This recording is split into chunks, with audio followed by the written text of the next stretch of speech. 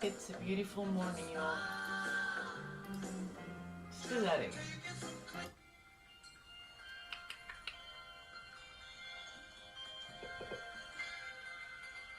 It's a beautiful morning. Yeah!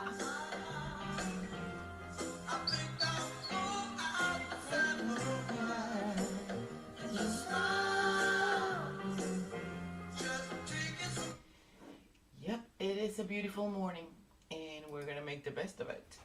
We are all pumped, and I'm going to review this for a minute, and then I'm going to show you something. So let's do this. But before we do it, let's do that again. One more time before we get striked, right? Tick-a-tick-a-ting. Tick-a-tick-a-ting. Here we go. It's a beautiful morning. Thank God.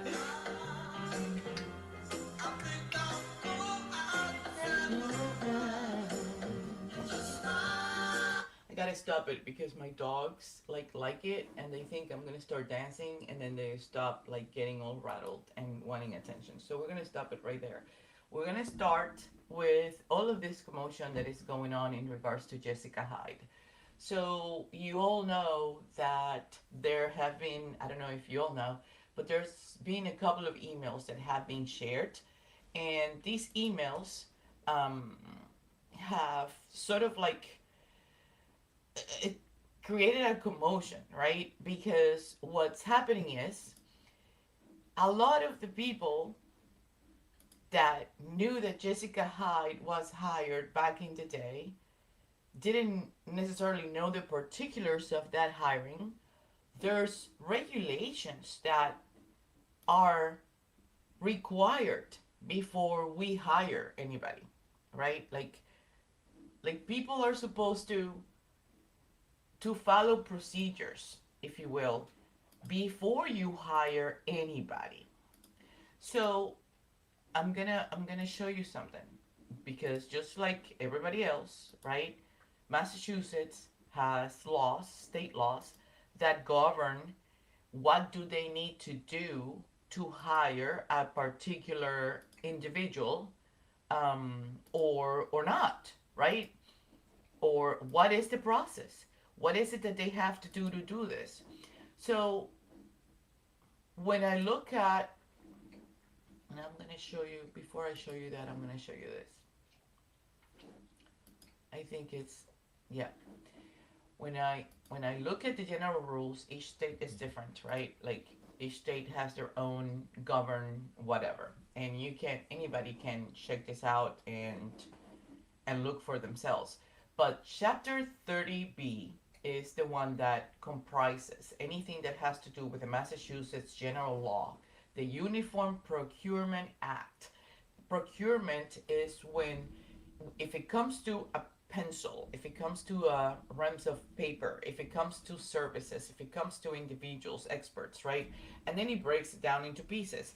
Are we talking about, are these legal requirements? Are these for court? Are these for expendables? Is it just supplies?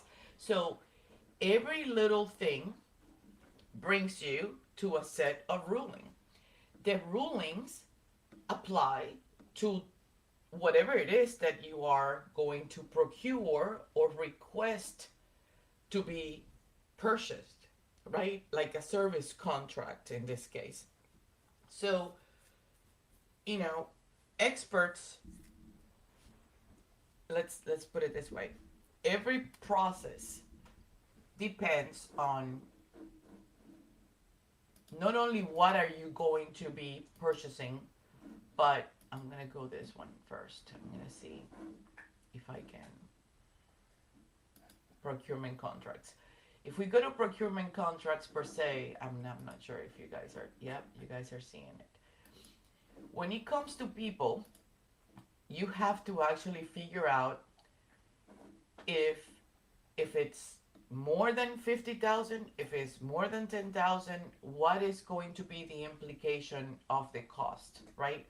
Because when it comes to, let's say, an expert, in our case, let's just focus on that instead of making stupid examples.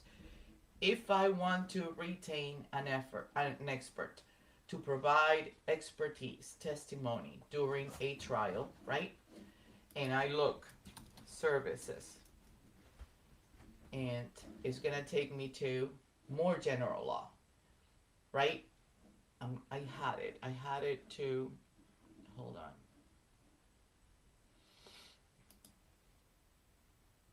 Hold on. Let me see if I can go back to where I had it. So this varies, and it varies depending whether it's federal or whether it's state. And it also varies depending on um, the amount of money, right? No, that's not where I wanted to go. Let's do this. Let's do this for a minute.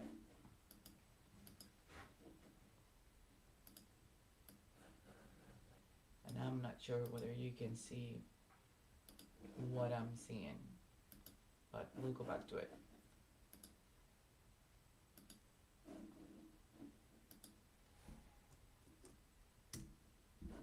Oops. Hold on.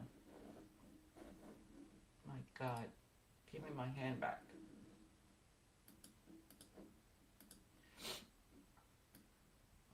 Here we go.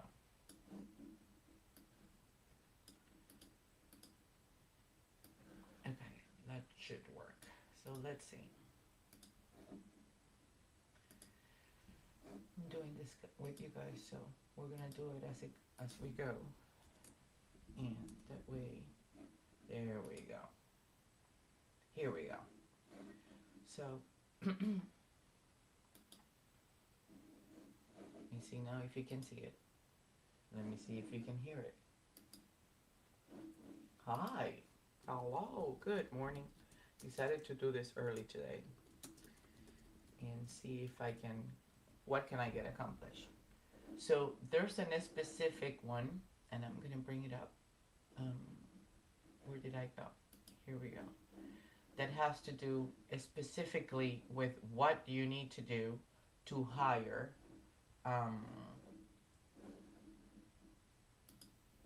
and procure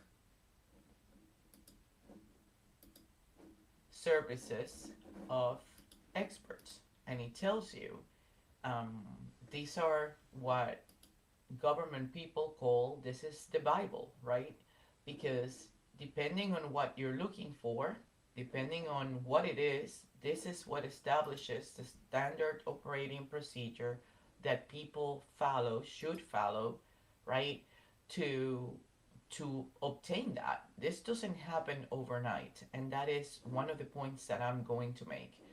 There is a process depending on what it is that you are going to procure, depending on how much it is. Look, if it costs to, and it breaks it down, if it's construction related contracts, if it's whatever, it depends on how much is it, because sometimes you have to, within the government, you have to require prior approval and authorization before you even think that you are able or capable of retaining an expert to provide expertise in a court of law. You have to figure out if there is funding, if there is money, are they going to approve it, which line of accounting, right, which strip code are we going to charge this to? Is everybody that is supposed to be on the chain of this approval on board, as far as can we procure this expert? But even before we start looking for experts, right, I'm gonna show you. Okay, do not present your needs as a problem and ask vendors to suggest solutions. There's keywords that any of us can look for, and it's amazing when you're able to not only dig into the actual regulations and the standard procedures for procuring services, for procuring experts, but just to figure out and read about it, because as I said, each state is different. Each state has their own sets of like laws and procedures and standards for approving anything or moving forward when they want to accomplish something. But I normally I'm more versatile when it comes to federal, not necessarily state. So when I'm looking for something state specific, I typically just, you know, control F and put different words and see what comes up. What can I learn really quickly about that state? What does that state say? And when I searched for court, what came up was do not present your needs and problems or ask vendors to suggest solutions. That approach, in effect, let vendors write their own purchase descriptions.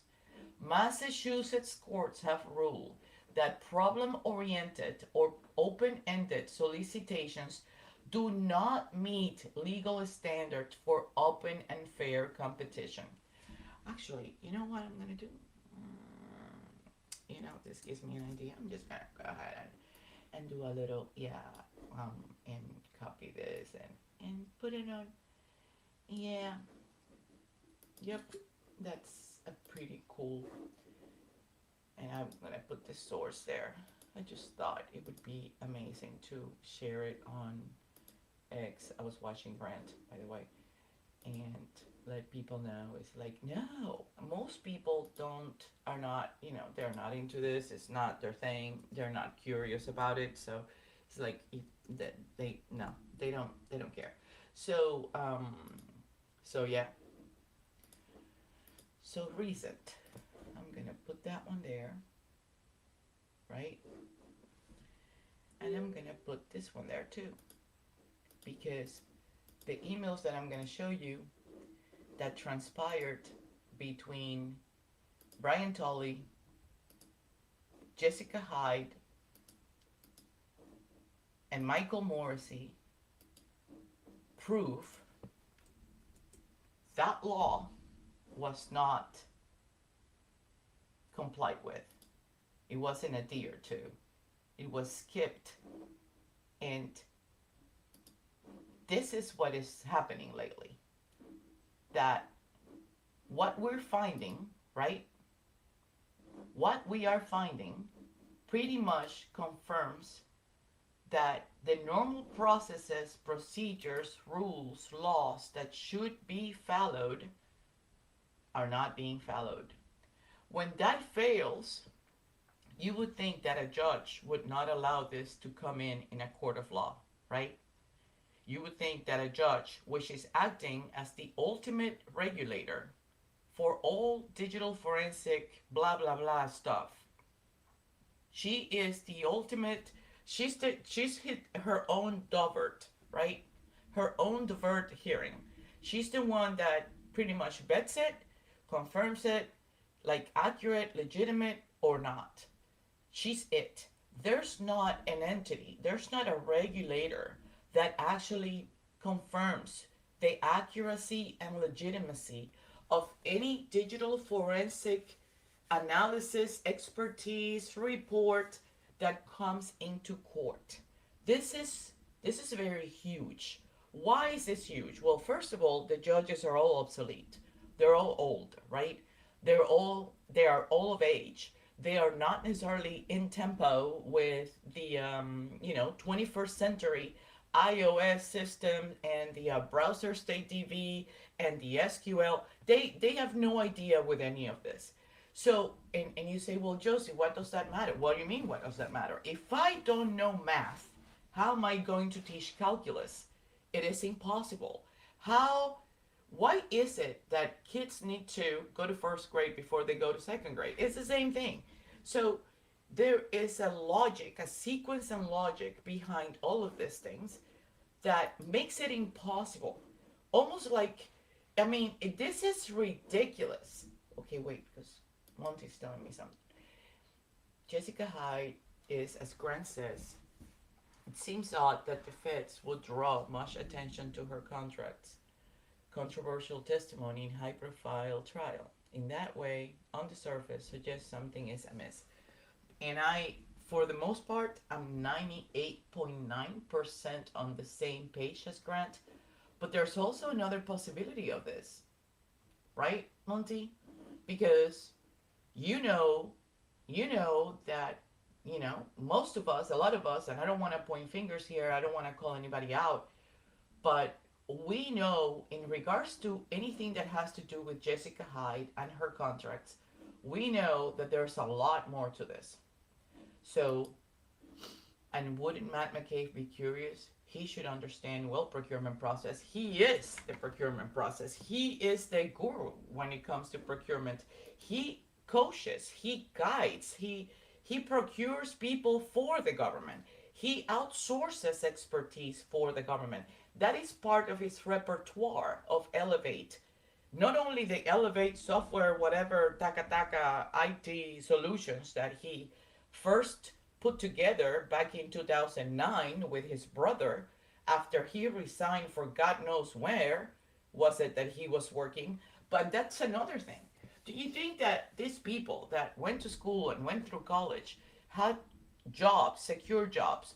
Why would they resign for their jobs? And, there is an entrepreneurship factor here, and I agree with that. I don't believe that, there's a generation that was built to work for other people. There's a generation, and there's a mixture of both in between, right? But then there's also a generation, which is the later generation, Gen X, Gen Zs, that are actually going to college so they can launch their own business. They can entrepreneur on their own and come up with their own companies. If you think about it, that is the exact generation in which Matt McCabe and his brothers grew up with, right? But nobody leaves a job, their security, especially in 2009. He was already married and he had kids already.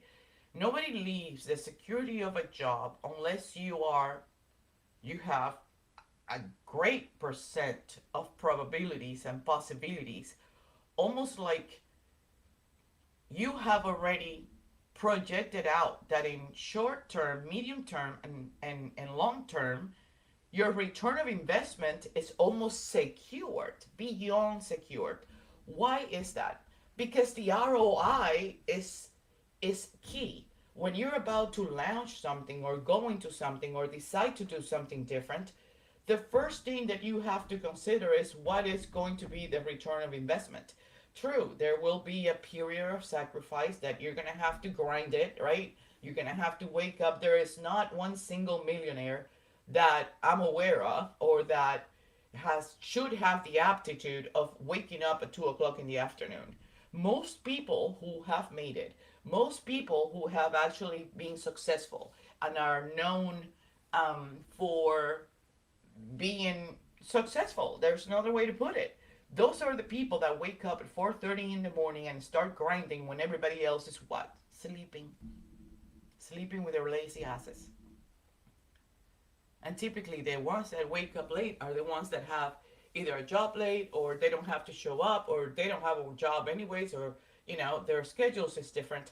But you don't hear a story of anybody who has made it, successfully made it, and has ventured into any other industry and has made something out of nothing that actually wakes up at 2 o'clock, right? I mean, for the most part. So all of these kids, they quit their jobs and they went into this business. Now, this is very particular about this company, and typically when you form a company, you have to develop what is the nature of the business of that company. You have to be very specific, specifically in front of the Department of State guru, right?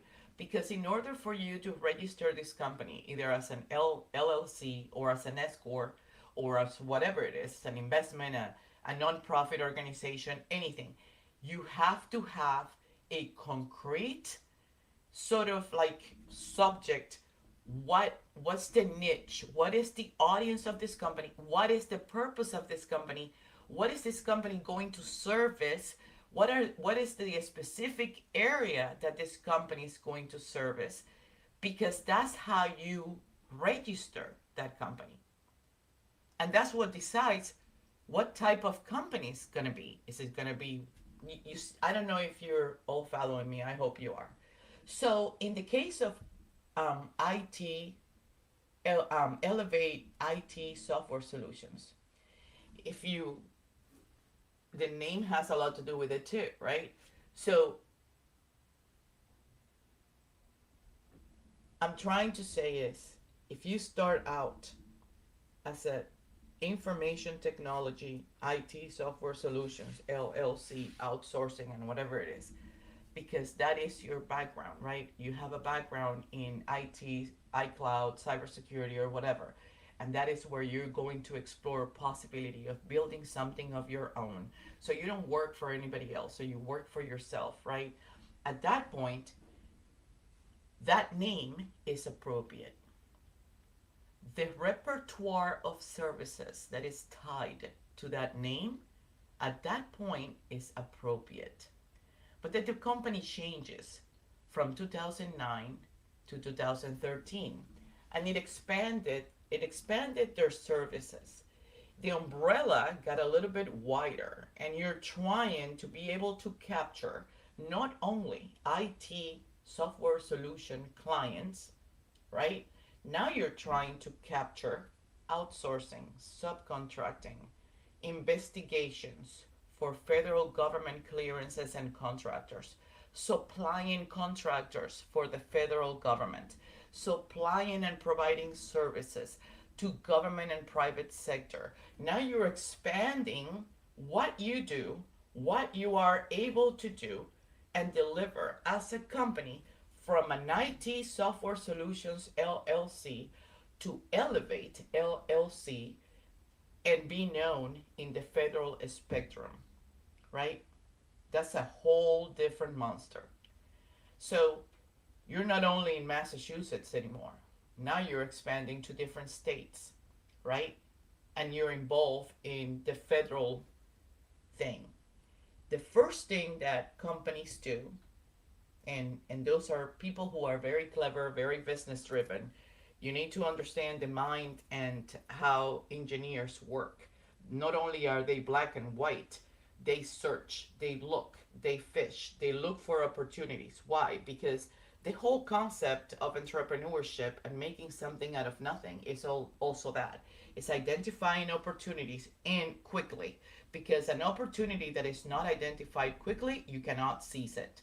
So he digs in, right? Somebody says, okay, let's dig in. You have to have friends in high places. You've got to have people that give you leads. So let's say, for instance, that somehow he was lured to look into available grants that the federal government is granting small businesses, right?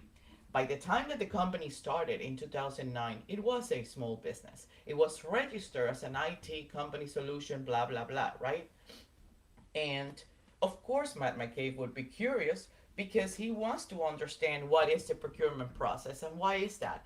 Because if now somebody has guided him towards possible grants that the federal government is given to small businesses opportunities, he wants to know what the process is so he can actually make sure that he complies with every single one of the items that is required to what? To apply for a federal grant that will give him the jump that he needs, not only put him in a different position his company, as well as the people that are involved in that company, to be able to provide what? Services and compete with other companies which offer similar services where they can grow and position themselves higher up in the loop, in the pyramid, right?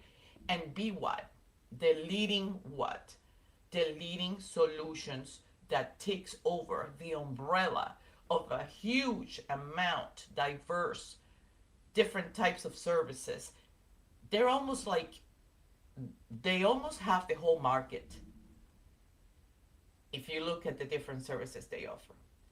Now, he says another scary possibility is still not ruled out but not available to the public is if there was commingling if there was some sort of nepotism, if there was, and I'm just mentioning, words out there just to, things that catch somebody's attention. If there was coaching, if there was guidance, if there was any conflict of interest where it could have been revealed by following the same papers that and documents and the Foia, and we needed the Foia. The federal government doesn't need the Foia. The federal government has everything. The federal government has everything. We needed the Foia in order for us to have an understanding of what transpired behind the scenes, right? What happened behind the scenes? What led to what? Was there an email? Something that would give us a clue. How did these people come about? What happened with these people, right? We needed the Foia. We needed Madbury versus Mad, right? We needed somebody to start asking and requesting the documents that transpired behind all of this in order for us to get our hands on it and see if we could determine if there was any malfeasance, if there was any wrongdoings, if there was any conflict of interest, if there was anything that they were doing, behind the scenes that we were not able to see, that we could actually call out, use it to call out all the wrongdoings that happened during these trials. We needed those documents, but the federal government doesn't need any of those documents. The federal government had these documents. They have everything. So this is where this comment becomes interesting. The most recent federal contract, and I don't have the date for that, 10 million plus, right? The National Computer, the National Center Forensic Institute, whatever, is the center that is situated in Hoover, Alabama, right? They are the ones that sort of like deploy or host every single forensic analyst, expert, or wannabe, or wants to learn, or is within law enforcement, right? In different district attorneys' offices, in different attorney general's offices. The curriculum developer for the NCFI is not other than Chris Kelly, who works at the Attorney General's office in Massachusetts. So you have one person who is in a dual role situation, right? He is the director of the Attorney General's Forensic Lab in Massachusetts. He is the director of the AG's Forensic Lab, the big honcho. And he's also the curriculum developer,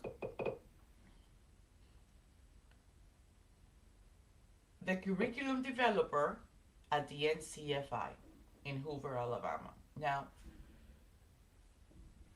you think about Jessica Hyde, you think about Ian Whiffin, you think about all of these people, right? Heather, which also owns her own LLC, which is called Smarter Forensics, her and her husband, right?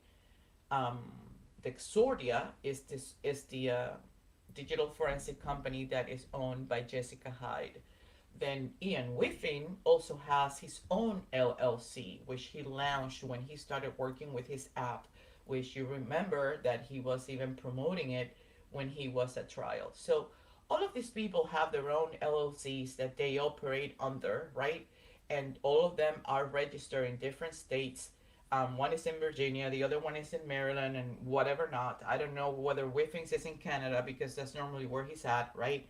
But what I'm trying to say is, if there is not a regulatory entity, there is not an organization that regulates, audits, like the Bar Association. Let's put that, it's a stupid example, but let's use as the Bar Association. All the attorneys have to be added to the, Bar Association.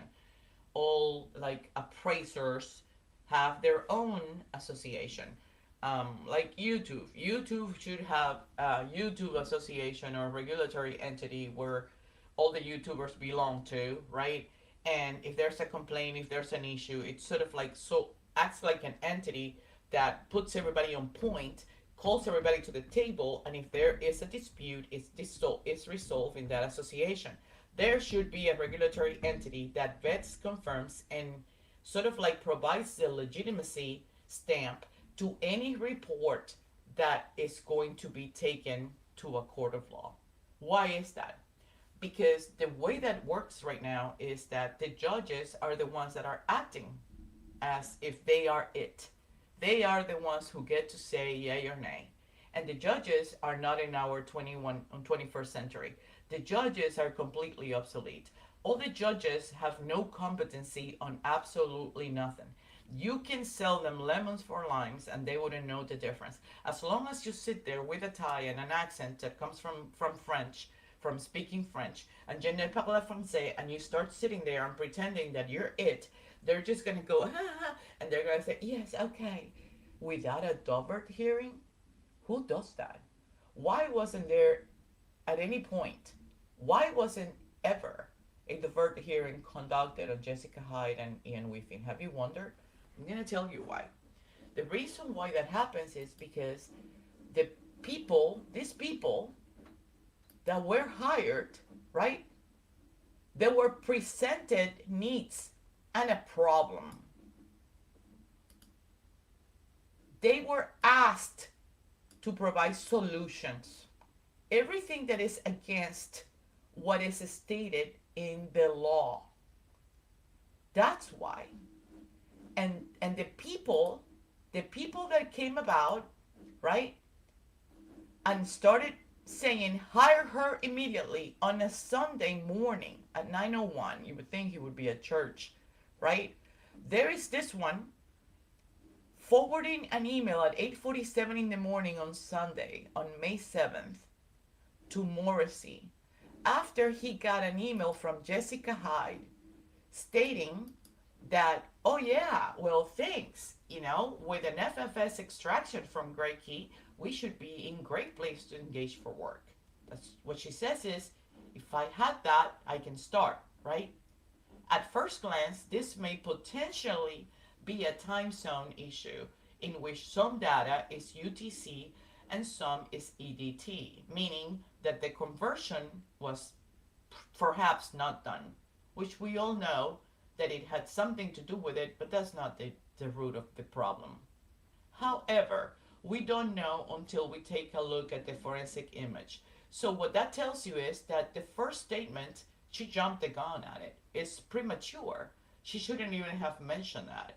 Because, one, she's not hired yet.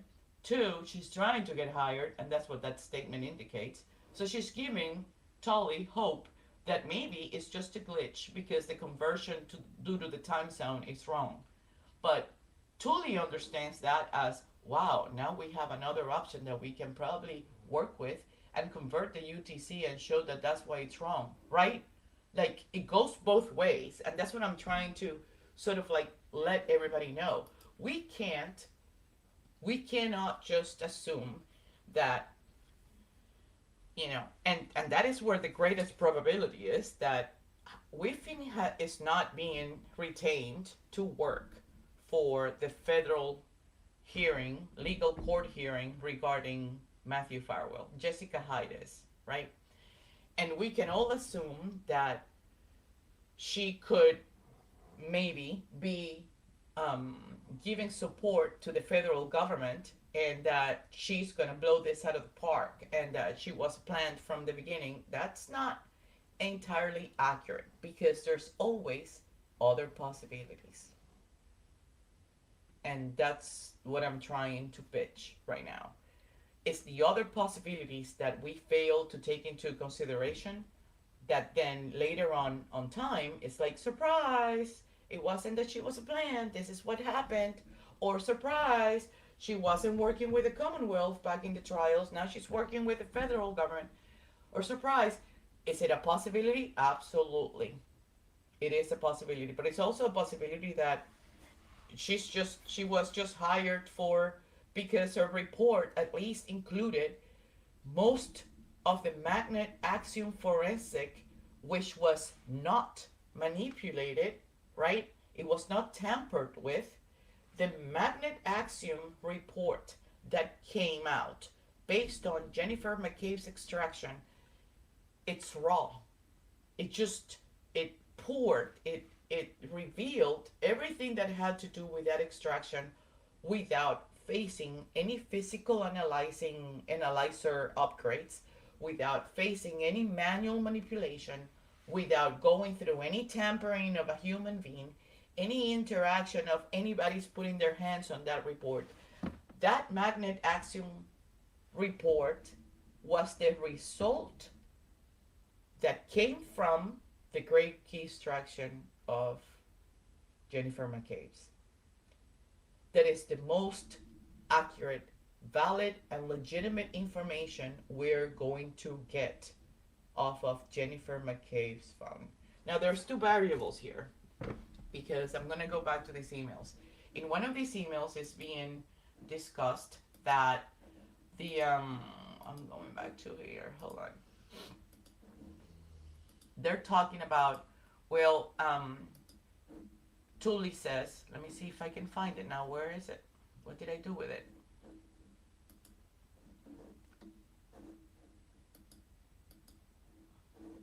Give me 1 second. I'm going to leave you guys there for a second. Okay, this is the starting email. Hi, Jessica. We are identifying experts that can take a look at some data. Write a report prior to 5/25. This is May 2025. And be available for the trial in the distant future.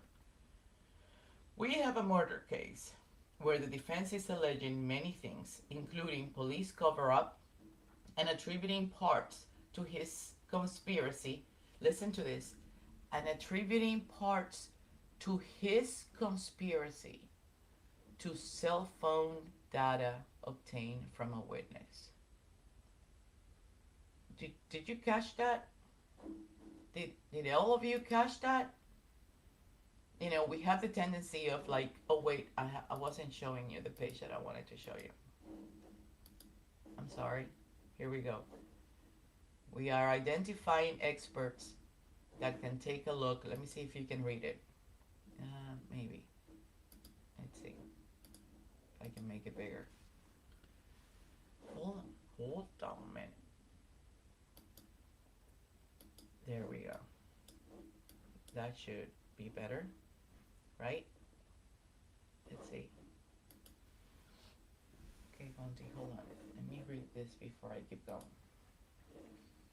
Chris Kelly, he also specifically chosen to handle Karen Reed's phone. Yeah, he communicated with Tully, who sent Guarino to meet with him and call her from MGO. I remember that. That is based on, that was the email that followed the May 11th. So right now, these emails that we're looking at are all May 7th. But the May 11th is the one that you're talking about. I already saw those two. And it just, you know, it completes the puzzle when it comes to this transaction between Tully, Jessica Hyde, and the involvement of Michael Morrissey. Also, the fact that Chris Kelly was also, Karen Reed was conflicted out with Chris Kelly, and she said that early on in the game. She said that she had conflict of interest with the forensic analyst, whatever guru, that was going to be checking phones. She stated it on open court. I think it was Janetti. Janetti was the one who said it, if I'm not mistaken.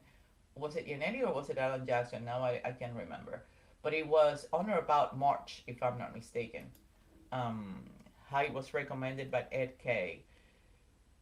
Keefe, that's Keefe, who used to work in Norfolk County with Tully. Contacted Hyde first. Yeah, but Ed K knew Ian Whiffen. So, May 4th, through her website, there before the emails from okay.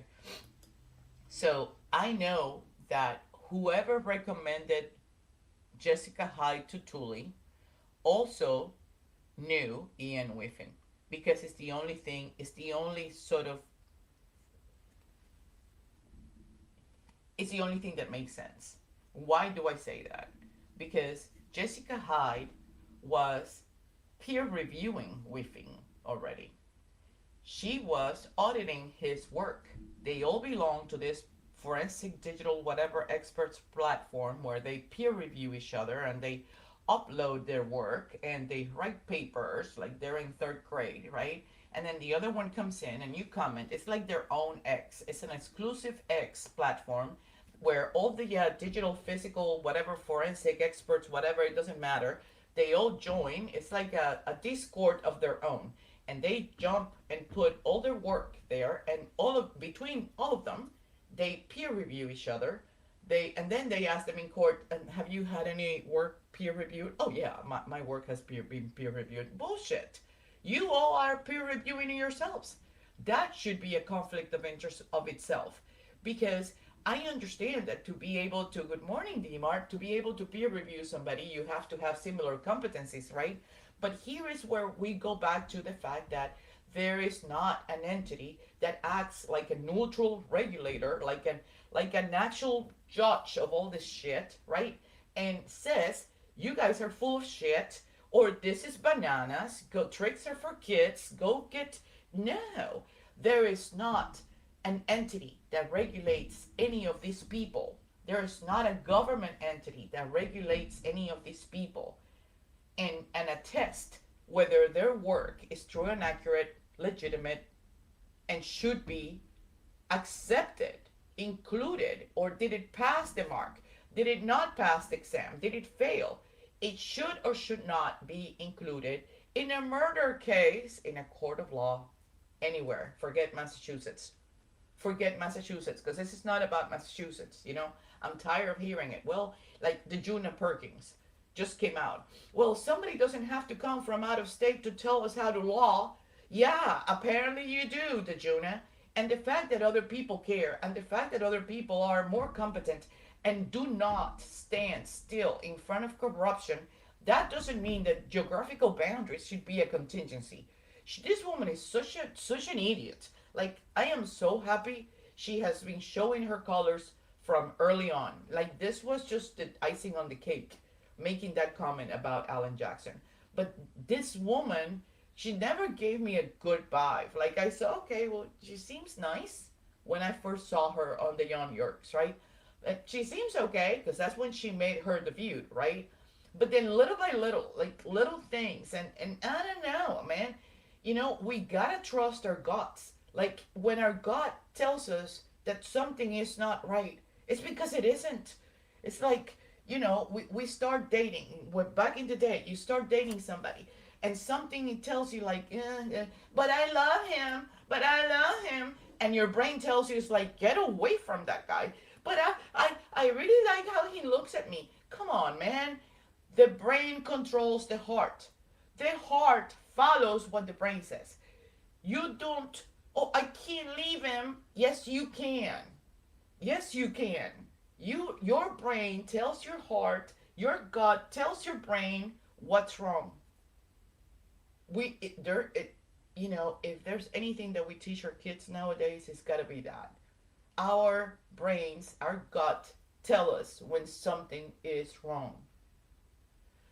So, I don't want to sound cummy, but happy to hear you.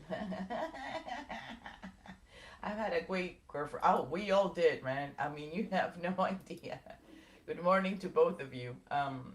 You have no idea. It's been a week and a half and catching up and keeping up with all of this stuff, but I don't want to lose my train of thought here. I want to finish sharing you this colossal disaster between these communications and the hidden messages that a lot of people maybe didn't catch. So, hi Jessica.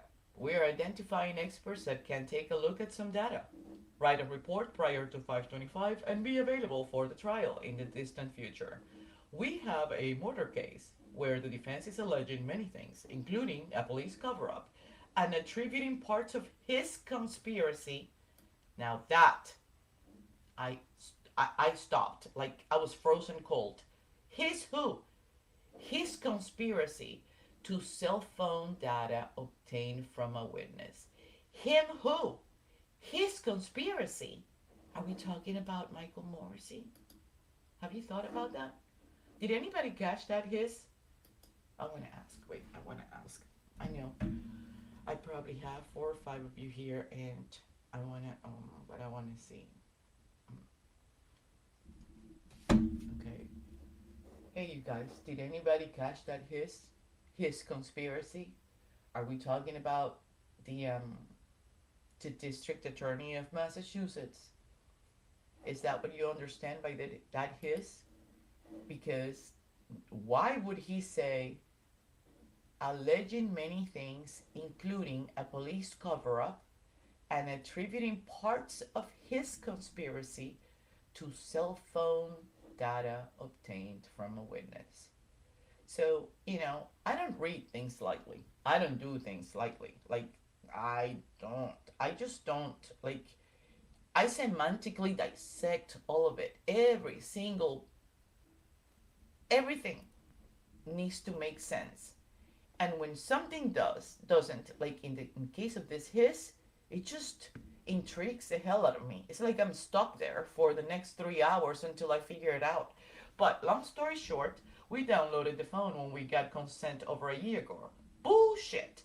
We all know that Jennifer McCabe and Carrie Roberts went together, right? Together to Norfolk District Attorney and signed consent forms on 2/2/282 at 12:08 p.m. I showed those forms before. I showed them. I showed them so everybody could see them.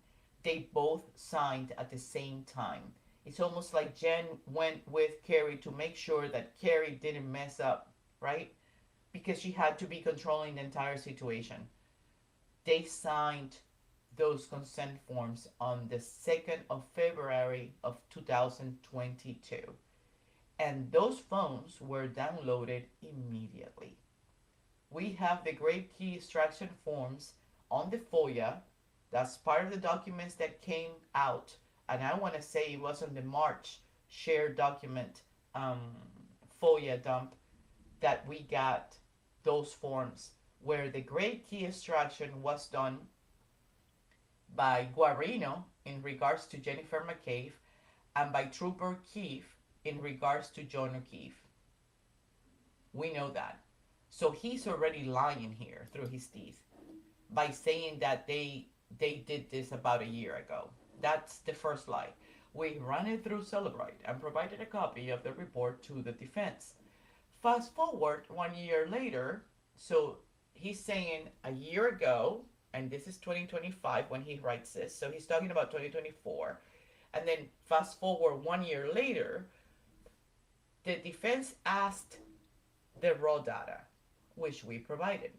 When their expert ran it through Cellebrite, PA parsed out, listen to these terms because this is important. PA parsed out a WAV file with information of internet history. That WAV file was not parsed out in our original report. So what does that tell you? That was the first mistake that Norfolk District Attorney's Office did. Because had they parsed that WAV file from the get-go, right, from jump, they would have caught the same thing Mr. Richard Green caught. And what he caught was that there was a search, right, that was spelled out, house loan to die in the cold, with a specific typo spelling that was secured, registered, and recorded on the Knowledge C database, right, showing that it happened at 6:35 hours.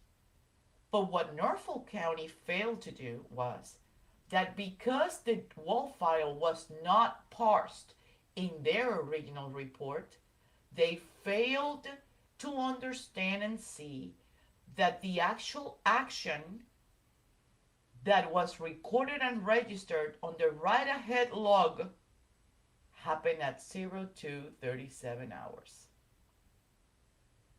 So, breaking it down into pieces. If I tell you that I am looking for my keys because I'm going to the store and I'm going to go buy cigarettes, right? Am I looking for my keys? I need answers. You guys are gonna have to engage with me because this is gonna be very boring otherwise. Oh, hold on. So the first message in the chain is Jessica Hyde to Tully on May 5th at 9:04. I just received your message. How can I help? Yeah, I think this is this one. I think I have it. Let me see if I can have it because it's back here. I have them. I have them all. Um, 7th. That's the 7th. That's the 7th. That's the 5th. I just received your message. How can I help? Regards. So that means that Brian Tully had emailed um, on Friday a.m. Tully, Brian, happy to help with this.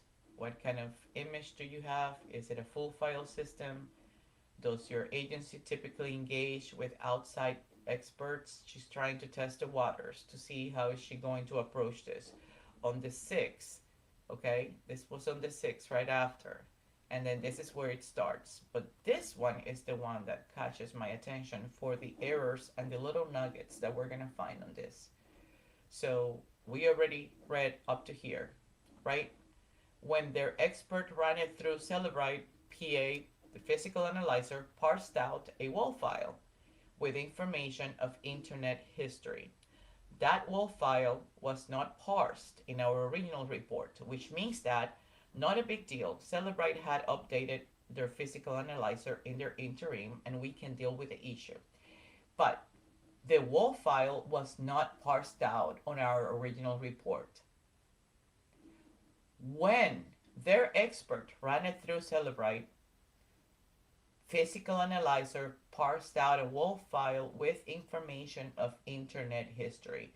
This caught them by surprise. They were not expecting that.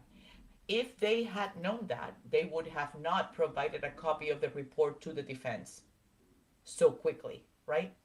If they had known that, they would have had the physical analyzer and on Cellebrite being upgraded rather than in the interim ahead of time. So they could have already dealt with the issue rather than looking for Jessica Hyde as an identified expert to take a look at some data and write a report prior to 525. Do you see how I read this? I read it backwards. Because the intention is hidden. What people are trying to say is not necessarily how they come out and say it. They dance around the bushes and then they tell you what it is that they made a boo-boo. They made a big boo-boo. They went ahead and provided, did the thing. They didn't see any issues. Saw that the knowledge C database, the browser state DB, had the Google search, how long to die in the cold at 6:35 hours, and they knew that the witness had told them that the Google search, which she conducted at the request of the defendant, matched what the statement was from that witness. Now, this is what I get from here. And this is where I'm going to let you know. Tully didn't know. Do you think Jen McCabe and Matt McCabe were going to tell Tully that they actually were in the works of trying to find out how long to die in the cold at 2:37 in the morning? Hell no. But when it came up, what did they do? They went ahead and talked to who? The witness. Because the witness has told us about that Google search, which she conducted at the request of the defendant shortly after the victim was found dead covered in snow. Bullshit. But now we know what was it that happened, because each one of these statements is leading us to understand what was the chronological order of events that these people, how did this conversation occur, what happened first, and Richard Green, the fact that he was hired in September of 2022, right? By December, he was already contacting who? Cellebrite. By December 2022, I'm talking like in the same year that John O'Keefe was found dead. 2022, he contacted Cellebrite. Now, a lot of people don't understand. Why did he contact Cellebrite? Because Cellebrite is a vendor. Cellebrite is the proprietary owner of the physical analyzer that is one of the top two that are considered a tool for physical analyzing digital whatever data, right? So Richard Green owns his own company. It's called United States Forensics. The fact that Richard Green has been doing this for years and is an expert on his field is the reason, and you know that. Karen Reed's team did not scrutinize any expenses or any resources. They wanted the top tier on their part, right? They wanted the top experts to be on their team. And they were the ones who hired Richard Green. So Richard Green gets hired. His company uses Cellebrite Physical Analyzer as one of 4 or 5 that his company uses it. Richard Green also used Magnet Forensic. But the result in Magnet Forensic was different from what he got on Cellebrite. So he contacts Cellebrite and he says, hey, I want to clarify something. He is a client of Cellebrite. But Cellebrite doesn't call Richard Green back. Cellebrite rushes to call who? To call Norfolk County District Attorney. So Cellebrite backstabs Richard Green as a client, goes back to Norfolk County, Guarino, Tully, and tells them what Richard Green just found that they failed to find, because when Norfolk County District Attorney extracted the data from Jen McCabe's and John O'Keefe's phone, specifically in Jen McCabe's, they failed to parse the wall file. And that's where the action that occurred anywhere between 2:37 in the morning with an attention of deletion at 2:27:40 happened. So right after that, let's put out the fire, right? So going back to the email, we still don't understand who the his is, including police cover-up and attributing parts of his conspiracy to cell phone data obtained from a witness.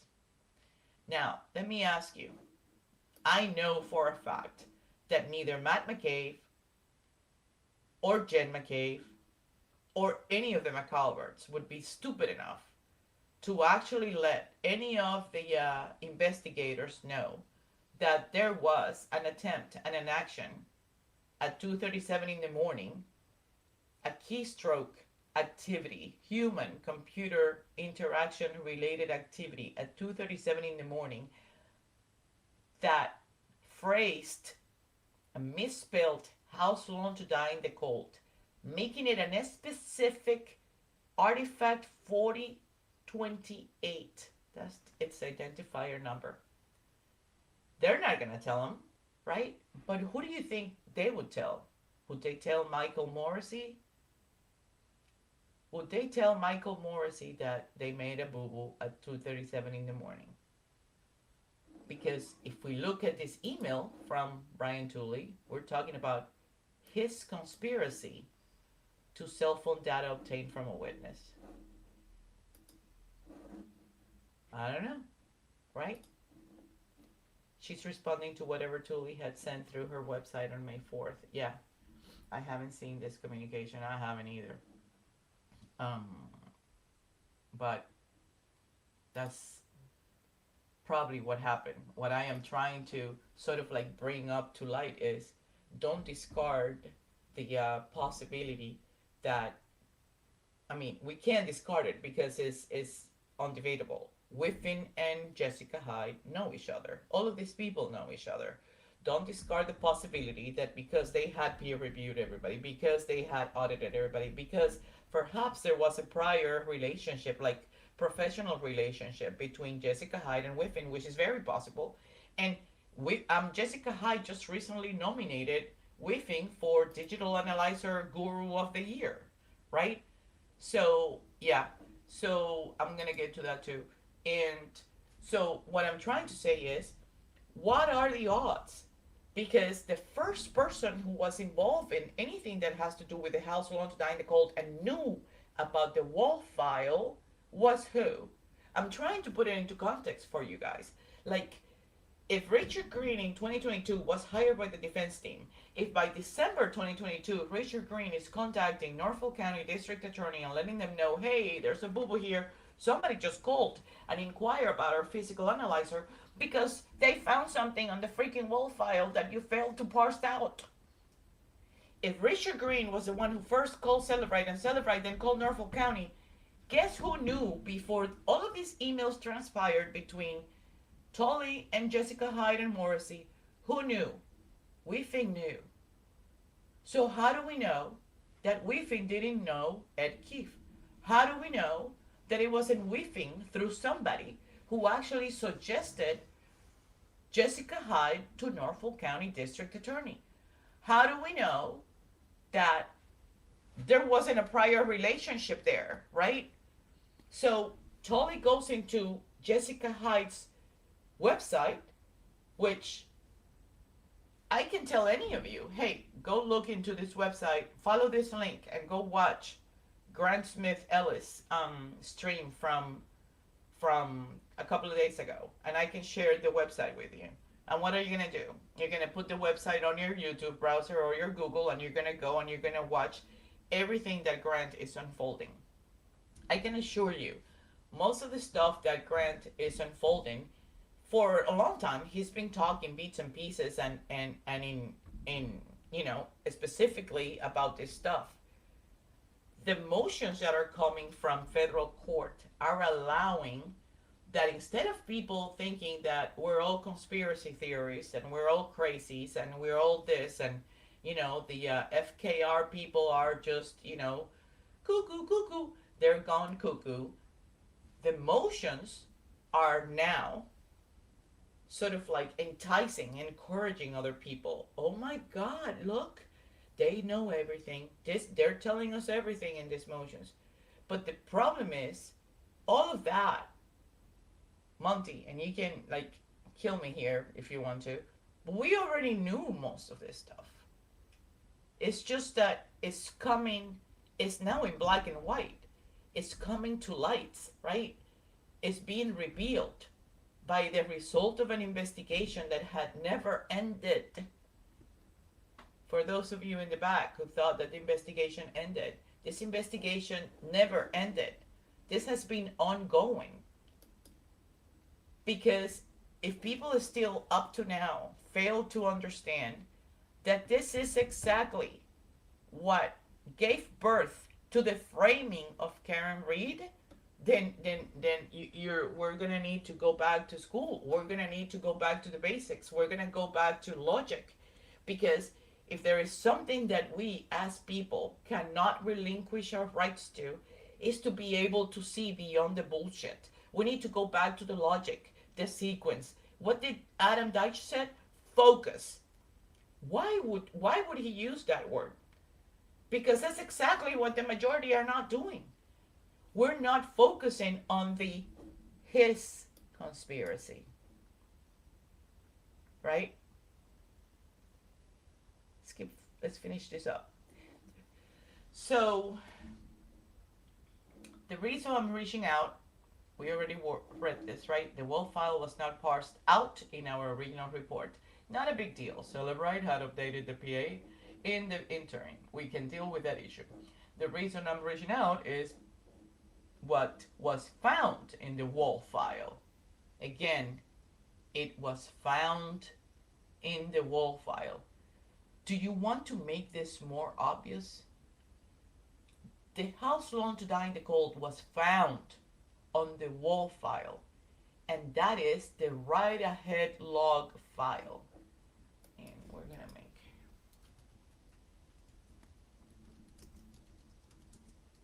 do you think the judge knows what right ahead means? But yeah, she's the one that says yeah or no. So no, I'm gonna go to Let me go to MIT. That's my favorite nowadays.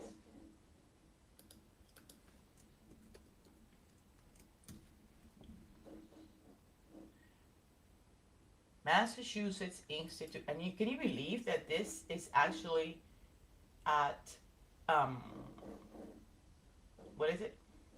It's actually in Massachusetts. That the MIT school is in Massachusetts, and these people are all acting like idiots and attempting to like aim all this BS at us. Like if we could don't know any better, we like oh my god. So right ahead logging. That's what WAL means. It's a standard approach to a transaction logging. Its detailed description may be found in most, if not all, books transaction processing. Rollback recovery, undo. Are you? I'm gonna put. Let me see if I can. I'm gonna copy it on X.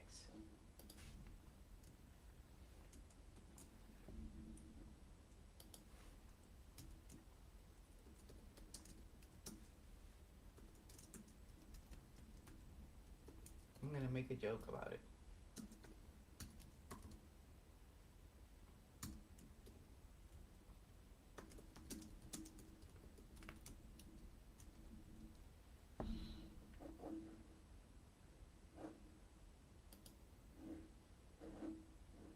Okay, so I copied it. I'm gonna add it. It talks about the configuration too. It talks about the benefits, how it's configured, everything. Everything has to do with the SQL too, but the WAL particularly is specific to activities and actions that are not necessarily recorded on the browser state DB or the knowledge C. It requires to be parsed out. You have to download it. You have to extract it. It's almost like another file, right? It's a like when you have a filing system and you open the drawer. There's a 5 drawer sort of like furniture, right? If that's where everything that you do, your work related, let's say that you're in payroll and you handle benefits and you handle payroll for 3 agencies, and you have agency 1 on the first file, agency 2 on the second drawer, the third drawer is agency 3, and then the drawers below you divide it by, I don't know, danger pay or benefits or COLA, cost of living allowance, all the benefits, the contributions to your retirement, whatever. Let's say that you divide it. If you are looking for something particular to one person and you open the first drawer because the person that you're looking for, the file, the payroll is on the first drawer because that's where you put the payroll for those people, but you don't look at the drawer down below to see what the benefits was that you pay the person that you're looking for on the first drawer, guess what? Guess what's going to happen? The WAL file was not parsed in our original report. You're not going to find that file because what you did was when you as an expert ran it through your own filing system, right? The filing system parsed out a WAL file with information of internet history, but you didn't get to that because you forgot. You didn't parse it out on the original report. You forgot to open the drawer on the bottom where you have all the benefits that you pay the employee that is on the drawer, the top drawer of your file. And that is pretty much what happened here. So he tells us, look what Tully says. It is so stupid. There are a series of entries with timestamps of 0 to 37 hours in the WAL file. One of which is a Google search it's not a Google search. That's pure incompetency and lack of knowledge. One which is a Google search is not a Google search. House loan to die in the cold, spelled the same way in the file. A check of the knowledge C database shows a Google search of house loan to die in the cold. That's a Google search. The 635 hours knowledge C database, that is a true Google search. But what happened at 237 is not a Google search. The witness had told us about that Google search, which she conducted at the request of the defendant shortly after the victim was found dead and covered in the snow, blah, blah, blah. We have since then, right, since learned a lot about wall file. Our belief is that a wall file timestamp is associated with the creation, no shit, Sherlock, of the file and not the time, oh my God, the time that Google search occurred. I have a digital forensic people, fire them, all of them, fire them all, who work for me, who helped search the topic. Fire all of them, including yourself. Just go ahead. Well, he's already retired. The reason I'm reaching out is that the DA's office is in search for an outside expert, given the allegation of police corruption, and this is where he is like blah, blah, blah, blah, blah, blind, right? His is part of his bluff. Given the allegation of police corruption and the deep dive nature of the explanation, we need someone on the books who is not my sworn personnel, but they need someone on the books, meaning they gotta pay somebody. They have to pay, find somebody that they can pay that is not part of the sworn personnel of the U.S. District Attorney's Office in Norfolk County. We have an evidentiary hearing on 525 and we're looking for an expert to review the data and provide a written report. For the purposes of 525 hearing, my guy, which let's assume is Guarino, it has to, would testify and the expert report would be used to support his testimony. So, because Guarino was involved in the Sandra Birchmore situation, right? It is totally logical that the Norfolk County District Attorney is trying to cover their bases because it was made public and known to everybody and their mother in every single freaking country in this world that Guarino missed 32,709 text messages that were exchanged between Matthew Farwell and Sandra Birchmore, right? Right? So they already have that precedent. They already have that black cloud hanging over NCDAO. They already have that to overcome. And Guarino is coming again after he is known to be the one who did this huge, epic failure atrocity on behalf of Sandra that spared getting a hold of Matthew Farwell and putting him under arrest right there and then. So because they have to offset this credibility situation because Guarino's reputation is tanked, right? They want him to sit down and be the expert still, but they want him to look pretty. And they want a report that they can sort of like rely on, right? And rest on and say this report was done by somebody else, right? That our office hired, but Guarino is our expert and his findings are based on this report. Well, hell fucking no. You know why? Because his findings are this. Long story short, we downloaded the phone when we got consent a year ago. Lie. We ran it through Cellebrite and provided a copy to the report to defense. Right. Fast forward 1 year, bullshit. The defense asked for raw data, yes, which we provided, yes, and that's how you hung yourself. Because when their expert ran it through Cellebrite, PA parsed out for Richard Green, right? The physical analyzer parsed out when their expert ran it through Cellebrite, the physical analyzer for Richard Green, that's Richard Green's work. That's because he did it right. You didn't. That's because he is the true expert as far as digital forensic analysts. Not you. So he was the one that was able to parse out the wall file with the information of internet history. And you wrote it that way, but it's not internet history. It's an actual event. It's an actual activity. It's an actual human-driven activity that occurred on that phone where somebody keystroked "How Slow to Die in the Cold" with all the typos. Maybe they're on a cast too. Who knows? With all the typos in the world, and made it into the WAV file as a recorded and registered artifact with its own identifying number. The WAV file was not parsed out in our original report. That's due to your own failure and the caliber and the competency of the digital analyzers that you have working for you. That's because of your own mistake, boo-boo. You failed to do what you were supposed to do. Your people. Not a big deal. Oh yeah? Cellebrite had updated the physical analyzer interim. What does that tell you? The same thing that Ian Whiffen said. Make it undetectable. Do you remember his words? Make it undetectable. We can deal with it. We can deal with that issue. That's what Brian Tully says.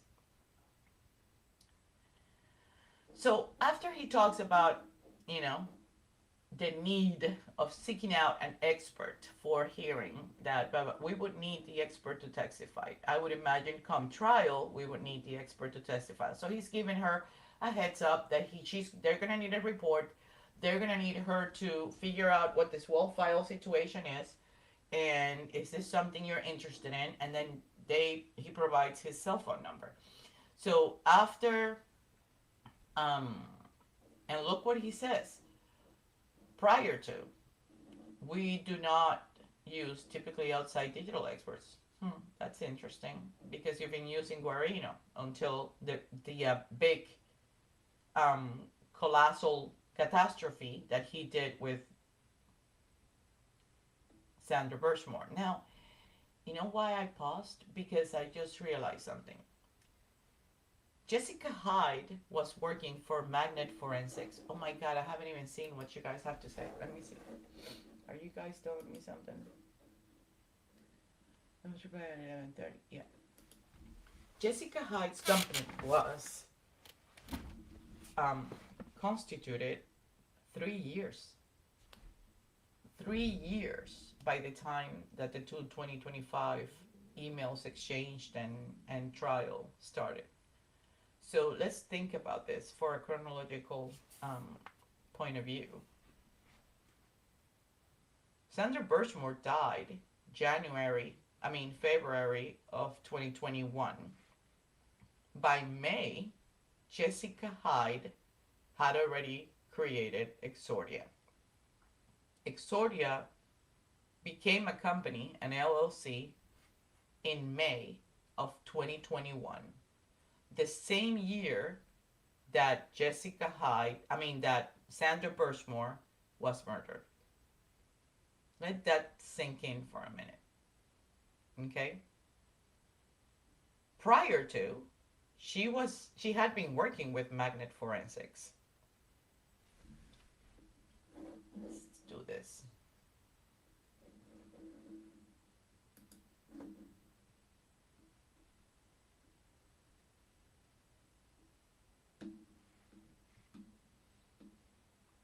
Second.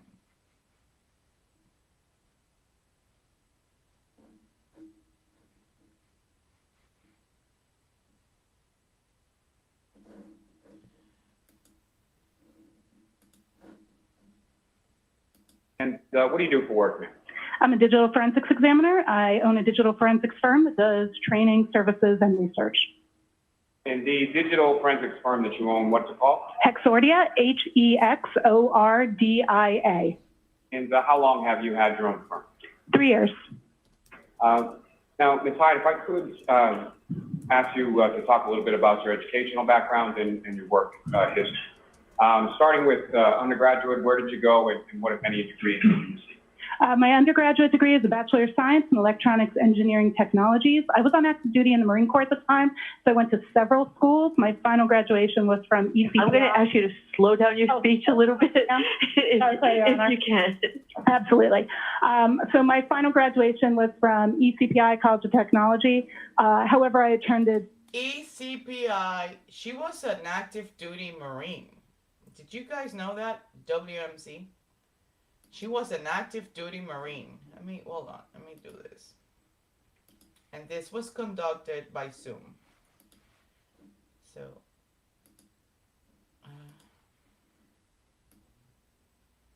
yeah, let me see if it lets me do this.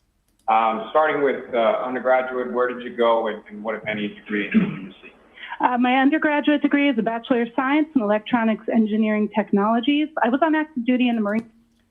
Yeah, but where? Where did you get that bachelor's degree? Like, I want to know. Corps at the time, so I went to several schools. My final graduation was from ECPI. I'm going to ask you to slow down. So ECPI was the final graduation bachelor's degree. Your speech a little bit, if you can. So what that tells you is that when you are in the military, right, you are given the opportunity that you can actually study for free. You can work for the Marines while you're doing that, which tells me that she was probably recruited, right, under the officer type thing program, where you go into the military, you go into a different sort of like boot camp training situation, and then you start working, putting in your expertise, your knowledge, your education to work for the actual Marine Corps, right? You're not like in a war or anything like that. So that's probably the program that she used, and she was probably being her schooling was also paid for because she was active duty. So, but at the end of the day, it was ECPI that granted the bachelor's degree that she attained. Absolutely. So my final graduation was from ECPI College of Technology. However, I attended several universities because I was on active duty at the time. And following your undergraduate, where did you go from there? From there, I went and completed my tour on active duty. I went into work in the field and eventually then did my master's in computer forensics from George Mason University. GW is right there on 23rd Street. So, oh no, that's actually George Mason University, not George Washington University. So that explains why her company is a DC, Virginia company, Maryland company. She's been in that area. The actual Marine Corps, Quantico, the base, is also off of Prince, I want to say William or George County. So that makes sense. And when about was it that you received your master's in computer forensics from George Mason?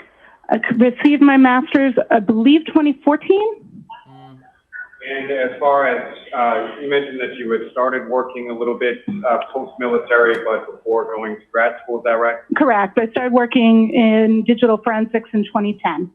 Where? And where did you begin when you started working in 2010? I was a contractor for a company called American Systems, working at the Terrorist Explosive Device Analytical Are you listening to this? I hope you guys are listening to this. Center called TDAC.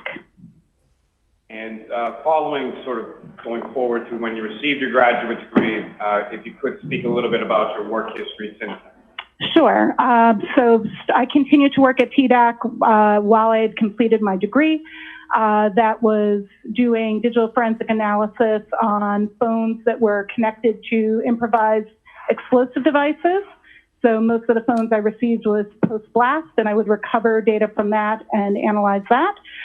From there, once I had completed my degree, I went and worked in the regular private sector. I worked for Ernst & Young, now called EY.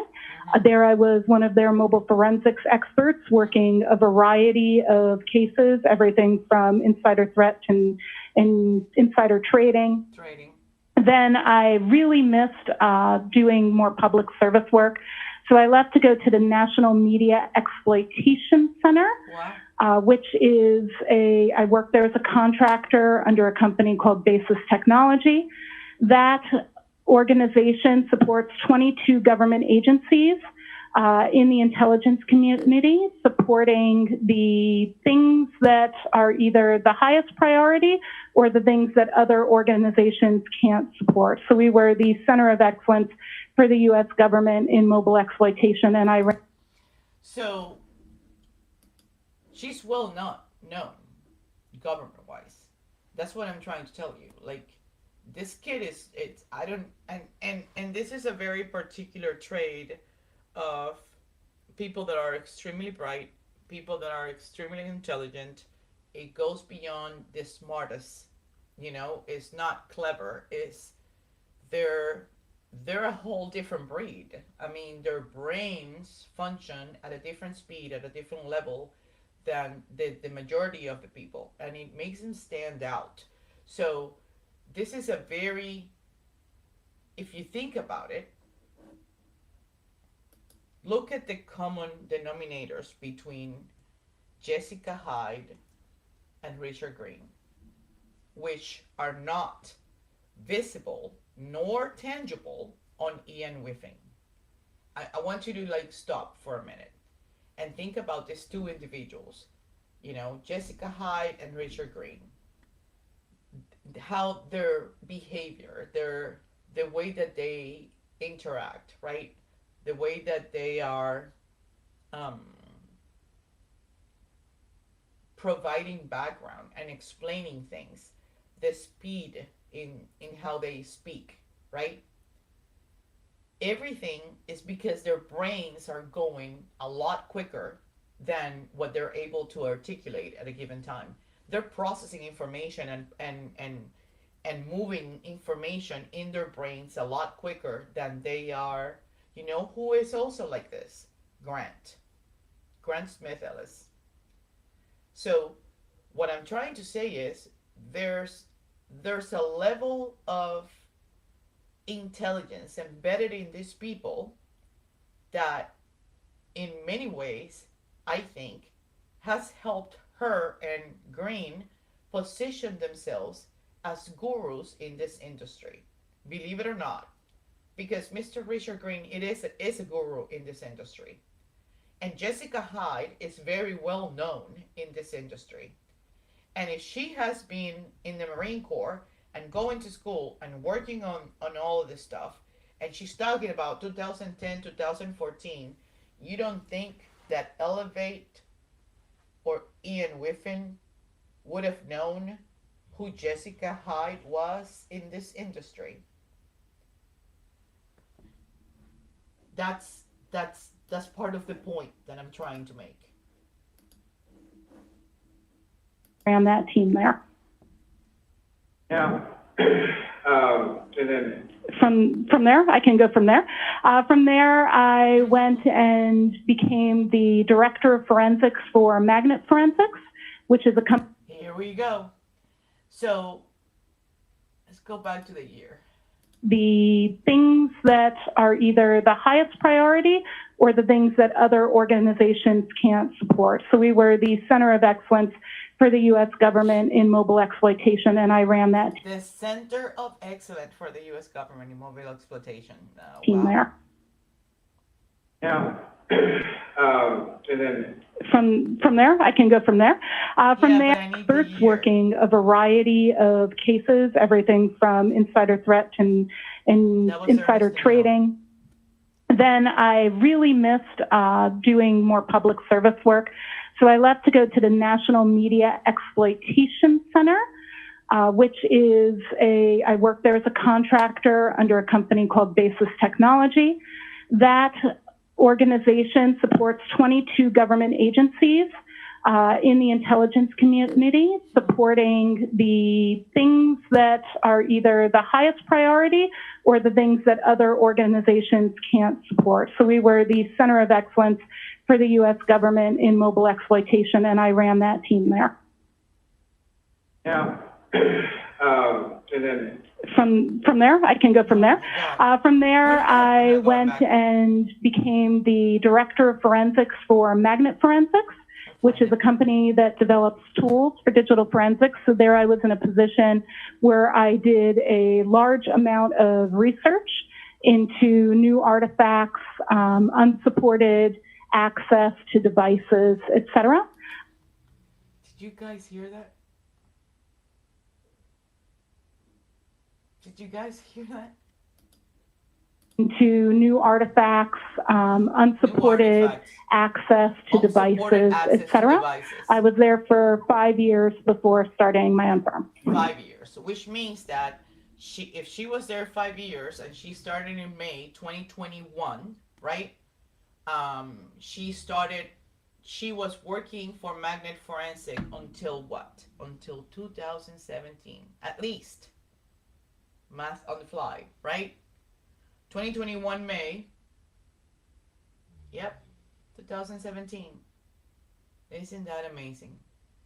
Working for Magnet Forensics.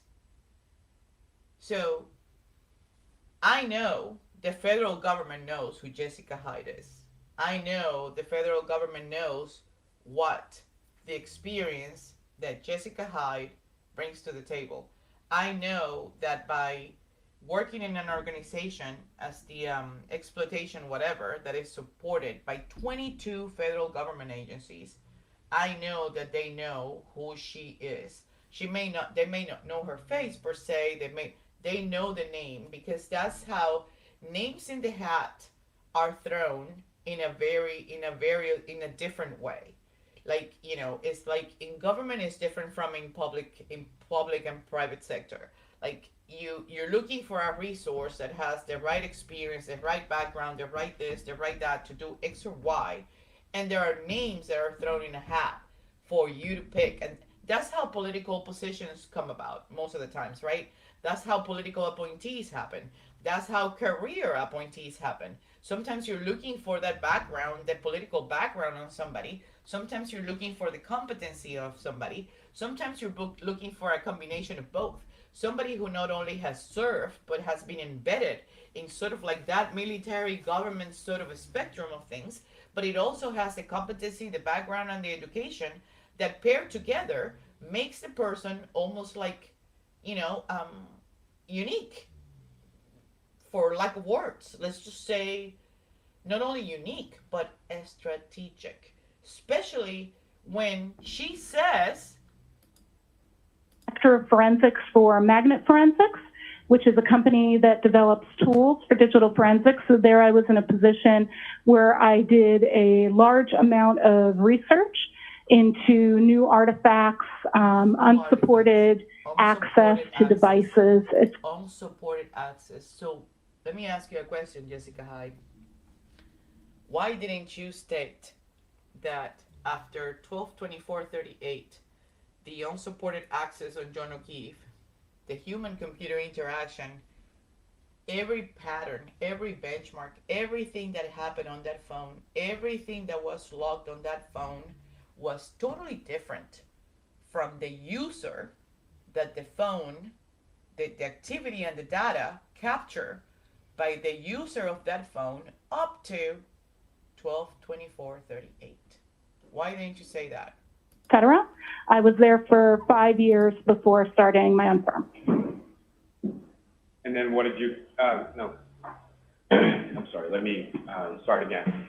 As far as what, if any, teaching experience in relation to this? That is an excellent question. I've actually been an adjunct professor at George Mason University since 2016. I've taught 20 terms in their graduate program. I teach the mobile forensic analysis course in their digital forensics master's program.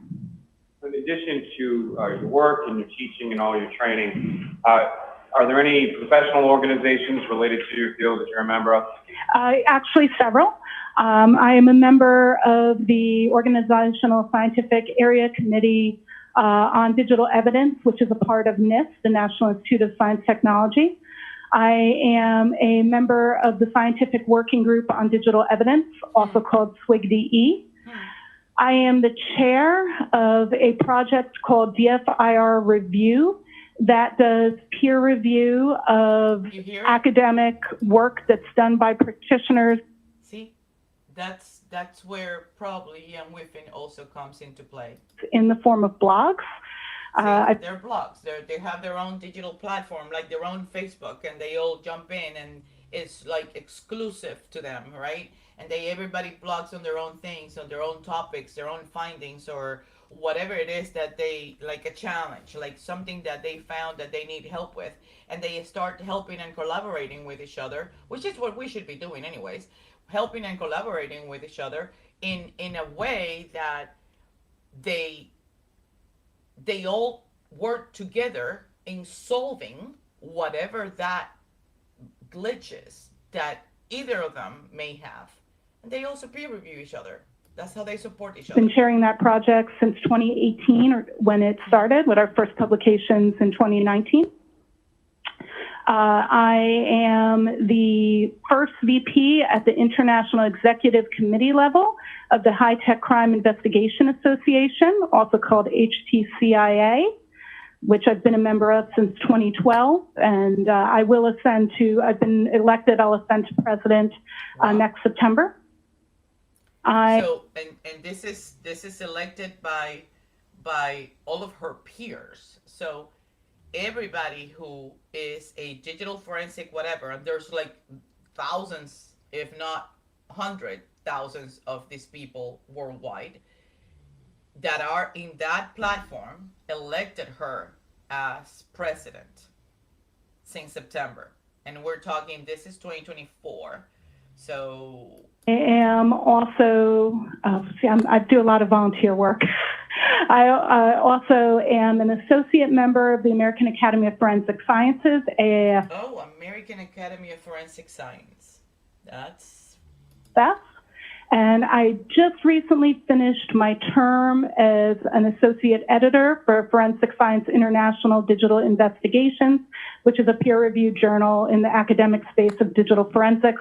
And I'm still a reviewer, but I stepped down from my duties as an associate editor.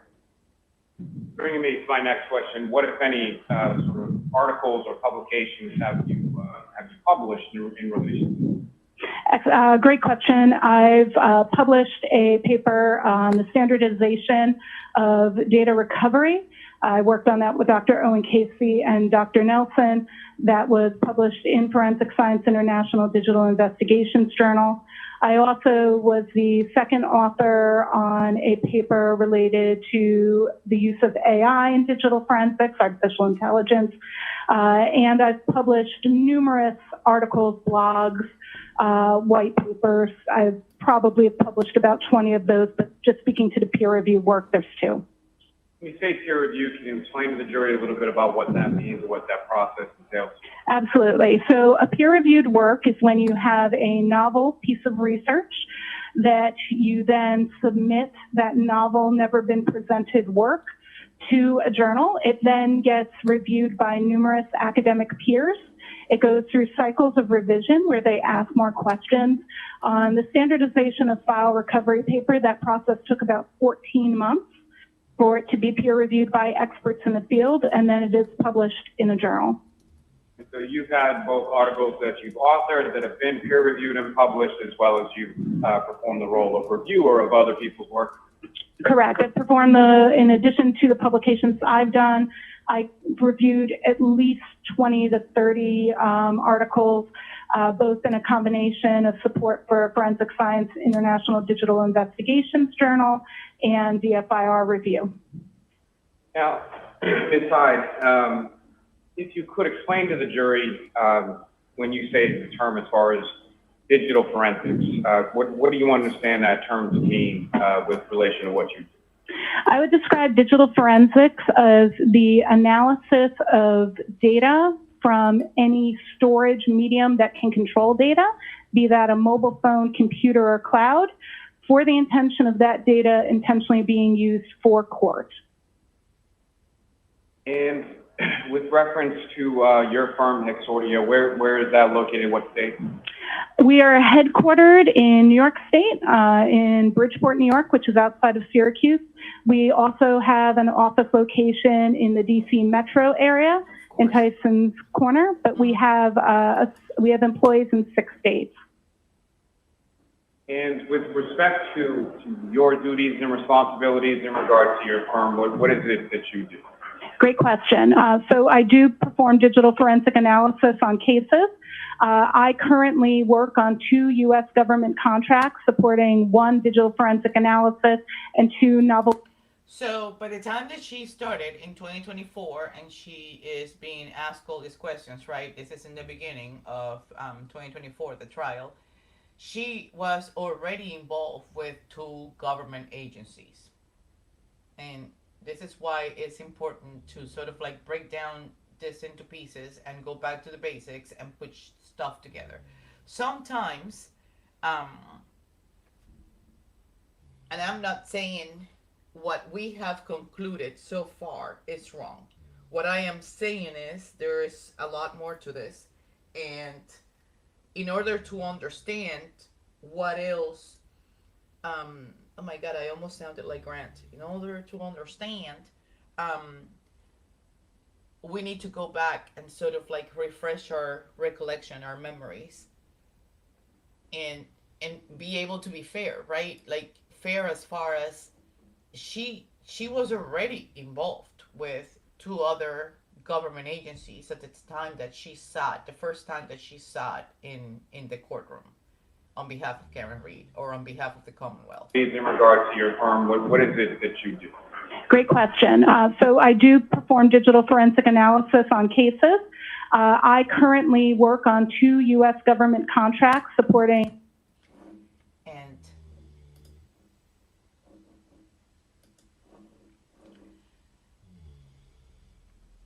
right after the email that we read, at 6:04 in the morning, it is a full extraction using Gray Key. We do not typically we not use, oh my God, this people are like, we do not use typically outside digital experts. We do not typically use outside digital experts. We have sworn personnel who are experts, but given the other, yeah, they're not. Given the allegations of corruption and the technical nature of the issue, we are in search of someone who can really explain databases and how iOS stores information. And then at 10:49 p.m. on the 6th, Brian, happy to help with this. What kind of image do you have? Is it a full file system? How does your agency typically engage with outside experts? And I guess I'm going backwards. Yeah, I should have gone backwards, but that's okay. And then on the 5th, there's nothing there. Almost like somebody forwarded something to somebody. I just received your message. How can I help? So that was the beginning. So all of that transpires, right? At one point, she says, thanks. With an FFS extraction from Gray Key, we should be in a great place to start or engage work. That's what she says, engage. At first glance, this may potentially be a time zone. And that's when she, right? And then he takes that email at 8:05 on a Sunday. He forwards it to Michael Morrissey, referenced to me by Ed Keefe. She apparently is big in this field with lots of articles. And Morrissey says, hire her immediately. Now, we already discussed that there is a process that needs to be followed as far as procuring and approving and pre-approving expenses, government funding expenses, especially if it is trial related. All of those processes and regulations and laws and any internal standard operating procedure was missed because by May 11th, Tully is sending an email to Chris Kelly, which I have already shown to you, that says, we have retained experts to support Guarino's findings, right? And he's like gloating about it because finally he found somebody who is going to be supporting Guarino, and Guarino is not going to be led by himself alone, given a, being drilled just like he was when he missed the 32,709 emails on the Sandra Birchmore case. So that was a big relief. What really catches my attention as far as what these emails say is this bleeds the expiration. Sunday, 9:01 a.m., Michael Morrissey, including Proctor Michael, would you believe it? Of all people, Adam Lally, Lynn Vellon, Tully, but he includes Michael Proctor. Why do you think that is? Well, first, Michael Proctor lives 4 miles away from Kevin Albert, 4 minutes. He lives less than 4 minutes away from Brian Albert. He also lives less than 4 minutes or 3 minutes away from Canton PD, right? And he is in close proximity also of Michael Lank. So on a Sunday, if you want to convey a message that, hey, we got this, right? And you are including Adam Lally because he is the DA that is going to be handling trial 1. You also have to let Lynn Vellon know, right? Because she's your right hand and your left hand and sometimes both of your legs. But you also need to send that message to who? To your people. Because just like the first email that Tully stupidly sent to Jessica Hyde, we have a murder case where the defense is alleging many things, including a police cover-up and attributing parts of his conspiracy to cell phone data obtained from a witness. So in my case, his conspiracy to cell phone data obtained from a witness goes to the prize, the winner goes to Michael Morrissey on this one. He's referring to Michael Morrissey. That's what he's referring to. There's no other way around it. At the end of the day, don't forget, the hostage video had already happened. Everybody was talking that it was a conspiracy to frame Karen Reed, blame it on the patsy, rather than, pointing fingers or exploring or investigating the actual people who were in that house. So, who is conspiring against Karen Reed? Because it's not only the police, right? It's not only Michael Proctor, right? It's not only all of them that designed this plan that first they put on Karen's head. It was a plow. He was hit by a plow. He probably is dead, right? To be able to do this, somebody had to agree to move forward with 2 trials, 2 district attorneys, all of these experts. And if, right, anybody is thinking that somebody is corrupt, that somebody is trying to do something wrong, that we are here all blaming one district attorney's office for the malicious prosecution of Karen Reed, the police cover-up, right? And attributing parts of his conspiracy to cell phone data obtained from a witness, which is what? House loan to die in the cold, that showed up in the wall file at 2:37 hours, right? And they didn't parse it out on time. They provided the raw files to the defense and extraction too. And it was the defense expert who actually parsed out the portion of the wall file which is the SAT file where that activity would have registered. Not on the knowledge seed database, not on the browser state DB, because it wasn't a search. It was an activity. It was an action on Jen McCabe's phone. Then later on was attempted to be deleted at 2:27:40 in the morning. And I have to be honest with you guys.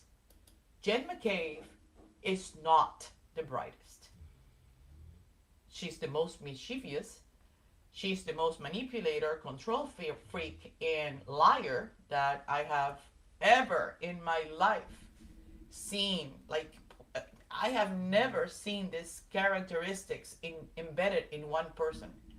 But at the same time, she's not the smartest. During the entire time that this has been going on, I've been dying to see what were the grades of these kids. What were their grades? because I can assure you she almost flunked. I don't think that she had good grades at all. Like, you watch them in these interviews. You watch them. Does she think that she's the best logistic coordinator ever? Absolutely. Does she think that she's the one that can map it out and plan it out and assign who's going to do what? And hey, Golden Eats, she's got great penmanship. She can put the timeline together. And let's say that Peggy asked us to.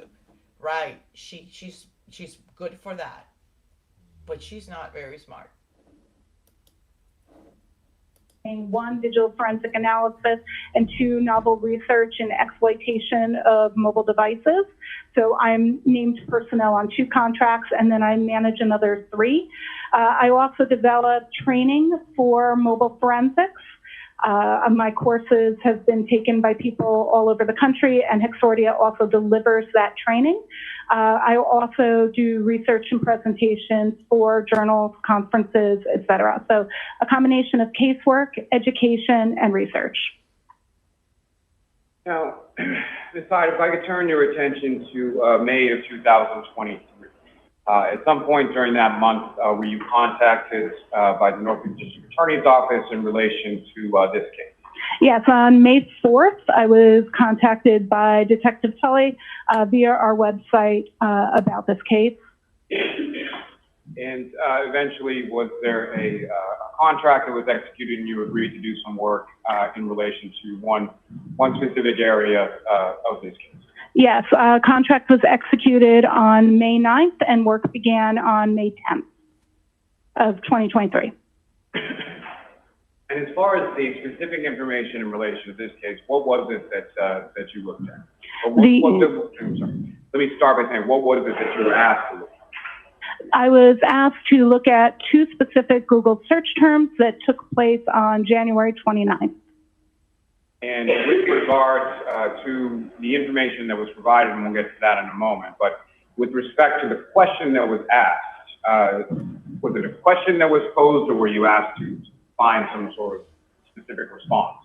I was asked to look at the timelines and timestamps related to those Google searches. Now, with regard to what, if anything, was then provided to you, or what, if anything, did you review in the course of your analysis?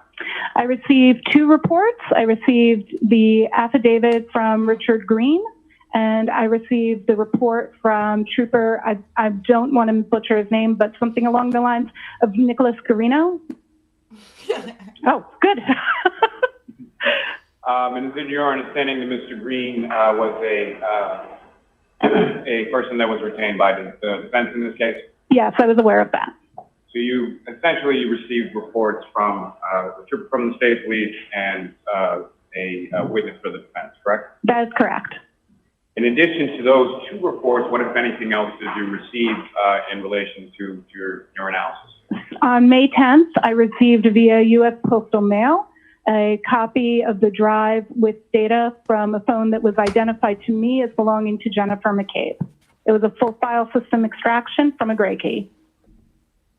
And so when you received that information, what, if anything, did you do with it? The first thing I did with that data set after having been retained was I made a forensic copy.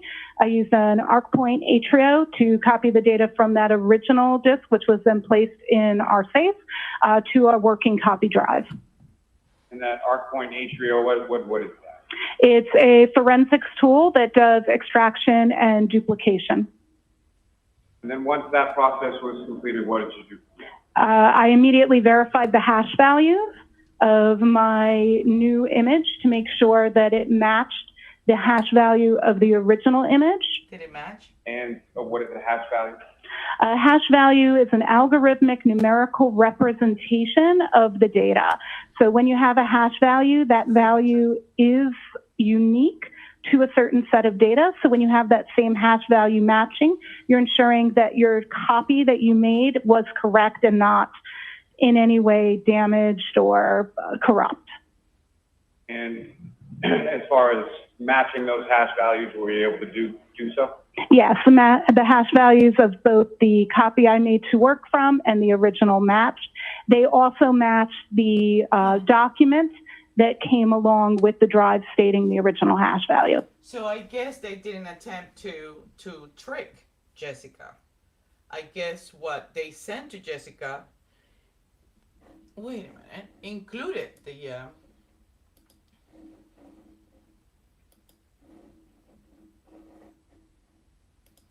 one of the world leaders in mobile forensics software. And when you say forensic software, can you explain to the jury a little bit about sort of what is forensic software and how is it used, specifically your Cellebrite? Yeah, so forensic software is used to gain access to people's devices, cell phones primarily, to extract that data and to allow examiners to parse and decode that data to make sense of it in a more user-friendly way so that a report can be created for investigators. Now, sir, if I could ask you just a few questions going back to some of your educational and prior work experience with starting sort of with your undergraduate work, what, if any, where did you go to school and what, if any, degree did you receive? Okay, I didn't get a degree. I'm originally from the UK, where I did qualifications in computing, a higher national certificate in computing, and then joined the police in 2004. So very different from Jessica Hyde. I don't want to steer from where I'm at. I want to change back to this. But the background and the credentials that Ian Whiffen brings to the table are totally different and not paired at all. Like not even close to the background and competencies and experience that Jessica Hyde has. So when some people ask, and we're going little by little, right? Why is Jessica Hyde being collaborating or cooperating? She's not. She's actually working. She has been working with federal agencies prior, well before she started with this trial. She started her company after completing all her master's degrees and everything that she did and working for Ernst Young and Magnet Axiom Forensic and all of that. Before she did all that, she was already working in collaboration with 22 government agencies that were providing support to the witness whatever association that she was involved with, and funding. They were funding what she was doing with those employers that she used to work with up to the time that she stopped, left Magnet Forensic, which is the last job that she held as an employee, and launched her own LLC in May 2021 called Hexordia LLC. So from that time forward, that's when that's how Hexordia was born. And it was about 3 months, approximately, give or take, from the time that Sandra Birchmore was, her death. I need to be careful with the YouTube lingo. But are we good up to here? Are we okay? Is everybody on the same page? Hold on. I'm getting a point. Okay, perfect. So. And then what did you do from there? From there, I processed the image in several forensics tools. I used Cellebrite Physical Analyzer. I used Magnet Axiom. I used a tool called ARTEX, ARTEX. I utilized a tool called iLeap, and I later used a tool called Sanderson Forensics SQLite, but I did not use that tool at this point. Now, with reference to the tools that you used, that you just went through, are those fairly common tools, or those tools that are commonly used within your industry? Yes, they are commonly used digital forensics tools that are very standard for other forensics examiners to use on mobile exploitation. And as far as those different types of tools, so I guess my question is, there were a variety of different tools that you used. Correct. And why were you using the different tools? So different forensics tools have different capabilities and look at data a little bit differently. Phones have thousands of applications. If you look at the Apple Store or the Google Play Store, you can download a total of 6 million apps between the two. Commercial forensics tools, they can only support so many applications. So they each work and support different bits of data. So it's important to use multiple tools so you can see the results from different data sets and be able to compare those results and enhance those with manual analysis. And with respect to using those sort of different variety of tools from Cellebrite to Axiom to Ardex, et cetera, is that something that you typically do as far as your normal process of conducting a forensic analysis? Yeah, that's very, very typical for me to process with multiple tools to ensure that I'm getting the most complete interpretations from forensics tools. Of course, you go beyond that with your analysis, but it's absolutely pertinent to do that. I would run some of those tools before others because of speed, and so I can begin analysis while other tools are running.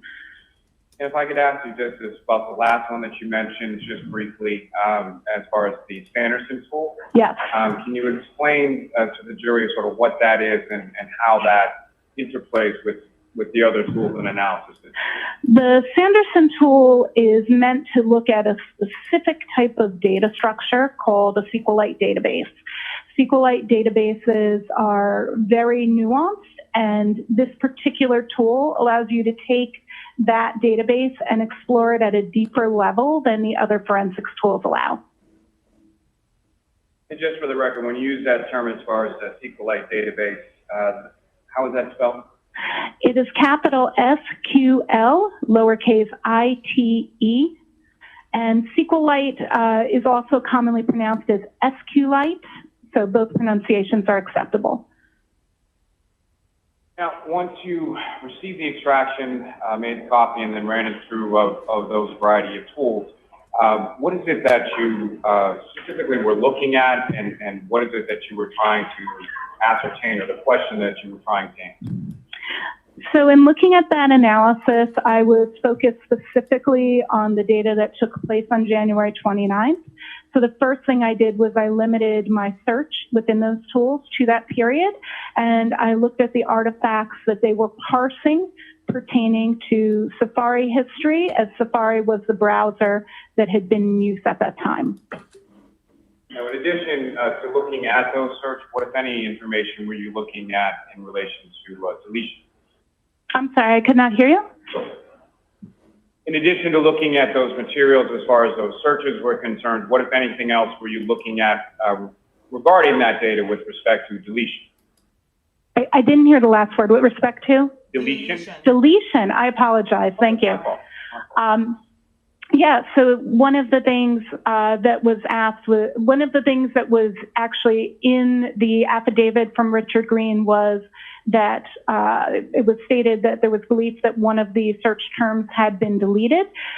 So I was specifically looking at that search term to see what the reason was for the suspicion of deletion. There is the tools denote things based on how they are running as an automatic process. The tools denote things. Do we understand? The tools denote things. Do we understand what she's trying to say here? Hold on. Let's see. Where did he go? Here we go.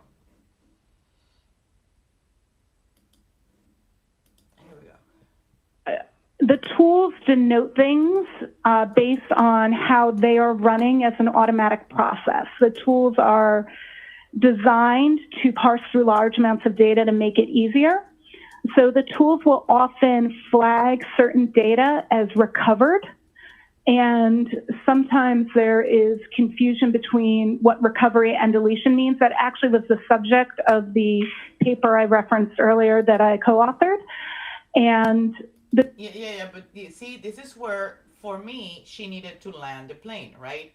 Because what she's trying to say is that depending on the different actions that we do, right, on a given, like it could be an Xbox, it could be an iPad, it could be a phone, right?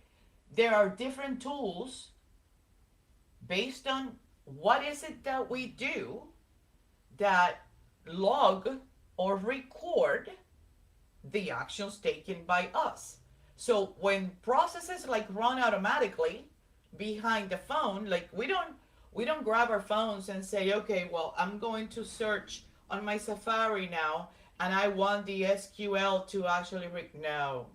You do whatever it is that you do. Tools usually run in the background, and they are the ones who choose, depending on what you do, where is it going to be registered? Where is it going to be recorded? They usually return like indicators, right? Or the meaning. Like if you go to your Google and you look in your history, you click on the three buttons, it's going to show you like a history tab, and you click on that and it will tell you, depending on your settings, right? Because some people may not have history to be kept or logged.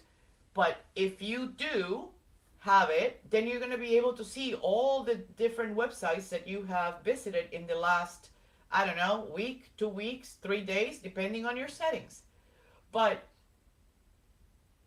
if I'm not on Google, right? Let's say I'm on Safari. Am I going to be able to see on Google what I did on Safari? No. And that's what she's trying to say. So a successful execution of a search that I do on Google is going to show as a Google search. And that Google search is going to show in a specific database on either the Mac, the computer, the laptop, or the phone, or the iPad, or whatever it is that I'm doing, right? There's a reason why these things are automated, because we don't get to decide where those actions are going to be saved. Whatever equipment we're using, the systems that are in the back, behind the scenes, like in the actual body of the electronic device that we're using, is designed with softwares and hardware to choose, based on the nature of what we do, where is going to register, save, and record that activity. Now, the automation changes based on, how the tools behave. Because I have to, let's say for instance, there's got to be a human intervention for something to happen in any given device. If I put my phone down for days, my phone is not going to record anything other than the fact that the double bucket state was down, was obstructed, because I set it down, facing down, and I went and I took another phone, and I spent a weekend away in Florida with another phone, and I left this one here facing down on my desk. So there's got to be a human interaction that triggers what is recorded, registered, or whatever happens activity-wise in a phone. And whatever it is that we do, right, on it, depending on the nature of that activity, then it chooses where is it going to be stored, saved, kept, registered, and recorded. The tools are sometimes misinterpreted that that statement of recovery means deletion. So I was exploring that. No, the methods of discovery does not mean, look at her face. Even she knows she's bullshitting. Oh my God, I caught you. Hold on. Slow you down. That's bullshit. Now, you mentioned earlier that I co-authored, and the tools are sometimes misinterpreted that that statement of recovery means deletion. Statement of recovery, the word by itself is self-explanatory. Recovery can never mean deletion, and that's why you roll your eyes, right? Because you were able to go with it, and nobody caught you on that, because it should have been objection. Why is she saying that a statement of recovery means deletion? That's absurd, so absurd that she's even rolling her own eyes. So I was exploring that. Right. Now, you mentioned.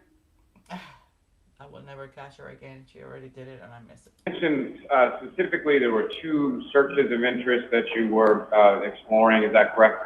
That is correct. And what were those 2 searches and what, if any, information did you have in relation to those? I had the information from the 2 reports that had been written in terms of what they found. And the 2 search terms, one was HOS, H-O-S, long to die in cold, and the other one was how long T-I, die in C-L-K-D. And what, if any, information from your starting, if you could, walk the jury through as far as your analysis, what you first observed, and what your analysis consisted of as it evolved? Absolutely. So when I first looked at it, some of the tools surfaced the data from a specific storage called the, I'll just make sure I get the entire path for you, com.apple.mobile Safari plist. It is very common in mobile devices for it to look like a reverse domain name. Like you normally would go to a site like CNN.com. Typically those names are like the opposite. So com.apple is going to be representative of a native Apple application. So this particular plist was related to that. A plist is, or called a property list, is a data structure that's unique to Apple devices. And there is data pertaining to Google searches, not just Google searches, search history that's stored there. There's also, I found evidence of the search terms in Knowledge CDB. The Knowledge C database is an Apple database that is meant to store information about users so it can determine future functionality, what you're looking for, et cetera. So that's the Knowledge CDB. It's more of a system level artifact. And then there was also, and these were the observed search terms, and most of the tools picked up both of those search terms in there. Not all tools did pick up the one that was from the wall, which was the instance of Hoslong to die in cold. That's how I'm pronouncing the HOS. If you would like me to clarify it a different way, that's fine. That particular search term was recovered from a SQLite database, the one I later explored, and Cellebrite specifically demonstrated and showed that particular search term as a suspended state tab, and that's a really intricate artifact whenever we're ready to explore that. That is the one that was marked as recovered. So those were my initial findings, just looking at what the automated tools parsed. However, Cellebrite was the tool that found that particular search term. Cool. Now, you used a term in there as far as a wall or a write-ahead log file. Is that correct? That is correct. Can you please explain to the jury what your understanding of that term is based on your training experience? Absolutely. This is a really interesting data structure, the way it works. So the way SQLite databases work is the data before being committed to the database, which is almost like an Excel spreadsheet if you think about that. There we go. Listen to this. Table's like a page on an Excel spreadsheet. The data before going there goes kind of to almost like a text file, like if you were to have a doc of writing all the changes that need to. No. She's going to start again. Happen to that Excel spreadsheet. And they're not made to that spreadsheet until it closes. Mm-hmm. So what happens is as you're doing things, either. As you're doing things. So things had to be done, right? Because there's no ghosts. Nothing happens unless you do something. Like there's got to be a human interaction. There's got to be an activity. There's got to be someone doing something. So it records it. So it registers it. Adding a website by searching for it, or closing a tab or deleting a text message in a SQLite database in general both things you add are written to that text document or Anything things that you you add delete. or write. So they all hang out Anything that you write, or log. there together. So it's any changes that are going to be made since you started using that application until it's closed, then they change there and then it reopens. So what she's explaining is how the write-ahead log file, that database, registers artifacts, registers actions conducted by a human being, which means that at 2:37 in the morning, somebody opened a tab and typed "House Long to Die in the Cold" with all of its typos, creating a unique phrase which logged starting at 2:37 in the morning. That's what all of that bambling and word salad means. For those in the back, I see people that are like paying attention. Some, who has not moved her eyes from Jessica Hyde is Eliza Little. So to make an analogy, if you're in a restaurant and you order some food, and this is where the hamburgers and the pizzas are coming from. The food being the data, and you at the table being the table that the data is going to. When you request that... You request, we need to, it's almost like extracting pieces of all of this mumbling about, right? The mumbo jumbo, and putting it together so it makes sense to us. But she's actually saying what happened. She's actually testifying to what happened.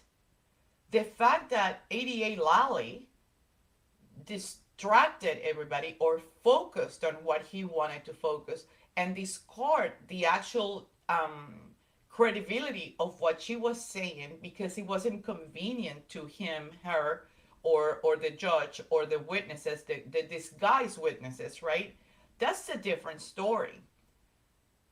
But she's within the failure to convey clearly what she's actually saying among hamburgers and salads and requesting food. She's actually saying it. So data, and you say, I'm adding it, it goes there and then it reopens. So to make sure doing things, either adding a website by searching for it, or closing a tab or deleting a text message in a SQLite database in general, both things you add are written to that text document or things you delete. So they all hang out there together. So it's any changes that are going to be made since you started using that application until it's closed, then they change there and then it reopens. They change there, meaning they change from the wall file, and after you execute it, then it goes and it saves on a different file because it's no longer a write-ahead log activity that is being recorded. Then it transferred to being something that you actually executed, hit the enter button or search for, right? Then it becomes a search. If it becomes a search, it's going to be a Google or Safari search, which is going to be recorded and logged into a different database, not on the write-ahead database. Because the write-ahead log database, what records and registers and sort of keeps in memory is every single action you start at a given time. So to make an analogy, if you're in a restaurant and you order some food, the food being the data, and you at the table being the table that the data is going to. When you request that data and you say, I'm adding it, it goes to the area where the waiter or waitress or server is going to grab it from, right? That warming station. That is almost like our write-ahead log. And so different tables are ordering food and food is constantly being put there. If somebody, maybe their steak came out rare and it needs to be cooked more, when they send it back, it'll also go to that warming area. So you can see there that you've got things waiting to go out to the tables and things being sent back to the kitchen. So simultaneously, that storage area contains both the newest stuff waiting to go out and the stuff coming back. And that's really what a wall file winds up containing, your newest Google searches, your newest text messages, etc., Newest. as well as anything that you've been deleted, that you've said was deleted, because the reference in there is going to be delete this entry. And so then all of those don't happen until the application is closed and reopened. If the application's been closed, when we do the extraction, we actually don't get the WAL file. We only get the WAL file if at the time of extraction, that database had not been closed. So that just means that Safari in this instance was still running when the extraction was done. Most of you, when you use your phones, you leave the applications up. So because of that, we have a WAL file, and so that WAL file is going to contain both a data that's been requested to be deleted and new data. Now, when I say deleted in this instance, I don't mean like you as a user saying delete this old text message. What I mean when I say deleted in this instance is removed from the database.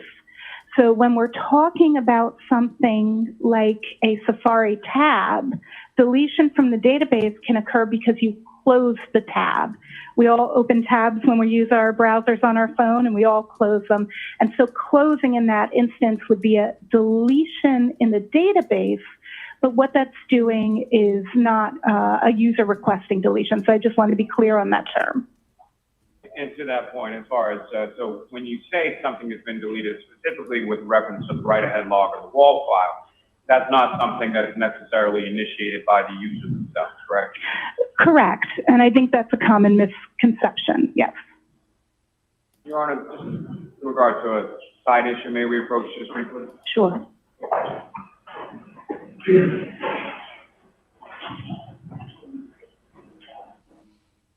Now, Ms. Hyde, you had used the term earlier in your testimony regarding something within your field called an artifact. Is that correct? That's correct. And can you explain to the jury what you understand that term to mean? An artifact is any trace that's left behind by any action on a digital piece of data. And can you give the jury an example of sort of what an artifact might be or what an artifact might look like? Absolutely. So an artifact of you sending a text message would be that we would find the database where text messages are stored. And inside that database, we would see the time and date that you sent it, who received and who it was sent to. It might not be their name. It might be a numerical representation that we have to tie to another database. Then we would have the message itself. It may be in plain text, or it may be encrypted or encoded. And then we may have something called a blob, and that would be a reference to data that's too large to store in the database, so it would be elsewhere. So that would be if your text message included, let's say, a picture or a video.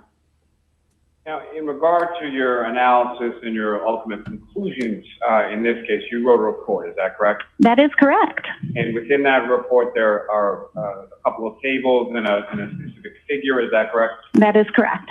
Your Honor, with the court's permission, if I could, I'd like to publish to the jury Table 1 from Ms. Hyde's report. Okay. Ms. Hyde, do you have a copy of your report with you as well? I do. Your Honor, with the court's permission, just because I fear it may be a little difficult to see from where she's seated, if she could refer to the table in her report. Thank you. Ms. Hyde, what's up on the screen, and I'm sorry, there should be a laser pointer on the desk for you. Do you see that? I do. Oh, yes. So using that laser pointer, if you could draw the jury's attention, or direct the jury's attention, I should say, with respect to what are we looking at in this specific case? Absolutely. So this table here has a couple of different elements that I'm showing in terms of what searches were searched where and when, and what source of data they came from. So if we look at this first search, I have them in the timestamp order that is associated with the artifact. I want to clarify that we need to discuss the meanings of these timestamps as we go. So this first one that you're going to see is, and I'm just going to reference my paper because of the size, is 0227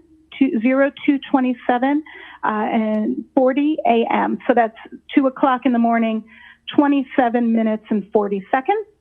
And it is a search for the term HOF long to die in cold, and that is timestamped in this instance is from the browser state DB, which is right here. The browser state DB is an artifact that speaks to when tabs are moved.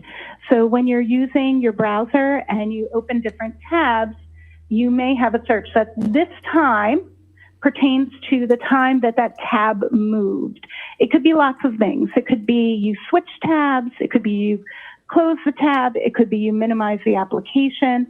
Depending on the version of iOS, what can be that browser state of the tab that changes this timestamp differs.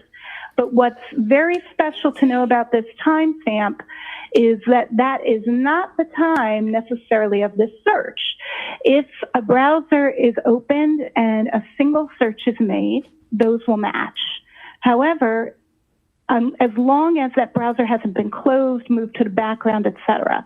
If that browser has had any activity that happens to that tab in terms of application closing, minimizing, this can update. That is what that timestamp is for. This search term is always going to be the most recent search term in that tab. That means the last item that was opened in that tab was HOS long TI die and cold. We cannot tell by this particular artifact what time that search occurred. That is That's wrong. She could not tell if she's looking at the browser state DB, but she could tell if she goes to the write ahead log, because house long T die in the cold is different. It's a different artifact from house long 2 die in the cold. So every single one of these artifacts, 2 are searches, 1 is not, has a different spelling in all of them, right? They occurred, the 3 of them, at different times. The nature of each one of them is different from the other. And they were all saved at different times in different locations. So just like she's talking as far as hamburgers and pizzas, I'm going to talk about my WAV file cabinet that has the 5 drawers, in which in one I have something related to the same person, but I also have something on the last drawer. If I am looking for something in regards to that person and I only open the first drawer, I'm going to fail to see that there's information that I didn't look at, that it was kept, filed, and organized, right, and secured in a different drawer. And that's the meat here. high likelihood that that tab was opened at this time because there was another search that occurred at 2:27 in the morning. It was a sports site. There I was cannot another search that occurred at 2:27 in the morning. She's already saying another. pronounce it. It began with an H. Hunkamok Sports. Hakmok. Okay, thank you very much for the pronunciation. Hakmok Sports. There were a couple of searches pertaining to that done immediately after, but it.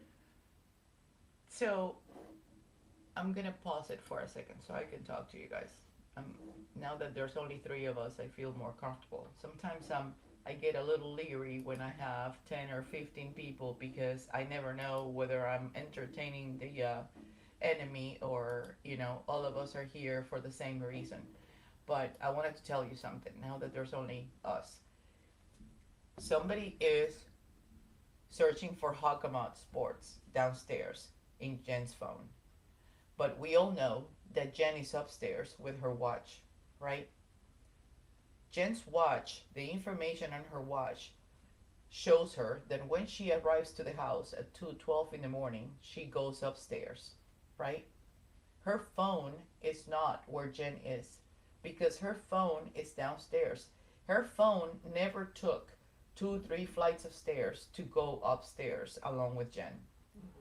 So my point with all of you, with you is that if there were simultaneous searches going up, happening and going on, both in Jen's phone while her watch is showing that she's resting, she's in a resting mode, and we have this from her iWatch, which communicates directly to the same health data that the phone has for Jen McCabe.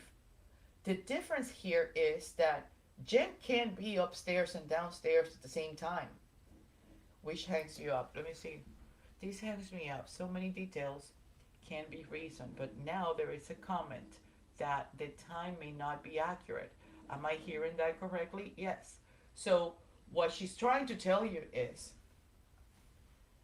hold on, in my opinion, time should be the most accurate. Yes, and each time is married to each one of the artifacts, right? And don't forget that the artifact is simply, an artifact is something that is identified that has already a name, a number, an identifying number, something that happened, an event, something that occurred, an entry, anything that may have occurred human driven with that phone is called an artifact. So if she's on her watch upstairs and the phone is downstairs and she's manipulating her watch and somebody else is manipulating her phone, there's going to be multiple artifacts at the same time that are happening while she has her watch upstairs and the phone is downstairs. And that's part of what I'm trying to convey to you guys. So if at 2:37 there is a known event in which keystrokes happened in a phone that was downstairs saying how long to die in the cold, which generated an unique identifier number 4028, while downstairs something else is happening, right? And upstairs something else is happening. And then at 2:27 there's also a Hockamot Sports. But the person who has the Hockamot Sports, the person that goes to that site is not only Jen, it's also her children, because those are the ones that are in the Hockamot Sports situation, right? They play lacrosse, they play hockey, they play soccer, they play all the stuff. Her phone is downstairs. Her watch is being worn by Jen. She's wearing her watch and she's upstairs. If somebody, and this is what I'm trying to do, if somebody attempted to enter the words how long to die in the cold, creating that unique phrase with its unique typos, and stopped realizing what they were doing, and then tried to find a way to mitigate the damage or the entry that they had already tried to enter in that phone, hold on.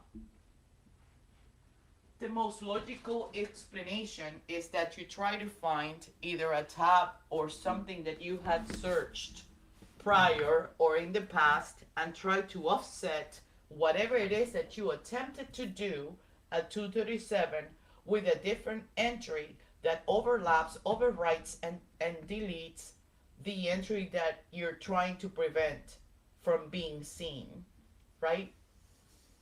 The key word here is that nothing can be deleted that didn't exist. You cannot delete a word you haven't typed. You cannot delete something you haven't written. It had to be written prior to be deleted. And if you all noticed on the extraction report that was shown at court, the shock that was shown at court, how long to die in the cold at 2:27:40 is the only artifact that was attempted and tried to get deleted from Jen McCabe's phone out of all the searches and all the entries and everything that she had done on that phone. That was the only artifact that attempted to get deleted and showed as deleted once the extraction was completed. So appears that that's when this tab was opened and the first search done there. So this search we know was done by this, and we know that it was the last search in the tab because it comes from this source, the browser StateDB. And that means that particular timestamp and search pertains to what has happened with the tab. And that's what allows you to open your Safari browser on your iPhone and then open it on your iPad or your Mac and have the same tab. That's the function there. This search here, this is really interesting. So at 6:22:49 a.m., we have an entry in CacheDB that is specifically, if we dig into this URL, this is an Apple suggested term. So when you use a browser and you start to type a search you've never typed before, the browser tries to help you and say, are you searching? It tries to help you by pulling from your what, Jessica? By pulling from your history. If I have already tried to search Reno, Nevada, or Las Vegas, right? 3 days ago, and I'm looking at it again. I want to see it again. I want to search to see if there's any deals to Reno, Nevada, right? And I start putting RE. What do you think that browser is going to do? It's going to do exactly what you're saying.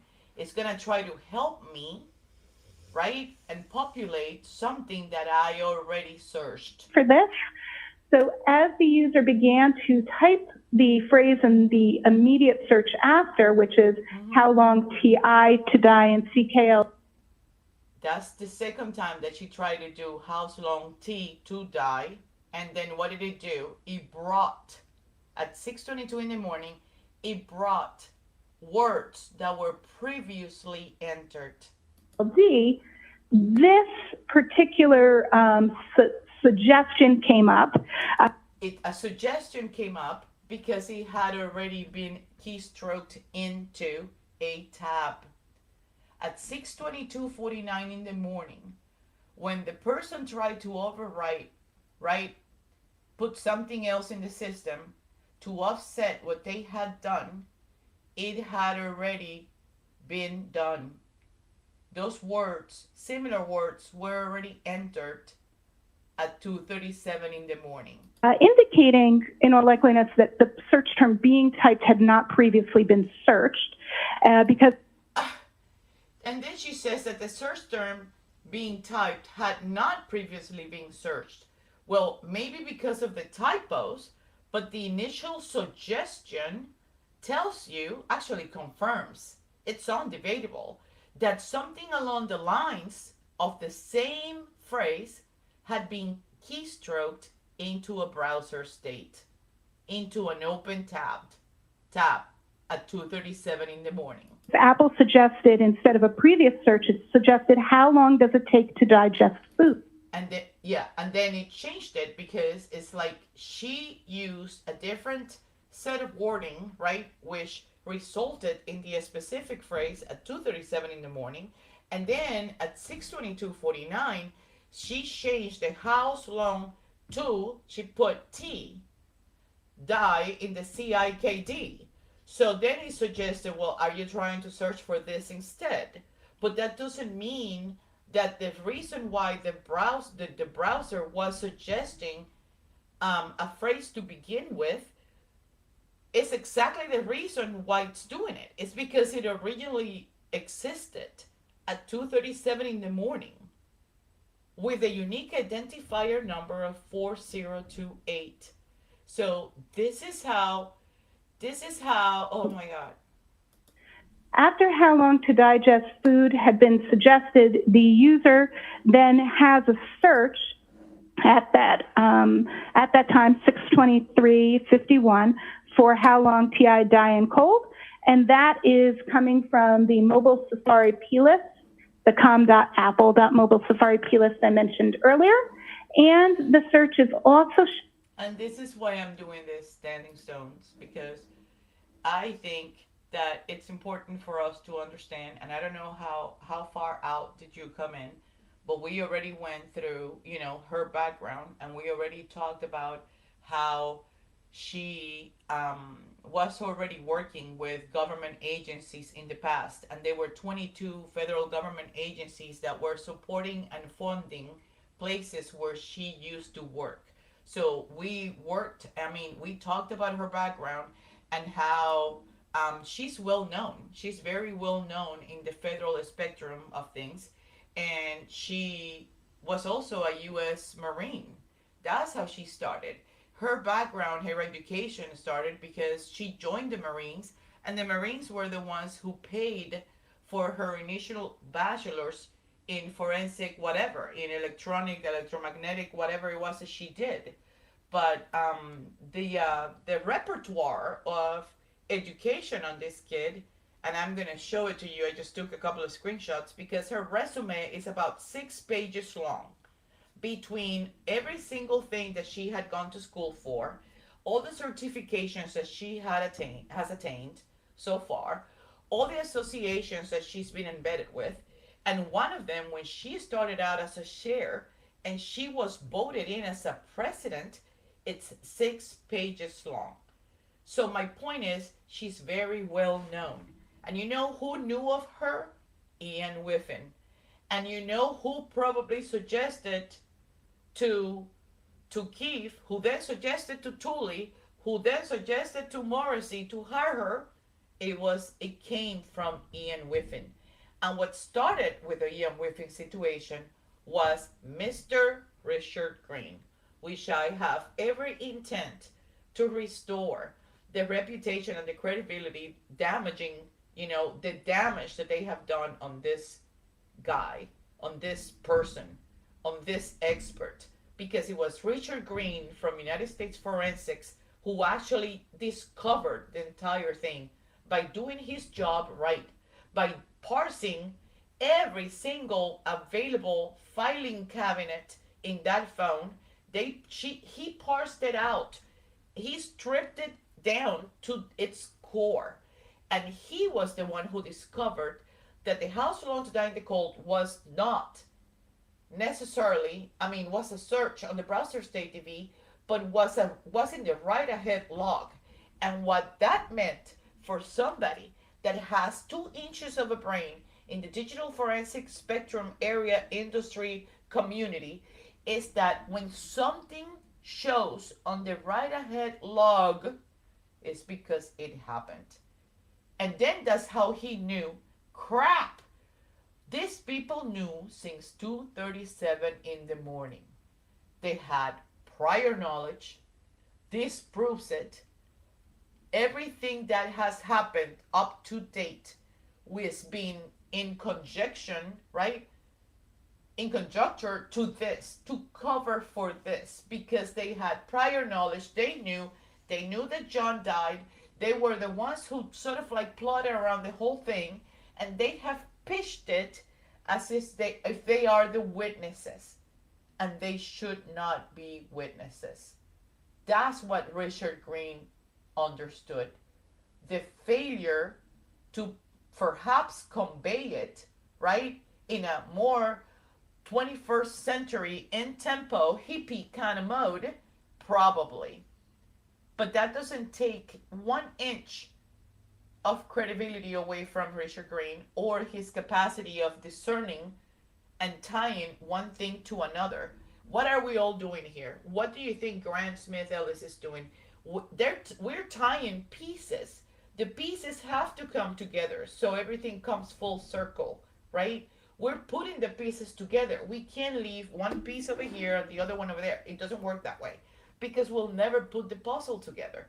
So that's what Richard Green, he discovered the biggest and most important piece of this entire enchilada embedded in the WAL file, in the same WAL file that the that the U.S. District Attorney in Norfolk County, Nicholas Guarino and Tully and his so-called experts failed to see, failed to parse, failed to realize that it was there, and they gave the extraction to the defense team, not knowing what they had done, because they didn't know that the defense team hired one of the best, and that the best was Richard Green, and it was Richard Green who found it. But when he called Cellebrite, his vendor, to make sure, right, because Richard Green had 4 or 5 different tools, and he was comparing all 4 or 5 different tools. So Cellebrite was one of the tools that Richard Green was utilizing in his company. And when he called Cellebrite, because he's their client, right? He's looking for more information. He's digging into the core, into the root of this issue. Cellebrite Ian Whiffen ran because he saw an opportunity. He ran and he went behind Richard Green's back and he contacted Norfolk County District Attorney. And that's when damaging control, let's find a way to fix this. Let's find another expert. What do we do? What do we do? And Ian Whiffen probably said, yeah, well, there's a company that specializes on artifacts that are undetected, that blah, blah, blah, blah, blah, blah. Right? And somewhere along the lines, Ed Keefe's name is thrown out. Do we know for a fact that Ed Keefe, was the one who pinpointed them to Hexordia? No, we don't. A lot could have happened in between Ed Keefe and Tully and Ian Whiffen and Jessica Hyde that we don't know. What we have in paper is golden because it puts these pieces together so we can close this chapter. But going forward, we need to understand this is somebody who is used to work with the federal government. This is somebody who was already being funded in projects that she used to work with in other organizations by the federal government. 22 agencies to be exact. So there's steps to this process, right? And she testifies to all of this, and there is more to it. And unfortunately, I'm not dragging anybody to do this with me, but in order for me to sit on this side of the screen and be able to tell you all of this stuff, I need to put in the work. Because if I can't put in the work, I'm not going to be able to do what it needs to be done to be able to find the little pieces that we need to make it make sense. So right now we're saying that Jessica Hyde flipped, which it is a possibility. Let's say that she flipped and now she's cooperating with the federal government in the entire thing that has to do with Sandra Birchmore, because we all know, and if we don't, it's time that we start realizing that all of this is connected. All of it is connected. Everything is connected. Another possibility is that instead of Jessica Hyde flipping and cooperating with the federal government is that if we continue to watch this hamburger and pizza display of testimony from a person that is way knowledgeable and knows exactly what's going on, another possibility is that she got caught, right? What if she got caught? What if she's been given a chance to outright the wrong? What if they call her bluff? What if, because she's saying the truth, it's not about, and so you don't get confused. I'm not saying that all of it that she's saying is truth. The way that she's conveying the truth, it's what the problem is. Especially when you have all of these technical terms and this testimony is beyond, it requires an enormous amount of patience and almost like, full focus and attention in everything she's saying, so you can make an attempt, not like start understanding, no, start at least making an attempt to grasp what is the essence of what she's trying to tell us. And that's where the problem comes along. So I'm going to play it a little bit longer. Shown in the knowledge CDB. That's commonly what we would expect. We would expect that search to be in both of those, both that P list and that database. Then the, Can I stop you? yeah, absolutely. As far as the expectation of that being in both of those, the P list and the other database, why is that? That is because the search is not being tracked not only by the P list for Safari, but also by the system itself to be able to do that predictive coding. So in the future, when you start to type how long, it gives you what you searched last time. And with respect to that, how long it takes to digest food? Based on your analysis, was that a search term that was ever entered into this column? Correct. The source of that, if you look at this first line where it says cdn2smooth.apple.com, that's what indicates that this is an Apple suggested term, not a user input term. I'm sorry, I interrupted you. If you could please continue with the next. Absolutely. The next search that was done immediately after the search at 623, the next search was how long TI die in CLKD. Again, we see that search both in the Knowledge CDB and the Mobile Safari plist. And then we have, so we see it in both databases. Then, so that's how long to die in cold. Sorry, I was on the next line. Then at 624, we get the next search, which is HOS long to die in cold. And we have that search again, both in the Knowledge CDB and the plist. If I were timelining this based on activity as opposed. Let's stop there for a minute. Look how she said that she specified that the last search that she did, she had it on the Knowledge C activity, but she never talked about where did she find, where was the 237.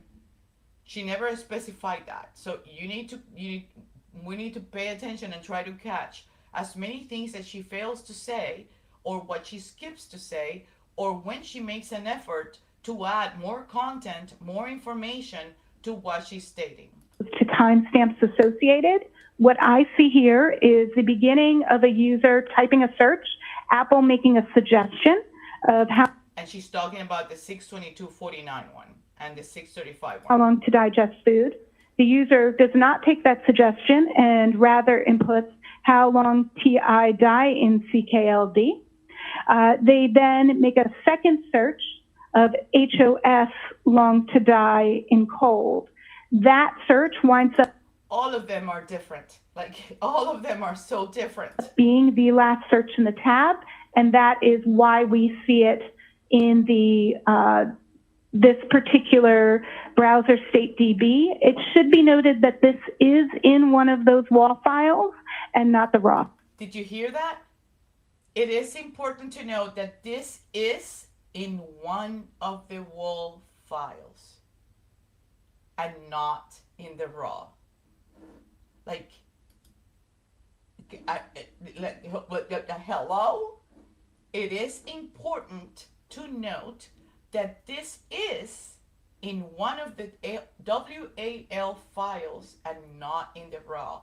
So she is confirming that the reason why the 622.49 populated or tried to populate, like give suggestions, was because it previously existed. The reason why the third one gave suggestion to populate as how long to digest food and whatever was because the second one existed. And she's saying right now and right here, it's important to note that this one is one of the ones on the WAL files. So it's not like Jessica didn't know. It's not like Jessica didn't try to testify accordingly.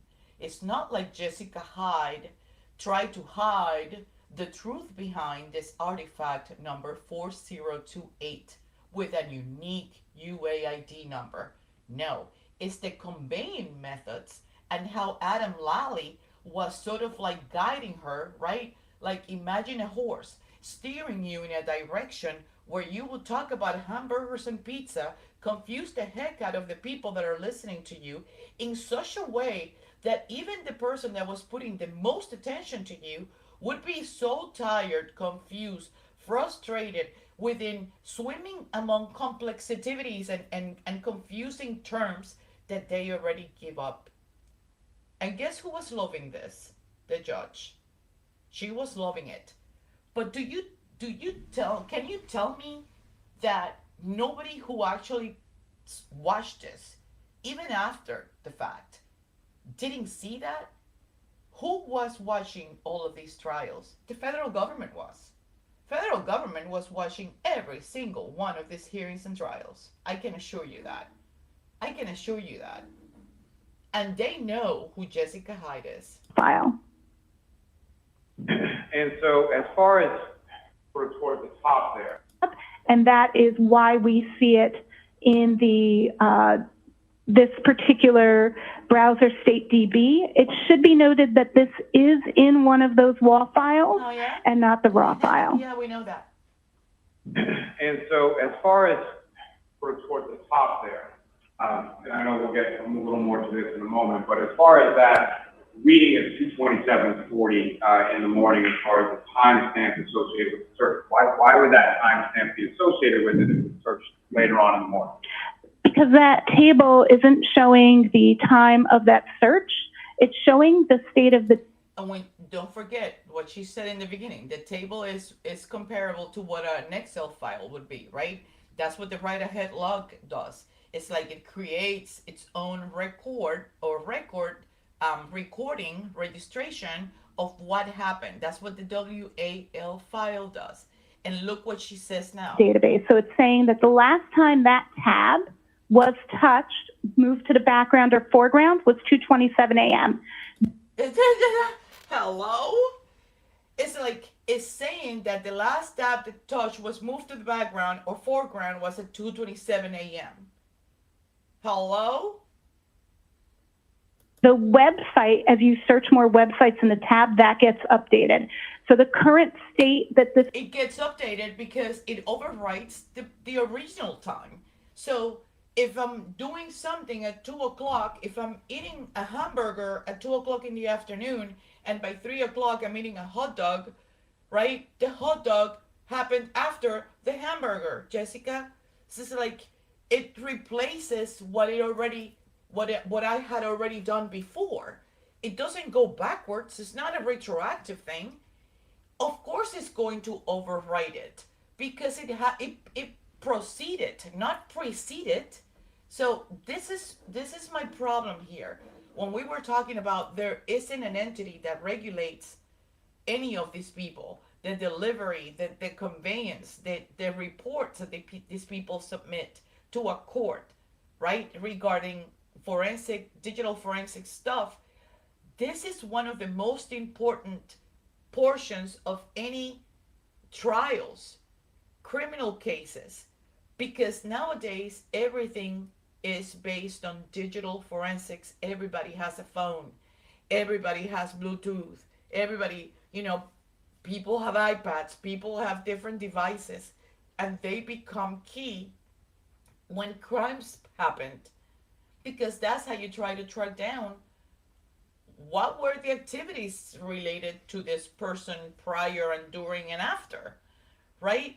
Which is exactly what happened with Jennifer McCabe's phone. I'm like in shock. The showing is that the tab was moved to the background or opened or some action for the tab at 2:27 a.m. when the Hockmock Sports, I got it right, Hockmock Sports website was visited. And then once the Hockmock Sports website was visited, that tab was in continual use. There are other searches and activity that happens. We don't see that happens eventually. This search gets made at 6:23 a.m., this search at 6:24 a.m. That winds up being the last search in the tab. And because it's the last search in the tab, that's what the final update is and the final status. So when you say last search in the tab in reference to time, in reference to what time specifically? I'm sorry, I don't understand the question. That question, let me rephrase. So as far as the 227 tab is closed and then another search done at 6:23, is that correct? 227 isn't necessarily when the tab was closed. That's in my report, I say that it's undetermined because there's a lot of things that can cause that timestamp to be there, including tab being moved, tab being minimized. I don't know exactly what caused the tab to get that particular entry, but it is not, that timestamp is not indicative of the time of the search or any URL that's visited there. That time is indicative of movement of the tab, and the search is the most recent search. So they update at different times. So I guess my question is, as far as from what your analysis is here, is there any use of that tab between, or is there any evidence or artifact of use of that tab between the 227 timestamp and the 623 timestamp? So the fact that that timestamp exists at 227, combined with the fact that the only existence of this search is at 624, means that yes, that particular tab was used after 227.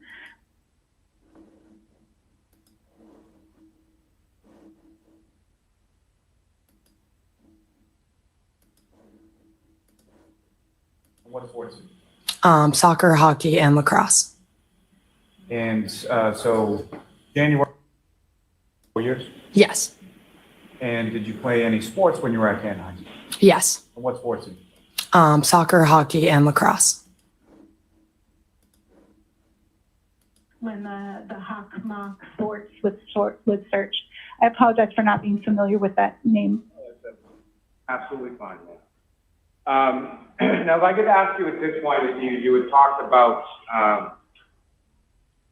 one in particular database having sort of an intricate artifact. If you could remind the jury of what that is, and if you could explain that. So the artifact that needed a little bit more explanation and digging was this browser state tab. And that's because if you look at the end of the file name, you'll see it's a db-wall.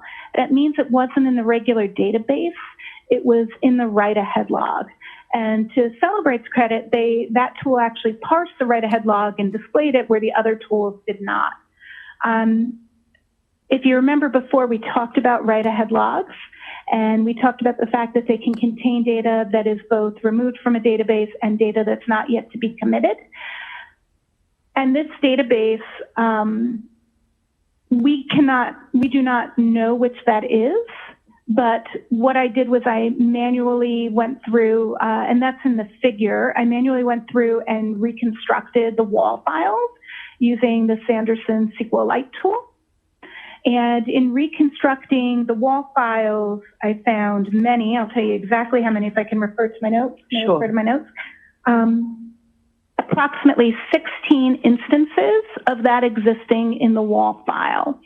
Now, what's interesting in that figure is that each entry of something in a write-ahead log gets a unique identifier. So it gets a number, right, that makes it unique. Just like each one of us has a phone number that's unique to us, each entry in the database that starts in the write-ahead log gets its own unique identifier.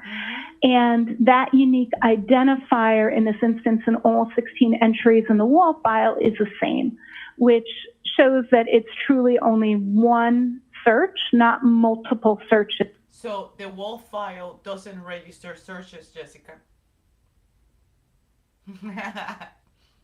The wall file registers activities. So what's on the wall file, it's a unique entry at 227, and anything that is in the wall file related to that entry will have the same 4028, because that's how it was registered. That's how the activity was registered on the WAL file. Now I bet you the other two searches that are on the browser state DB have their unique identifier numbers, don't they? Is for that search term in terms of what exists in the wall file. So that's the first piece of nuance there, that it only truly was searched one. It's a nuance for the district attorney maybe, because it proves that they have Karen Reed sitting there where somebody else was supposed to be, but right? But it's not a nuance as far as deducting what that reveals, right? because like within, you know what it implies had that been confirmed at 2:27 in the morning, right? You understand that, right? And you would have to really dig into that wall file to expose that, but That's why you were hired, remember? Tully told you. Well, our guys did not parse out the wall file. We gave the report to the defense, and the defense hired an AK-47 expert who actually parsed it out and brought it up to our attention and the attention of everybody and their mother. You work for Magnet Axiom Forensic. You know how that works. So I think it was pertinent to know how many times this was searched. I'm sorry. Yes, please. Stop you there for one moment. oh my God. And Your Honor, with the court's permission, if I could ask Ms. Gilman to publish Table 2 now. Okay. Oh, wonderful. Doo-doo-doo. May I look at Table 2? Sure. Thank you, Your Honor. And Ms. Hyde, do you recognize what's up on the screen? I do. That is Table 2 of my report on page 4.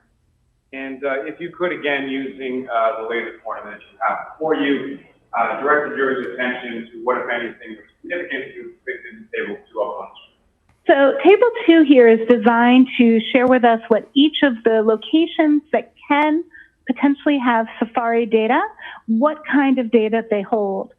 And one of the things that many of us are interested in sometimes is, do these things hold our private searches, like if we're in incognito mode in Google or private searching here.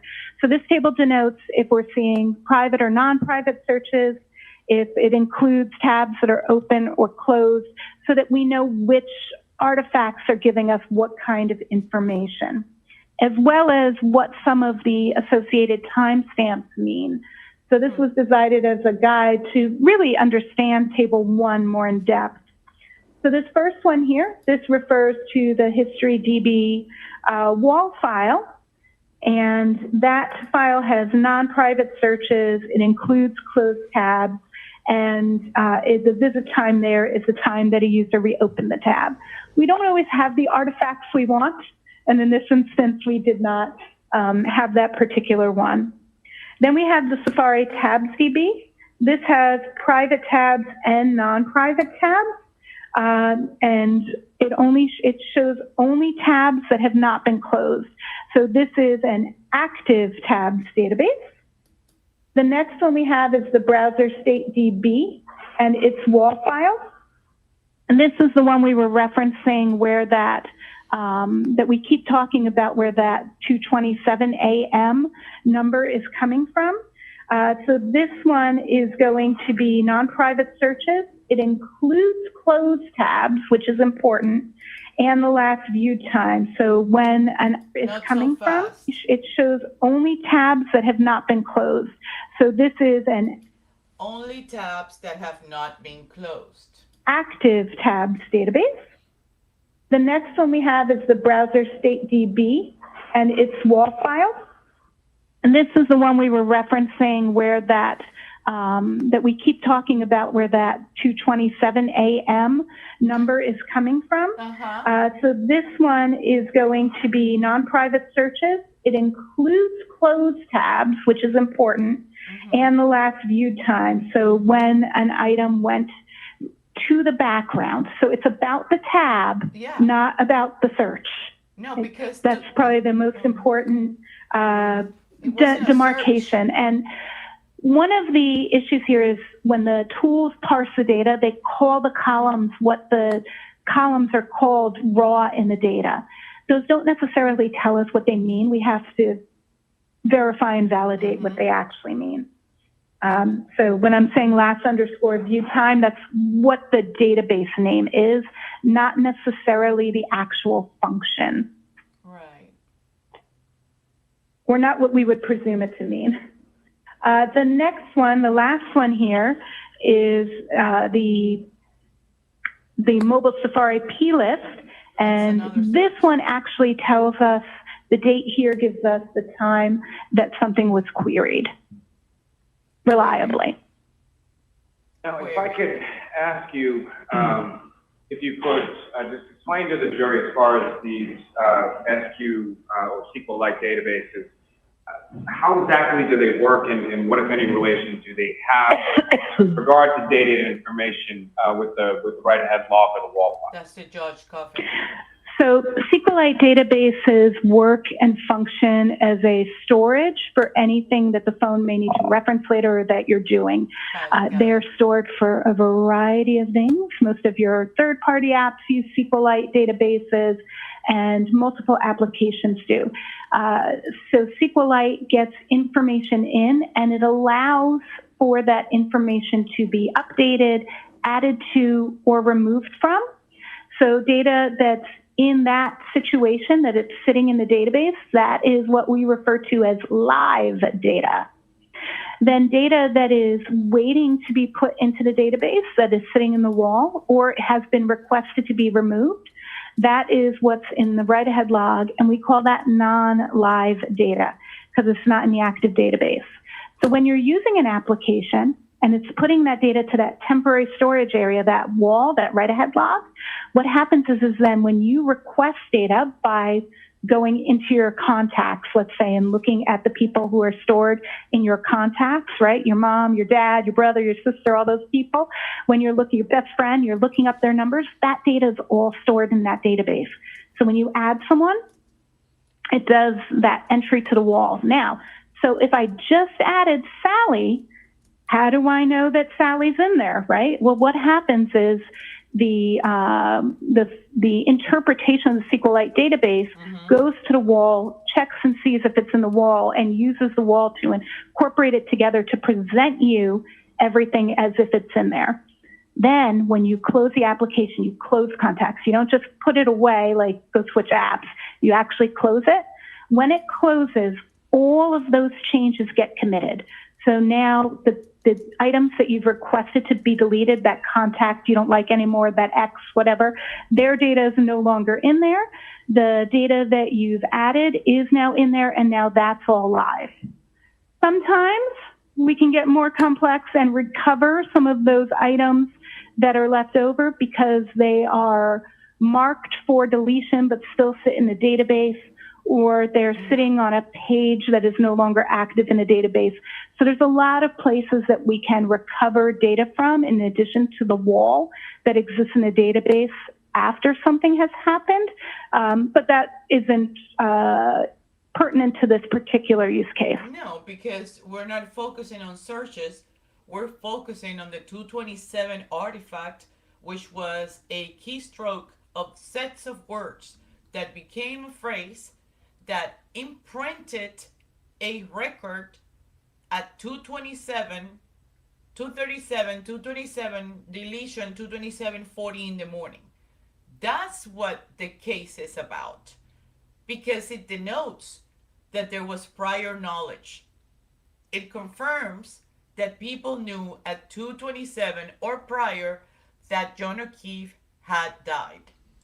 It confirmed that not only did they know, they didn't say anything, they concealed it. Now, as far as that sort of interplay between the SQLite database and the wall, what, if any, sort of, as a forensic examiner, what, if any, sort of complexities arise out of it?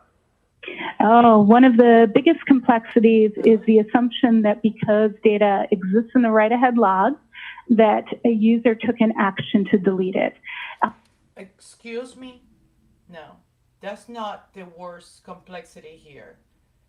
The fact that an activity or an artifact or a record exists on the write-ahead log means that it exists for a reason. Because iPhone doesn't type by itself how long to die in the cold at 2:27 in the morning or at any given time. Write ahead log, write ahead. Something had to be done ahead. The write ahead log writes ahead log, keeps the information that was entered at any given time, whether it was executed or not, whether it was searched or not.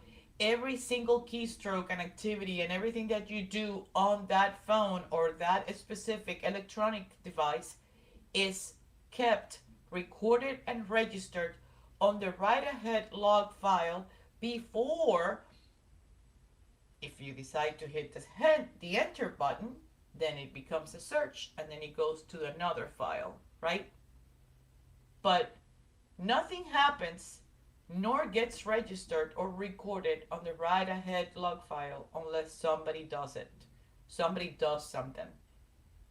Furthermore, nothing can be deleted unless it existed. Right, Jessica?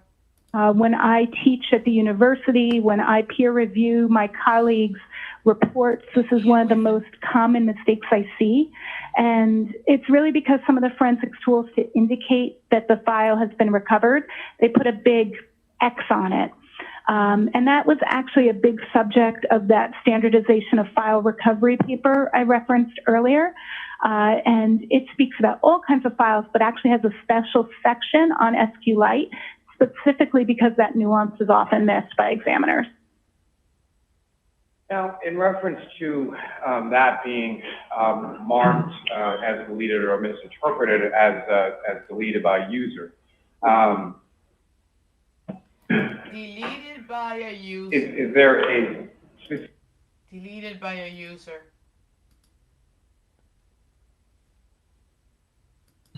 Well, basically harassment. Harassment by whom? Block. On August 25th, you told the trooper that you drove Collins straight to his house after you picked him up on January 29th, and then you went straight home, correct? Yes, I believe. And you have previously testified back in August of 2023 that you believe you dropped Colin Albert off at his home at around 12:15, 12:20 or so? Correct. And when you left, and by the way, you're very familiar with 34 Fairview, right? Correct. That's family, correct? Correct. Been over there many, many, many times, correct? Correct. And you're familiar with the neighborhood in terms of the streets that are around there, right? Correct. You believe you dropped Colin Albert off at his home at around 12:15, 12:20 or so? Correct. And when you left, and by the way, you're very familiar with 34 Fairview, right? Correct. That's family, correct? Correct. I'm going to pause to show you. I don't know if you guys know. Let me see who's here. So, 227 has a finite knowledgeable answer. Is tampering is shown that a search is confirmed. Procure, yeah. Misconduct, knowledge, participation, and cover-ups. Absolutely. I totally agree on that. Let me show you. I don't know if you guys know who this is, but I'm going to show you. So the person that is, wait, let me go back to it so I can point it over there. This one is Jen McCabe's sister. That one over there, this one over here, is also Jen McCabe's sister. This is the other daughter. This is Allie McCabe's sister. This is another daughter of Jen's. Okay? I don't know if you guys know that. I believe that's Madison.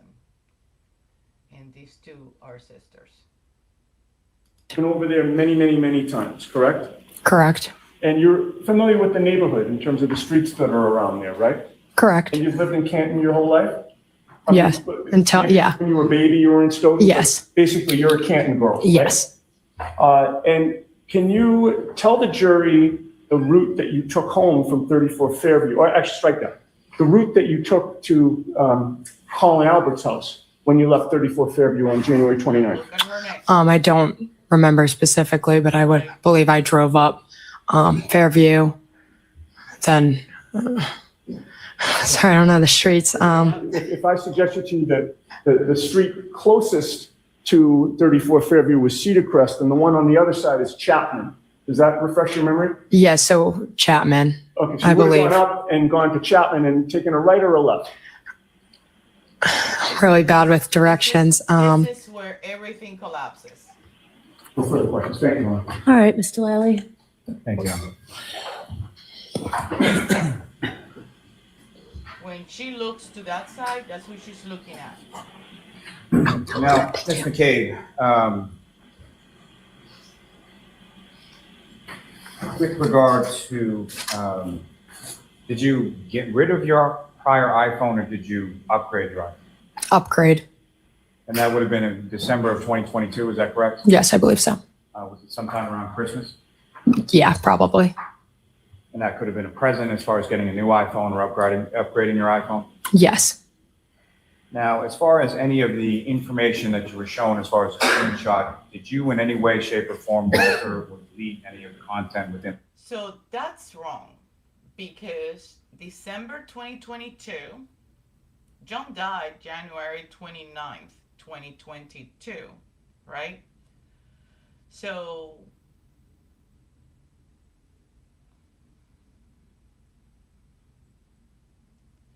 I don't think that's right. In that text message from January 28th and the 29th of with calling out. No. Put a note for myself. And with reference to changing times or time zones or anything on text messages, before Mr. Yannetti asked you any of those questions, were you aware of any of those things as things that you could do with your phone? No. Right. Text conversation that you had with Colin Albert on January 29th of 2022, correct? Correct. Those were the screenshots that were just shown to this jury this afternoon, correct? Correct. And you claim that the information on that screenshot actually existed on January 29th, correct? Correct. Did you tell your mother, Jennifer McCabe, that you had that text conversation with Colin Albert anytime after January 29th of 2022? Objection. Sustained. Did you give to your mother, Jennifer McCabe, a screenshot of that text message conversation? Objection. Sustained. It's fair to say that Nothing is fair. on January 29th, 30th, 31st, you did not turn over that screenshot to any law enforcement official, correct, of 2022? No, I was never asked. Did they say, hey, by the way, can I look at your phone to see if it's on there? Objection. I'll allow that. Did they say that to you? I don't remember. But in any case, you never physically showed them your phone, right? No. You don't recall clicking on that text message app, the green app with the kind of white speech bubble. You didn't click on that and then click on the Colin Albert conversation and say, here it is, did you? No. And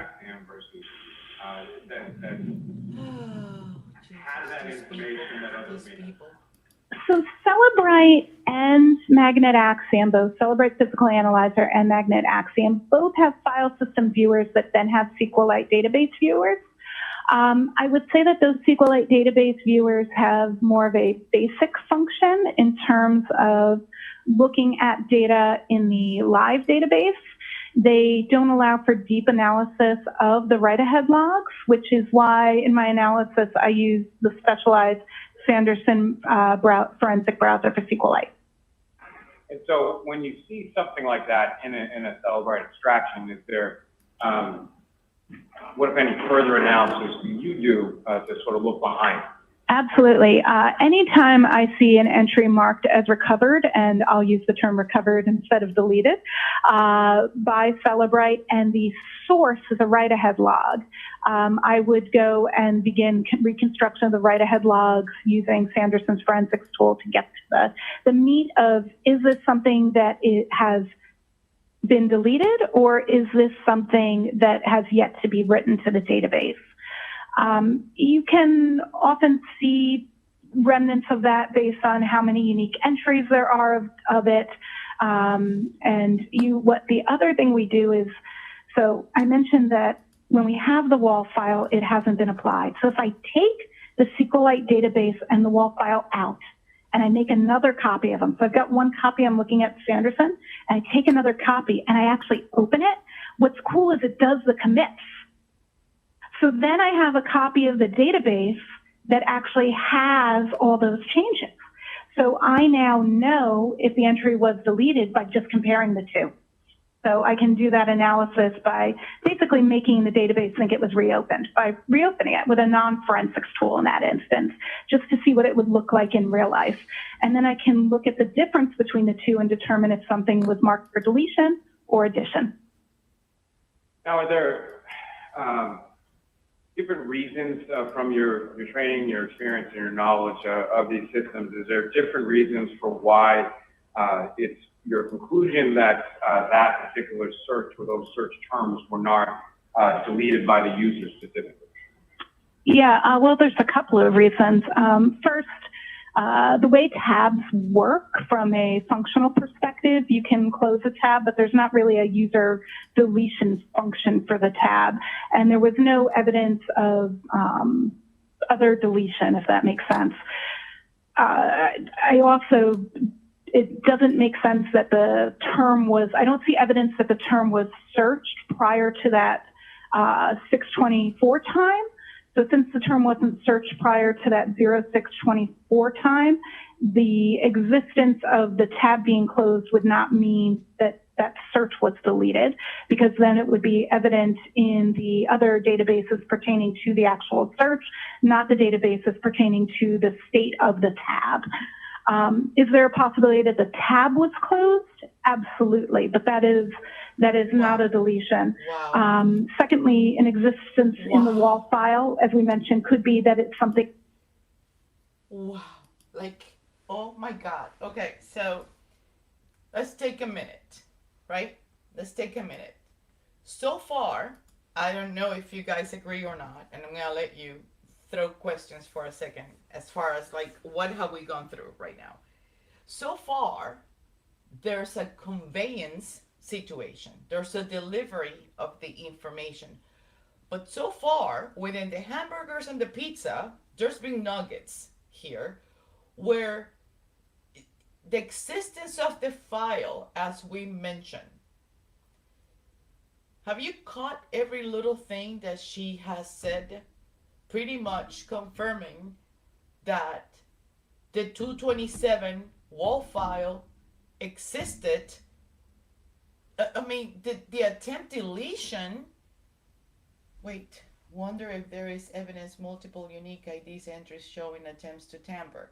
No, so I think it was Alexis, if I'm not mistaken, that had an Excel sheet, and she put every single one of the different, the one at 227.40, the one at 622.49, and the one at 6:35 in the morning. She had every single one of them laid out, one on top of each other, to show that one, they had a different spelling, right? Every single one of them had a different spelling. Every single one of them had a different unique identifier number too. But I wonder if there's evidence of multiple unique IDs entries showing attempts to tamper. So the one at 227.40, it had like 16 times had it been tried to be deleted, if I'm not mistaken. That was the last time that I looked at that report.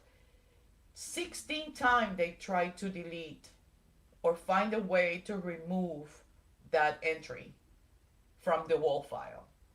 16 times. Now, when you hear Tully saying that in 225, it was in 224 that Jen McCabe's phone was extracted, that is a lie. There is an extraction on May 2024, but Jen McCabe's phone was extracted on February 2nd, 2022. But when they first extracted the phone, on February 2, 2022, what hadn't happened? The physical analyzer needed to be upgraded. And it needed to be upgraded because of what Richard Green, yeah, that's what you meant? Okay, yeah, 16 times. So that, yeah, I figured. So on February 2nd, 2022, they didn't know squat. Their experts didn't know squat. they did extraction, they had those reports. Eventually, they passed it to the defense passed it to Richard Green. Richard Green started like digging into it. He was the one who found the wall thing and the 22740 artifact thing. He contacts Cellebrite. Cellebrite contacts Norfolk County. Norfolk County starts panicking, right? And then they start looking for what the heck happened, and that's when in 2025 they start looking. 2024, Ian Whiffen is already embedded, right? He's already included in that whole team, as they call it. But then in 2025, they're looking for a second expert. And in 2025, Tully makes reference that Jen McCabe's phone was again extracted in 2024. Of course, it was extracted again because it needed to be extracted after Cellebrite Ian Whiffen suggested and created a ticket to upgrade its own physical analyzer within Cellebrite. So they extracted Jennifer McCabe's phone number again to see if with the new upgrade, all of those 16 times that artifact tried to be deleted, everything that was registered on the wall file, if they could delete it, they were trying to make it disappear. They were trying to make it undetectable. And that's why they had to extract Jennifer McCabe's cell phone again in May of 2024. But that's a lie. And everything here is almost like a freaking circus movie. It's all a lie. Because she is she's saying within not so many words, right? She's not like landing the plane. She's not speaking in English or broken or something. She's not delivering what she's trying to say in a way that is, sort of like away from the complexity and all this stuff and all these big words and all these technicalities, that is simple enough that allows people to understand what she's saying. She was hired to testify specifically to something. She was retained to provide a report that Guarino could use to testify. She was hired for something specific. She calls it a goal. The goal is, remember, in trial 2, this is trial 1. Oh my dear Lord. Oh my God. New, not something that was deleted. So just its mere existence in the wall file doesn't mean it's deleted. I should say that same X in the tools, you have to check the file because it could be from a free list or a free page, in which case, I know we didn't go into those details, nuance of SQLite databases that actually doesn't pertain to this.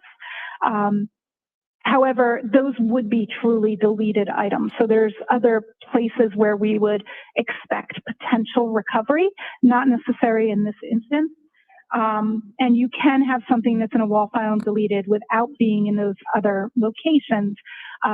Just stating that its existence in the wall file itself doesn't mean deletion, but there are other SQLite things that would clearly indicate deletion that aren't applicable to this particular search.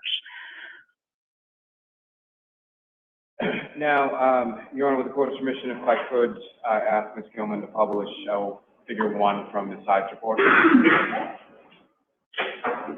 Ma'am, thank you, Your Honor. And again, this side, you recognize what's up on the screen? Yes, this is figure 1. This is a direct screen capture from Sanderson's tool from the browser state DB, limited to the Haas long to die in cold search. If you could, using that later pointer, again, direct your attention to what, if anything, significant or notes that you observed in using the Sanderson tool that's depicted in figure 1. Absolutely. So all of these searches are the exact same term. And here we have the order index. And here we have that last view time. And by looking at the last view time, which is the raw title of that artifact for the timestamp we were looking at, These and these are identical. This and more importantly are even the actual UUID for these are identical, which is right here. Now the offsets are different, and what that means is that this is just appearing several times in the write-ahead log. It has moved as the database has moved data through the write-ahead log to different positions, but has in every instance the same unique identifier, meaning that all of these entries are the same entry, just shown multiple times in the same database. And to that point, as far as the multiple times that it's listed within there, what, if any, relationship does that have to how many times it was actually searched by a user? Well, that UID shows that in this particular instance that it existed once in the last time in the tab, because this artifact does not tell us how many times something was searched by the user. This artifact is limited just to the tab. We would look at the mobile Safari plist, which has one entry for this timestamp, or knowledge CDB, which also only has one entry for this search. Those two locations are where we would determine how many times it had been searched, as opposed to this location, which could tell us that if there were multiple entries, but there is only one. But since this is limited to just the last search that's showing in a tab, it isn't a good source to say how many times was it searched, just not this particular artifact. But from other artifacts, you were able to determine that? Absolutely, you can determine that from both mobile Safari plist and knowledge CDB. And I'm sorry, I jumped in there just as far as turn your attention back to figure one. What, if anything, else significance do you know in that? That's really what's of significance, is that it is the same entry there multiple times, and we can tell by the unique identifier that it is the exact same entry also. Although it's the same search term and the same timestamp, it's only one instance of it, just it's stored in the database multiple times at multiple offsets. Now, from the timestamp associated with that depicted in this figure, what, if anything, can you say as to or what, if anything, were you able to conclude from your analysis as to the time that the website was viewed? Well, I guess I should really clearly, for people who may not be familiar, that doesn't look like a normal time, right? That's because this is an Apple WebKit timestamp, so we actually convert it to a regular time. But when you look at this number raw, you can actually see that it's consistent throughout, even though you don't know what it is. But if we put it into a decoder, this particular timestamp is where we're getting January 29th, 2022 at 02:47 a.m. And to be clear, just for real clarity, when we actually translate this timestamp, it's in universal time constant, not in local. Well, I guess I should really clearly translate it to universal time context. We're not in universal time context. We are in ET, in Eastern time context. For people Pay attention to this portion. who may not be familiar, that doesn't look like a normal time, right?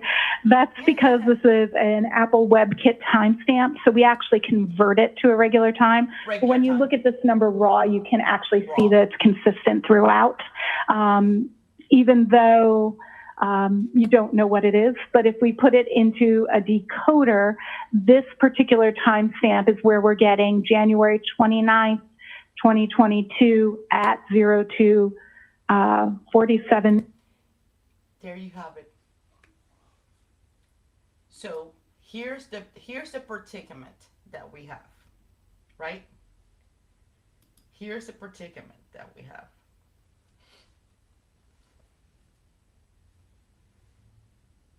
We already know that she's known to the federal government agencies. We already know that she has worked with federal government agencies. We already know that she knows that the WAL file registers different activities than what the browser state DB or whatever, or the whatever registers, right? It wasn't a search, it was an activity.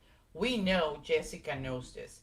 We know that she sat there And in subtle ways, very subliminally, she confirmed that these are two different entries based on two different nature of activities driven by what? By human computer interaction, a person interacting with an electronic device.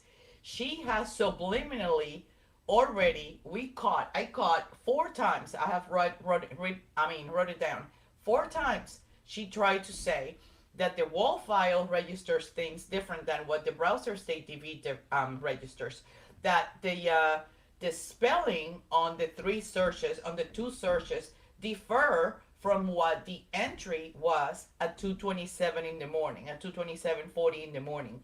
She stated just now that when they decode the time, the actual entry happened at 2:47 in the morning, 2:37 in the morning, whatever it was, right?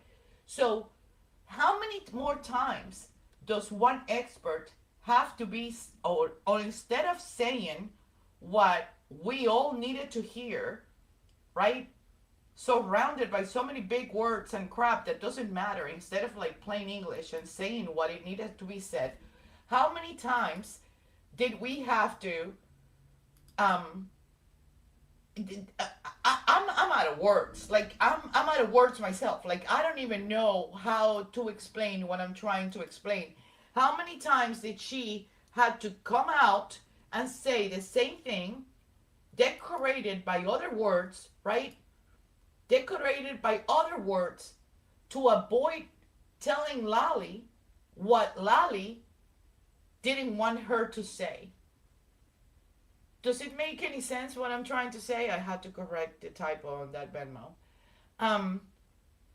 He doesn't want her to be able to bluntly and clearly state that the 2:27:40 did happen in the middle of a trial. This is trial 1.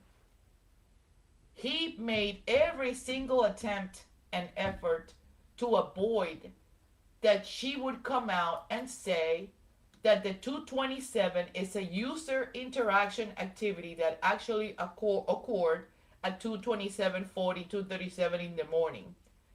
That it was a keystroke with a specific spelling that made it unique. And it showed on that file that she showed 16 times it tried to be deleted. They tried to delete and remove that artifact from the log, from the write ahead log, 16 times.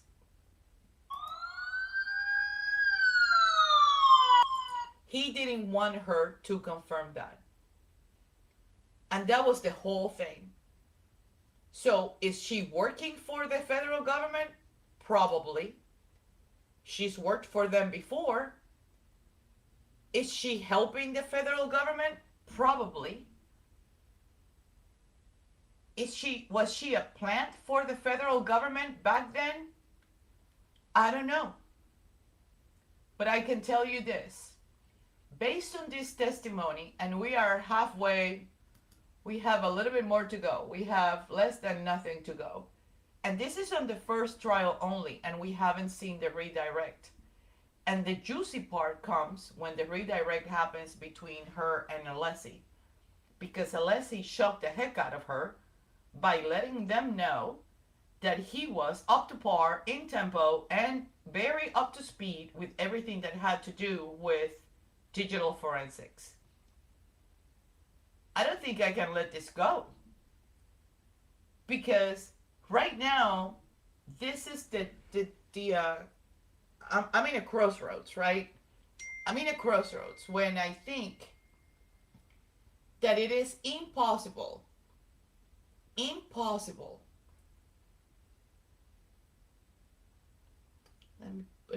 I'm trying to say it in a way that I don't regret it. You know, I'd rather take a minute and think about this before I say what I'm going to say than regret it because I said something quickly and then I didn't have time to take it back. So,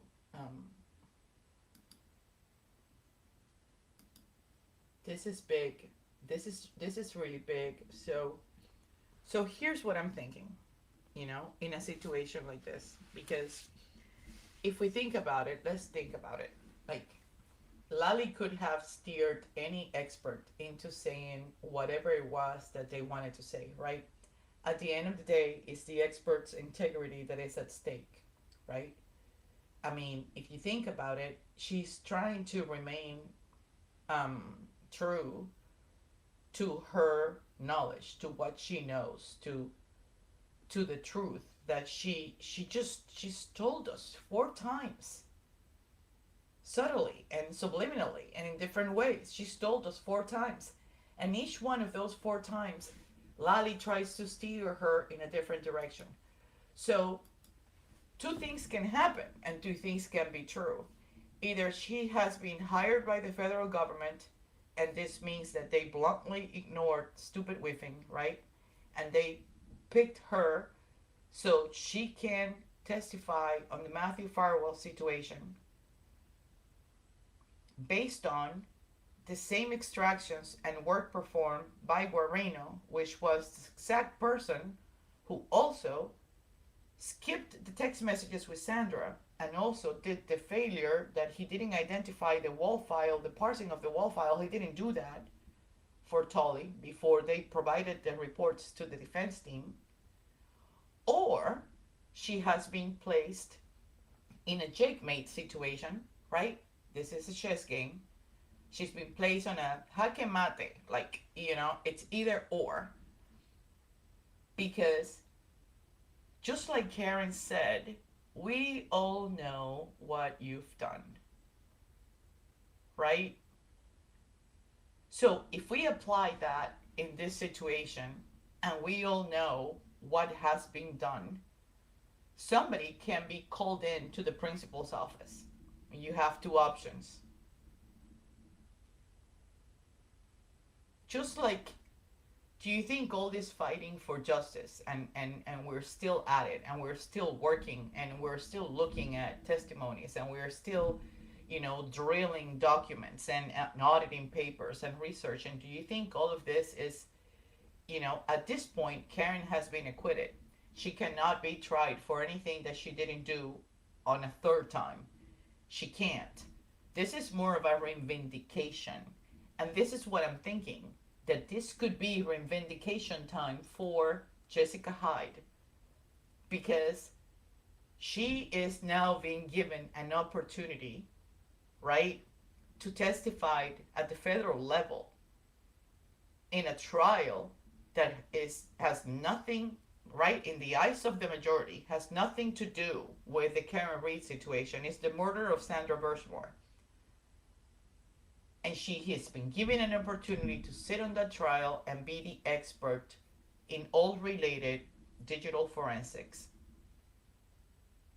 So either she has been working for the federal government for the entire time, or this is a jackmate situation. This is it.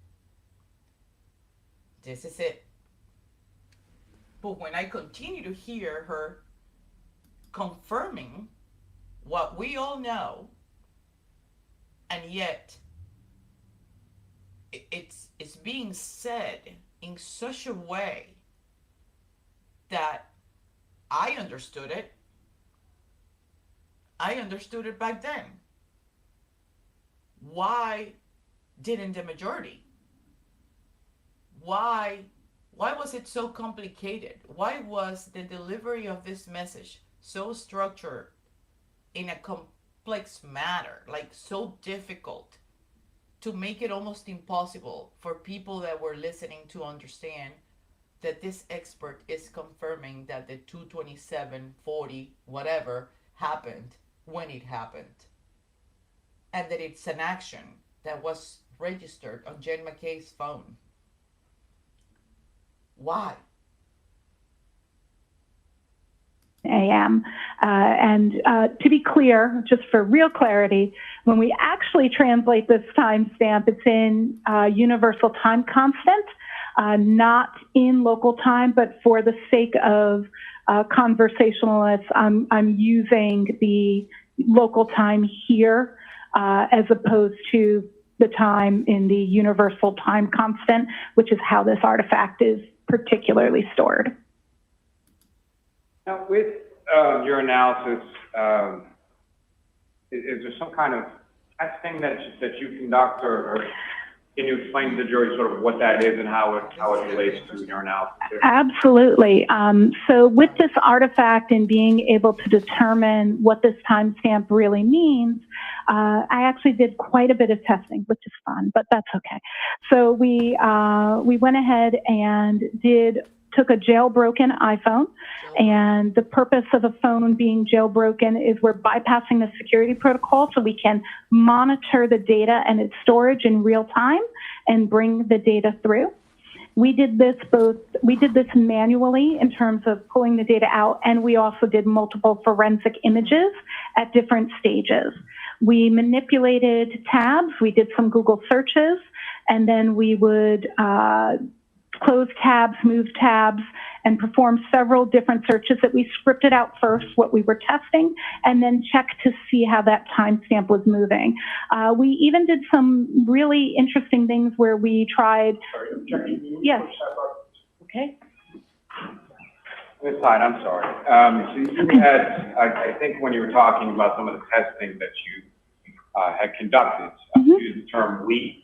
Are there other individuals that worked on this particular assignment? I had somebody peer review and test my testing.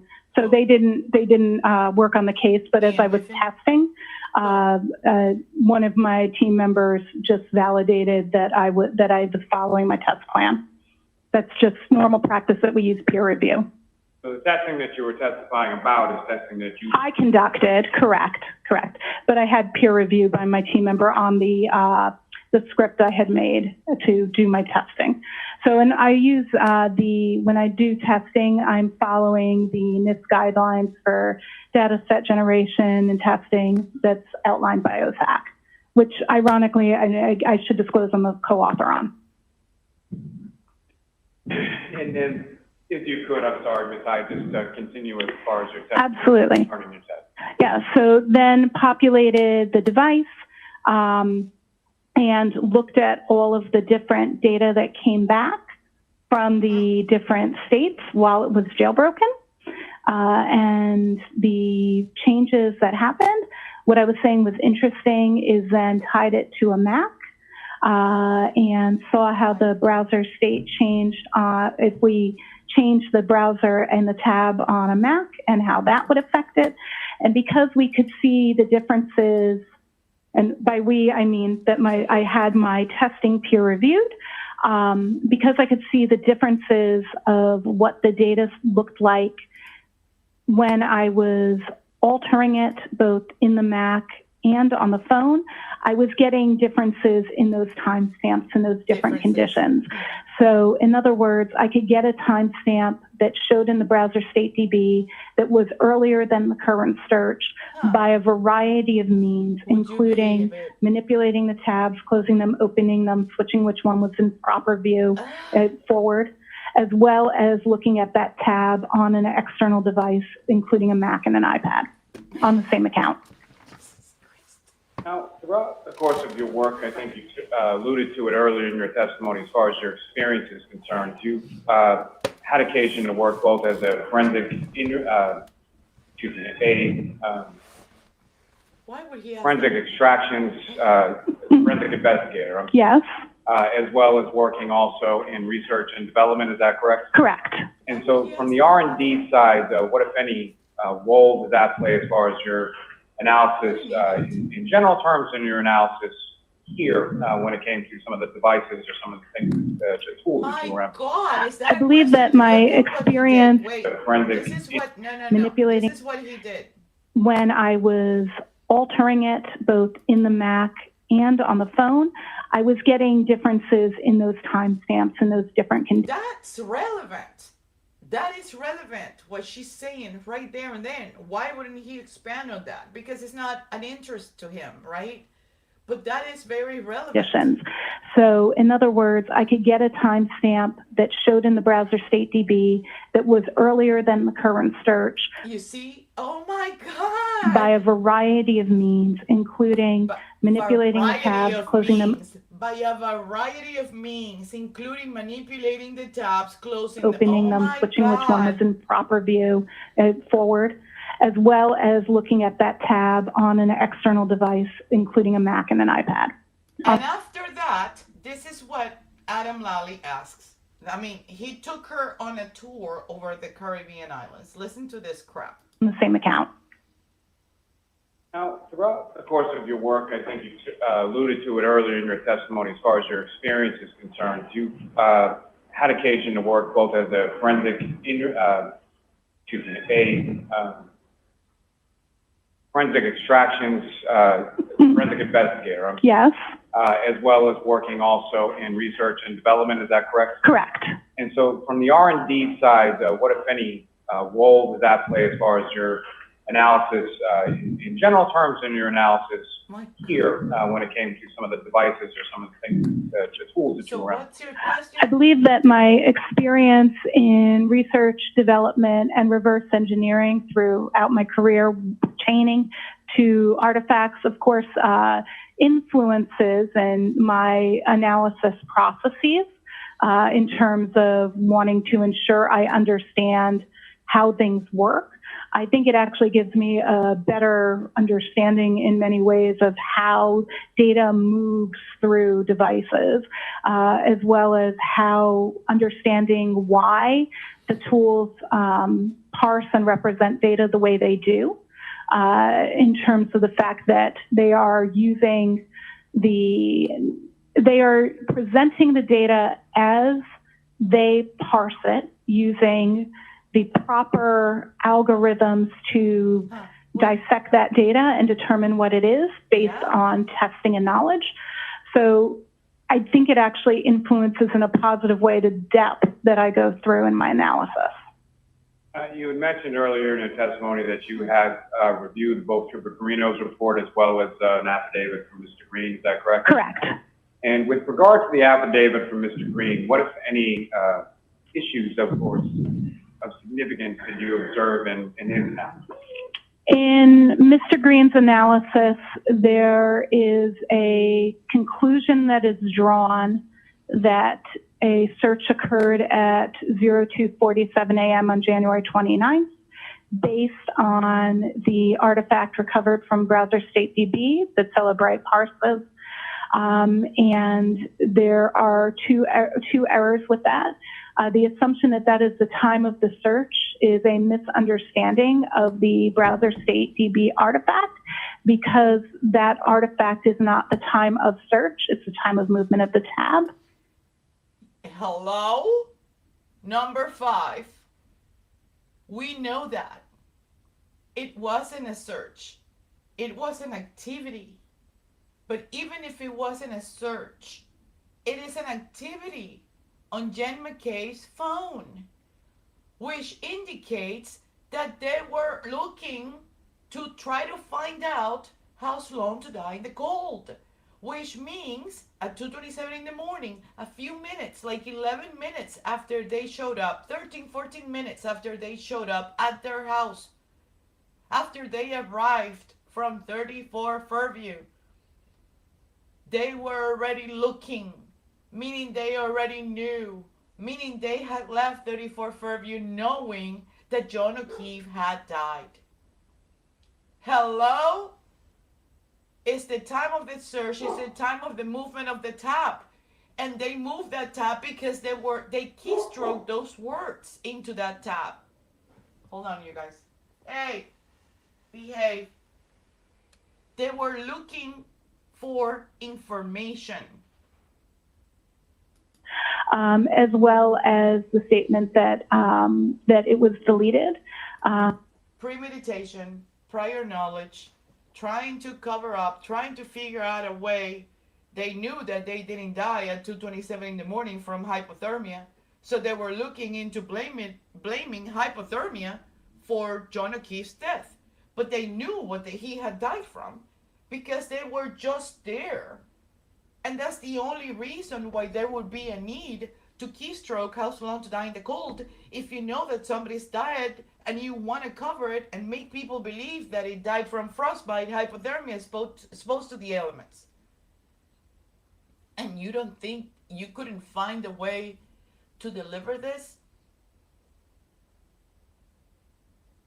Okay, so here's another theory that what if all along she knew and she was purposely throwing little nuggets of information to test the waters, to see if the judge would stop her, to see if the judge would ask questions, to see if Lally was dirty or not.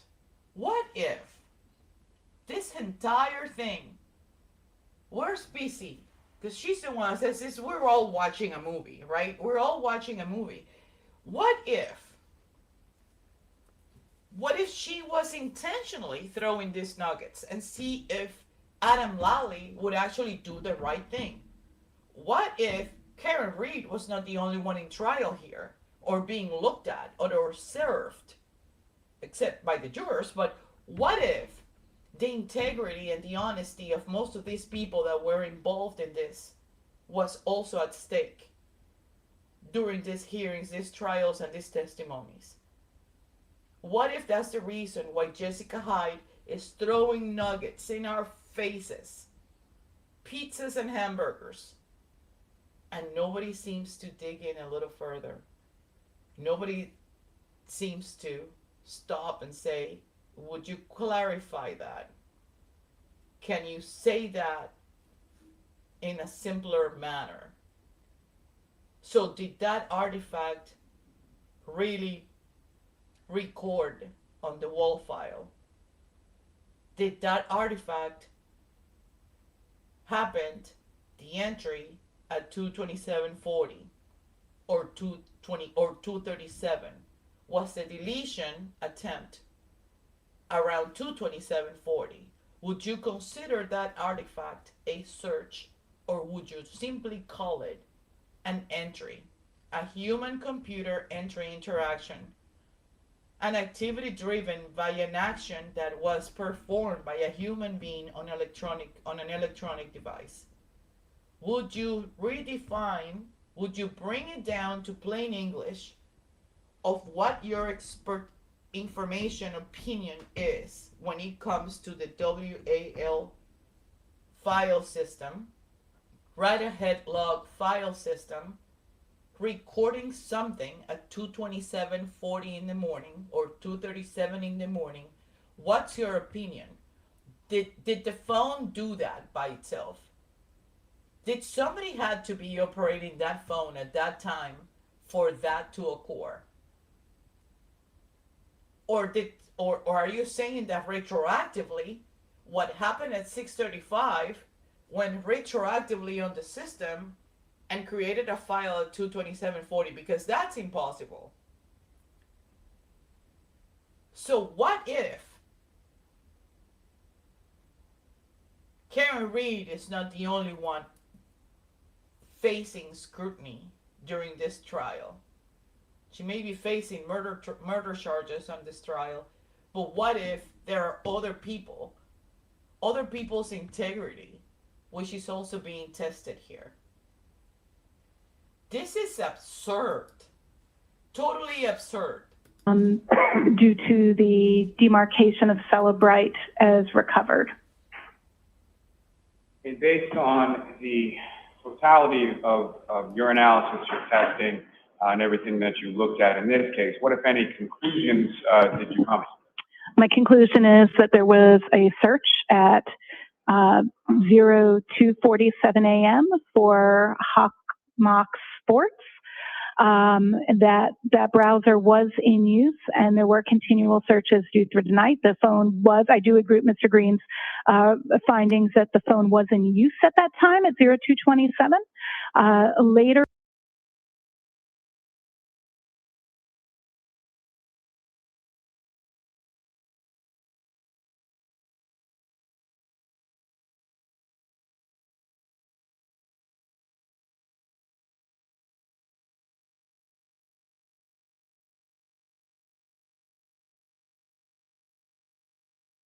in addition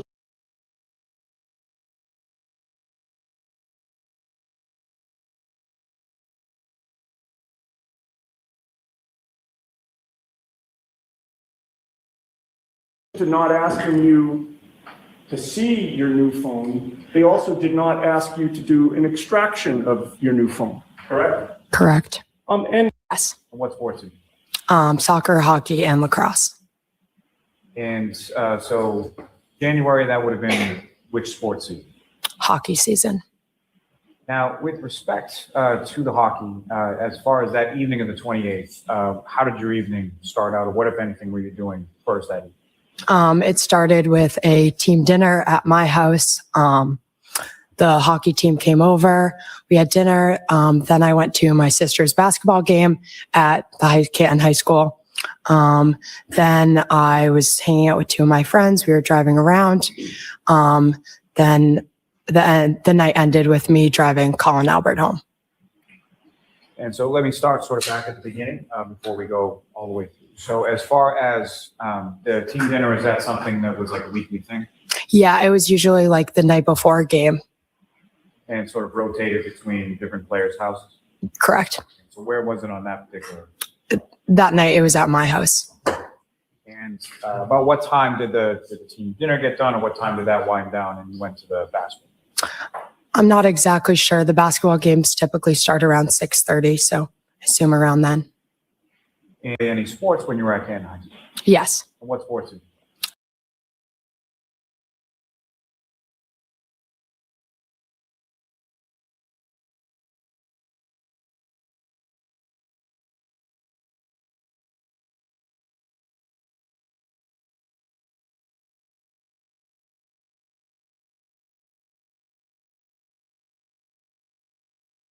A web search is done at 6:23 a.m.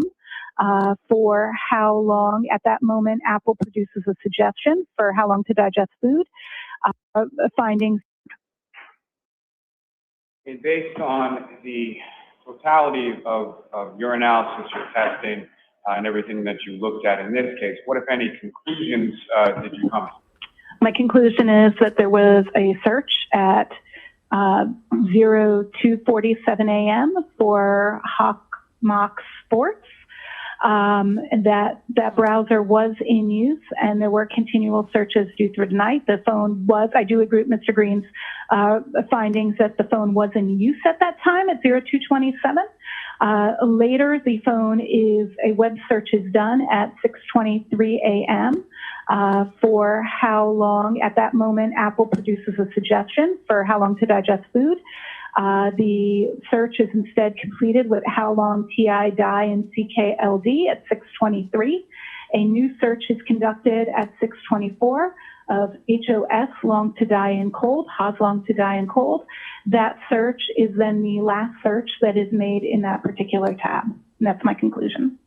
What, if any, conclusion did you come to in regard to items being deleted pertaining to those artifacts you were looking for? In regards to those artifacts pertaining to those search terms, I had no evidence of deletion. I have a moment, Your Honor. Yeah. Mr. Lally? Yes, Your Honor. The Commonwealth had seek to introduce and admit as the next three exhibits, Table 1, Table 2, and Figure 1 for Ms. Hyde's report. Okay. There's no objection, Mr. there is Nitty. no objection, Your Honor. And thank you, Your Honor, and thank you very much, ma'am. I have no further questions, Your All Honor. right. Ms. Giannetti? Thank you very much, Your Honor. Good afternoon, Ms. Hyde. Good afternoon, sir. Ms. Hyde, you just spent maybe 45 minutes to an hour, whatever the time period was, explaining to these jurors what is really a complex set of facts that led you to conclude that the 2:27 a.m. timestamp on that Google search Is that her breathing was on the triggered by the closing of a tab. Did I essentially sum that up correctly? Essentially, except it's not 2:27 a.m. timestamp on a Google search. It's a 2:27 a.m. timestamp on a tab. Oh my God! And she did that. In the context or in the course Wait. of your explanation. Oh my God! And she says it again. Okay, I gotta write that down. Wait. Oh my God! Fair enough. Thank you. And in the context or in the 2:27 a.m. timestamp on that Google search, 1 minute. was triggered by the closing of a tab. Did I essentially sum that up correctly? Essentially, except it's not a 2:27 a.m. timestamp on a Google search. It's a 2:27 a.m. timestamp on a tab. Okay, so, okay. Hold on, hold on, hold on.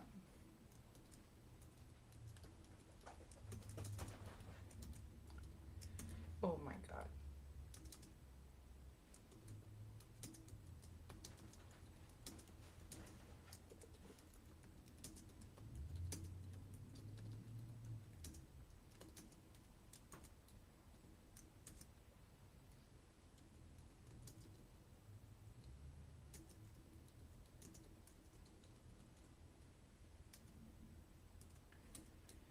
Okay, thank you guys, I'm sorry.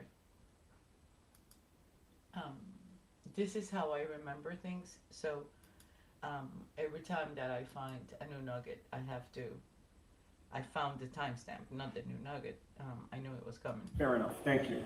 And in the context or in the course of your explanation, you discussed WAL files, That is correct. SQLite database, Yes. plist database, Yes. knowledge seed database. Yeah. plist is not a database, just it's a structure. So just a small correction. Thank you for the correction. Opening tabs and closing tabs, correct? Yes. And other issues related to your analysis of the phone extraction, correct? Would you call them issues? Or Well, maybe that's a bad word to use. Other elements. elements? Fair enough. Yes. Yes. I'm really not trying to trick you. I know I wouldn't be able to.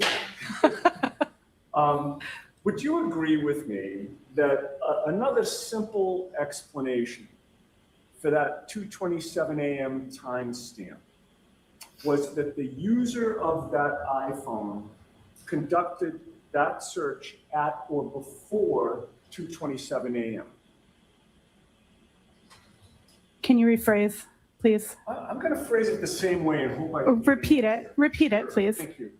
Would you agree with me that another simple explanation for that 2:27 a.m. timestamp was that the user of that iPhone conducted that search at or before 2:27 a.m. on January 29th of 2022? She's gonna say no. That timestamp is not indicative of a time of search. Yeah, I agree with that. So the question- I agree with that because so the timestamp of the 2:27:40, which is when they opened the tab, or 2:27 in the morning, when they opened the tab and they put the words "how long to die in the cold," right? It is accurate because that's when the tab and the words were entered in that tab for the purpose of searching it. But the search button was never pressed. So the timestamp is related to the fact that somebody grabbed the phone, opened the tab, the browser, and started keystroking, right? Keystroking, how long to die in the cold, but then they stopped. So the timestamp is not linked, it's not married to an actual search. The timestamp is linked to the actions of a human being that had that phone and entered those words at 2:27 in the morning. That another simple explanation for that 2:27 a.m. timestamp was that the user of that iPhone conducted that search at or before 2:27 a.m. on January 29th of 2022. That timestamp is not indicative of a time of search. So the question is difficult to answer because It's not difficult to answer.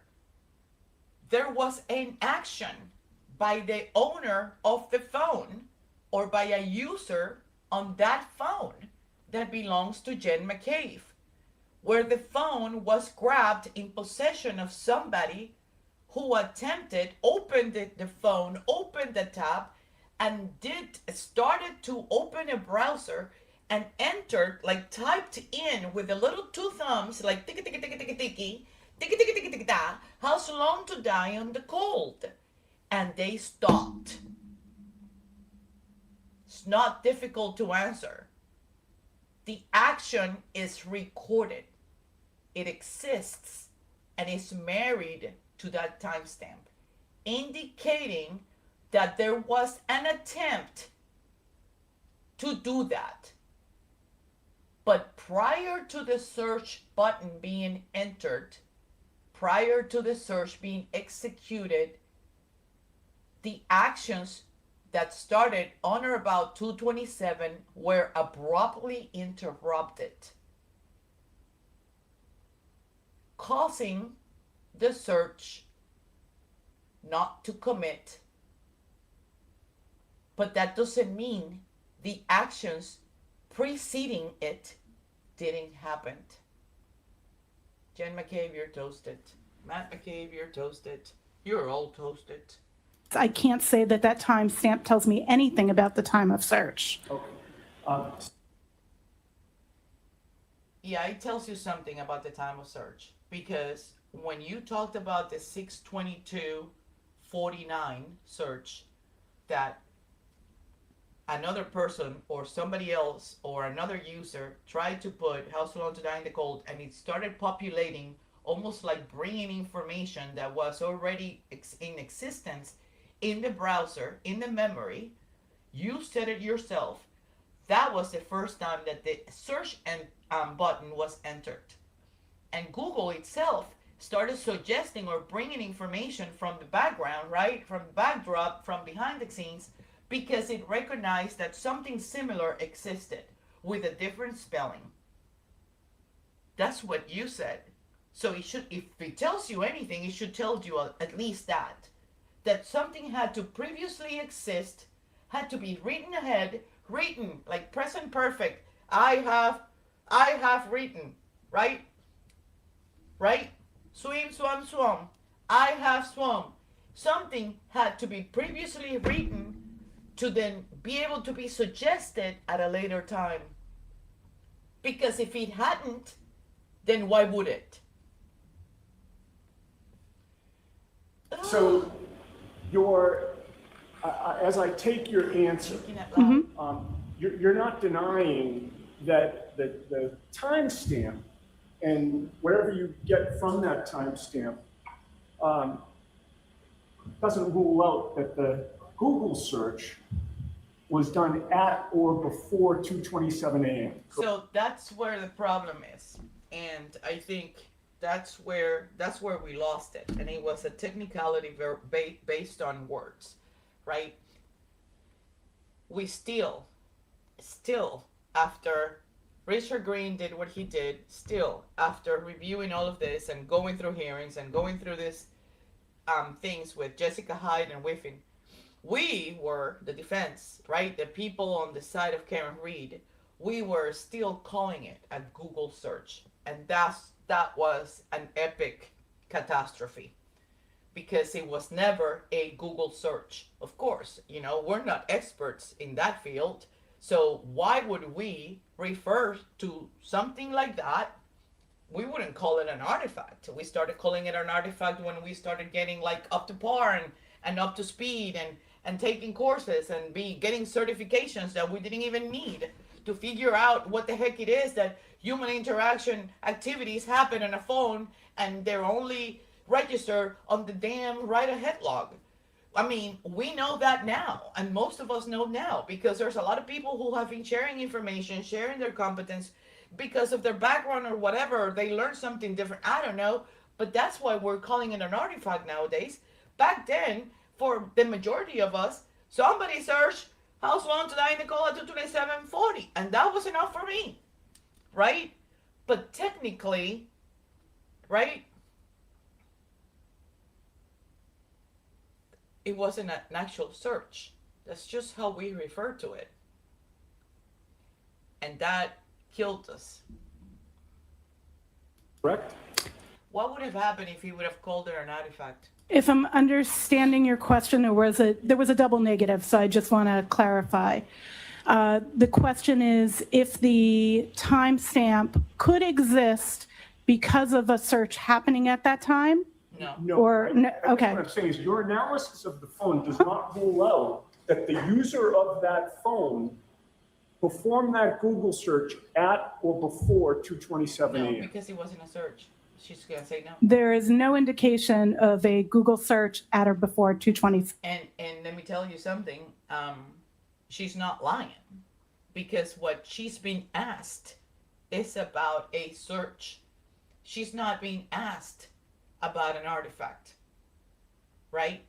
So because it wasn't a search, and the only two registered searches that actually went from opening a tab, entering the words, and hitting the button and committing as a search and being registered in Google or Safari were the ones that were conducted at 6:22:49 and at 6:35 in the morning. So that part is right. But if we would have asked the question, so you are not saying that there isn't an indication of a tab being open on or about 2:27, which created an artifact with its unique identifier number of 4028 with exact words that phrase "how sworn to die in the cold" with those exact typos. You're not saying that that didn't happen, are you? And she would have said, no, I'm not saying that didn't happen. Meaning, yeah, it happened. That artifact exists. That artifact, that indication, that action, that whatever was recorded on the WAL file did happen. I'm not gonna get tired talking about this because this is just a competition of words. This is it's purposely deceiving and detouring and distracting and making everybody so exhausted in regards to the topic that is as frustrating as it is as dealing with a child that's you're talking to the child and the child can't talk because they can't talk yet. They're just 6 months old. And you have no idea whether they're understanding you or not, right? You're deducting. You're trying to figure out, are they hungry? Why are they crying? Do I need to lift them up, like carrying them up? I mean, what is it? Do they need to go to sleep? I'm not sure. Maybe they're hungry. Maybe they're not. That's what's happening here. 7 a.m. But again, I'm getting to whether you can rule that out, ma'am. That's really the crux of my question. Can you rule out that the user of that phone conducted that search at or before 2:27 a.m. on January 29th? Conducted the entry. There is a very unlikely possibility based on the fact that there is no evidence that the search occurred before that time. That's just like saying that a search didn't happen, period. So if we look at it from a raw point of view, she's not lying. She's not lying. She's answering to a specific questions. Oh, I'm sorry. After all of the words and explanation she has delivered, I surely can't answer this. No, because but wait, D-Mart, wait, because no over explaining here about Google search, as with all previous testimonies with prosecution. Yeah. So, but hear me out. She's being asked about a Google search, and a Google, the only two searches that are registered as searches within Google browsers and Safari are actually the ones at 6:22:49 and the one at 6:35 in the morning. The 2:27, what happened at 2:27 on or about 2:27 cannot be labeled as an actual search because the search button was never pressed. They never hit enter. When they entered those words, they never hit enter. So it never became a search, but it's an activity. Somebody typed in those words, and that's why it registered on the wall file. So one thing doesn't take away from the other, right? Like, it still happened. They were on the phone. They opened the tab. They keystroked the words because they needed to know how Sloan to die in the cold. Because what their plan was to blame John's death on hypothermia. She knows the answer he wants. Yeah, but she's hanging on to a thread, right? She's hanging on to the word search. That's what she's doing. She's justifying her answer to him as a no based on the fact that he's asking for a search, for whether a search happened or not. And she knows what he wants. Of course she does. But still, it's almost like we're allowing somebody to lie to us. Because if I ask my ex-boyfriend, did you go out with Michelle Marie? Are you shitting with me with Michelle Marie? He could be shitting me with Jessica. And he's still saying no because I'm asking about Michelle Marie, right? But he's not saying, no, I'm shitting you with Jessica. He's not offering any more information than what I'm asking. I'm asking if he's cheating on me with Michelle Marie. And he says, no, I'm not cheating on you with Michelle Marie. Why would I do that? Right? But I never asked him, well, are you cheating me with Jessica? Because maybe if I did, he would have said yes. But I didn't. So he got away with it. And this is exactly, oh wow, that's a perfect example. This is exactly what happened here. This is ridiculous. It's ridiculous. Ridiculous. Like beyond ridiculous. Finish this. Go back in here and see. The user searched for pandas at 2:27 a.m. Could you rule that out? I can't rule out something that doesn't exist. Well, you would agree with me that with regard to your analysis of this phone extraction, you were given very specific instructions in terms of what to look at, correct? Correct. I had a very limited scope in this analysis. And who was it that gave you that limited scope? That scope was relayed to me by Detective Tully. Okay. And Detective Tully instructed you specifically to only look at the part of the phone extraction that dealt with the Safari search history. Safari search history specific to January 29th, 2022. That is correct. And he instructed you not to look at anything else on the phone, correct? I looked at related artifacts such as the such as what was being done at that time, the phone being on, the phone being used, but not anything else outside of that, correct?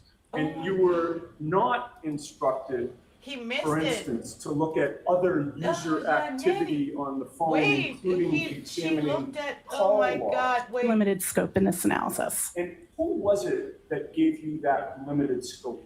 That scope was relayed to me by Detective Tully. Okay. And Detective Tully instructed you specifically to only look at the part of the phone extraction that dealt with the Safari search history. Safari search history specific to January 29th, 2022. That is correct. And he instructed you not to look at anything else on the phone, correct? I looked at related artifacts such as the... I looked at related artifacts. Wait. That's at 104, 104.46. But Yannetti missed it. Such as what was being done at that time, the phone being on, what was being done at that time, the phone being used, but not anything else outside of that, correct? Expand on that, Yannetti. You should have expanded on that. Okay, so what happened? What artifacts were you able to identify that were being used or within the time frame? Tell me. What artifacts? What time? What happened exactly on or about 227? And you were not instructed, for instance, to look at other user activity on the phone, including examining call logs on the phone, correct? Correct. And you would agree with me that if you were allowed or instructed to examine the call logs, that could reveal Look at her face. deletion of calls that morning, correct? Of course. Well, Oops. Okay, the objection is sustained. But of course, she would have been able to detect the deletions, but she was not allowed to look at calls. And she already said, of course, regardless of your objection, you idiots. Thank you. Any follow-up, Mr. Lally? No, Your Honor, no redirect. No, I mean, it's Hyde, you are all set. as Thank you very frustrating as much. it is. So Jessica Hyde is done, and that is trial 1. So this is where I'm going to tell you guys that this was, oh my God, I don't even know how to explain it. Like, I don't know what I need right now. I don't know what I need. I have no idea what I need. But I can assure you, Jessica Hyde is no dummy. She knew, she's stuck. She was, it's almost like, and military, you know, it's like, remember when Brian Albert said, deny everything, question everything, admit to nothing. Do you remember when he said that? It's a Marine Corps thing. It's part of the training, right? It's like you don't offer any additional information that that you're not being asked.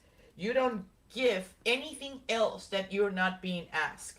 You do not respond. You do not offer. You do not add any pinch of salt or cinnamon to absolutely nothing unless you're asked.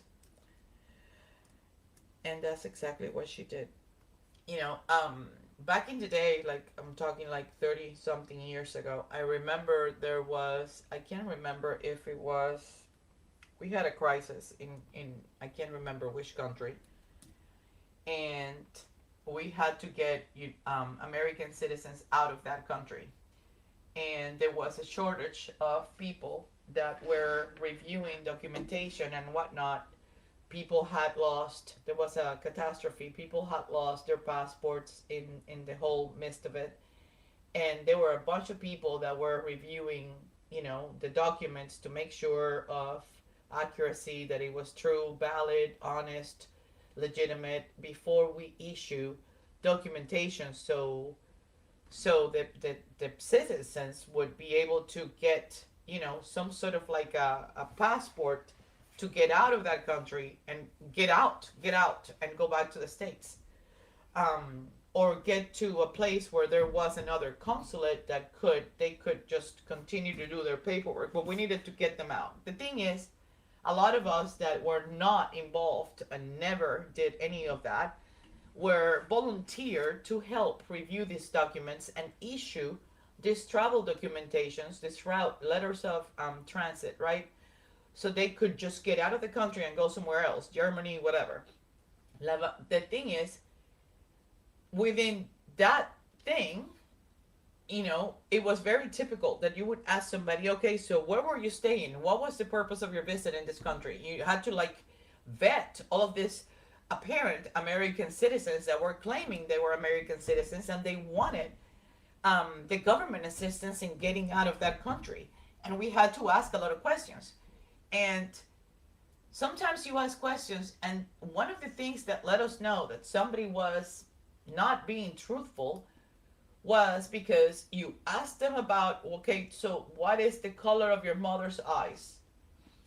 And they would go, oh, well, they're a little green. They're on the green side, but they're sort of hazel. So depending on the weather, I mean, if it's a sunny day, they would be blue. But sometimes if it was a little cloudy, you know, they would turn to green. I'm going, okay, you are not an American citizen.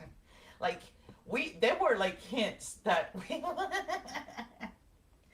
because how is it that you're being asked what is the color of your shirt and you start giving me tones, man? It's either black, white, pink, red, blue, green. Like, give me an answer. Give me a straight answer. So, you know, I mean, those were one of the first hints that we knew, yeah, no. The first hints. And of course, sometimes we were like right on target, right? Like we were right. But sometimes it was a matter of the fact that they were a little older, or they had been in the country for a long time, and sort of like, without wanting to, sometimes you adapt to the culture that is surrounding you, or how other people around you behave. So it was pretty educating. That was pretty educating.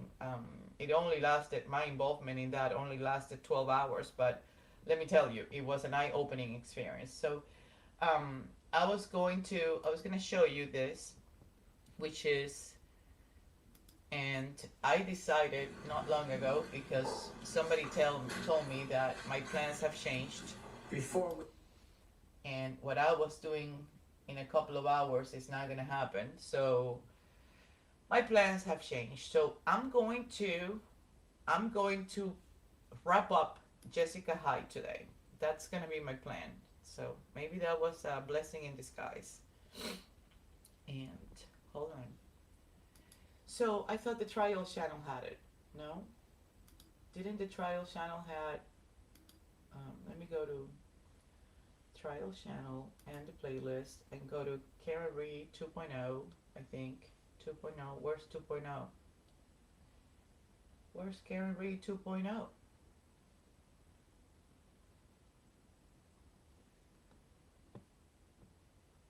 Did they take it out?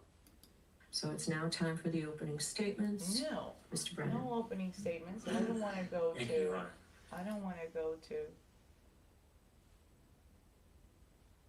Yeah, but that is So it's the now time right for the playlist. opening So let me statements. look at for Jessica Brennan. Hyde. She's embedded here somewhere. Thank you, Your Honor. Give me a second.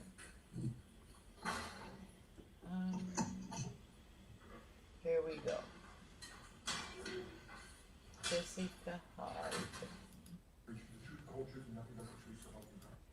So I have trial 2, and this is important for me because wait, I have to look to see what D-Mart is telling me.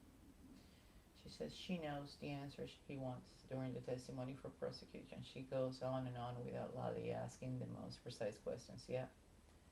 And it's almost like she was baiting them to see if I really don't know. Rather, she knows the question he should be asking, the way it should be, worded. Yeah. But she's hanging on to a thread, right? It's almost like because he's asking her about a search, she knows she can get away. Because don't forget, she's a witness for Norfolk County, right? She's a witness. Tully hired her. Morrissey hired her. So, yeah, I hear you and understand she is being paid by prosecution, but is too smart not to know the answer. Yeah, she knows the answer. It's just that without wanting to, I think we all gave her an out. I think by not asking, and at one point I thought that she was giving Yannetti a hint by saying, I explored other artifacts that happened around 227 and blah, blah, blah. And like using that word, almost like giving him a hint. Instead of saying search, say artifact. Say artifact. What other artifacts happened on that phone that were user driven on or about 227 to 227:40 in the morning? What other artifacts, what activities occurred on that phone, were performed on that phone, and ask her, does the owner of the phone, is the owner of the phone the only person who is able to perform or do searches or look for things or keystroke words on a phone? If the owner of the phone gives authority to another person, any user that is allowed on that phone is able to type, search, look for anything in that phone, as long as they have access, as long as they have their password, as long as they're okay, or they are allowed by the owner of the phone to do so, right? So whoever does anything on a given phone is not particularly solely just limited to the owner, right? Right. Like, you know, if we would have known then what we know now, like, you know, and for everybody that is here, I wanted to let you know, hold on. Because I know that everybody that is here, is a curious mind. Hold on. And I did a little bit of digging because I had to do a couple of things in order to understand. I mean, I was dealing with my kid, and my kid is, you know, he's got a master's degree in human computer interaction, but I was already driving him crazy. So he referred me to MIT and told me to take a couple of certifications and here and there. But also he said that some of the courses you didn't have to pay for that, Mom. You didn't have to pay for that. I'm going, what do you mean? Well, you didn't have to pay for that. There's a lot of courses that are free. So I'm posting a link right now that it's MIT in Massachusetts, and there's thousands of courses that are free online. Not necessarily all of them are related to digital forensic or human computer interaction or understanding forensic analysis, but there are so many courses that are free and are available, and they actually offer, they issue a certificate of completion right after. So if anybody has an hour, 2 hours a week that you can actually invest some time and add some sort of, loops to your belt, why not? Anything that we can do to better ourselves and increase our level of knowledge, understanding in any field, in any specific field. It doesn't matter that is, outside of digital forensics. Look for ways to learn. Look for ways that are, you can like do it by your own. You can do it on your own time. You can sort of like open it up on your phone, and sometimes it pays off. I remember a couple of days I said, you haven't been on YouTube, you haven't been on X. Well, there's only so many times during the day, and I need to make sure that I divide and conquer, right, in a balanced way, because I can't deliver to you. I cannot even sit here with the level of understanding and feeling secure about what I'm saying unless I am, right? Because otherwise I'm also going to be BSing you guys. So, and the few that are here, the few that know me, the few that have followed me, have known me for quite some time, I would say. So you already know that I don't half-ass anything, for the most part. And if you don't, then you better start getting to know me. So, but anyhow, yeah, that was kind of cool. So, and I'll add it to the description of the show for those people who come in after and watch on replay. So, one thing that everybody has telling me is that it's like, Josie, but why don't a lot of people know this? Why don't a lot of people understand the whatever? And I don't know. I'm not sure. I'm not sure where the majority of the people, or who is actually. I don't hear, other than Grant, and Grant doesn't go in detail as far as the specifics of the artifact. I don't know who else is breaking this down. I have no idea. One of the things that I like to do, especially when I'm coming close to reach a conclusion, is I don't want anybody influencing me. I don't want anybody to sort of like detour me or take me, in a different direction that I'm already heading after spending 2, 3, 4 weeks in a specific subject or a specific, I'm going to call it artifact, or a specific artifact. I don't want to be influenced. I want to finish with what I'm doing. And then after I do that, then I'll listen, right? I'll go back and I'll ponder and I'll consider and I'll try to like question myself and see, okay, so is my conclusion worth reviewing? Is my findings worth revisiting, or exploring other options based on what so and so and so and so just shared? Now, that information has to be shared with some sort of backup, because if there's no backup, it's very likely that I'm not even going to entertain listening to nothing. So I need to see it, like, you know, just like you guys, we need to see it. We need to see where this thing is coming from. Why did this happen? Who hired who?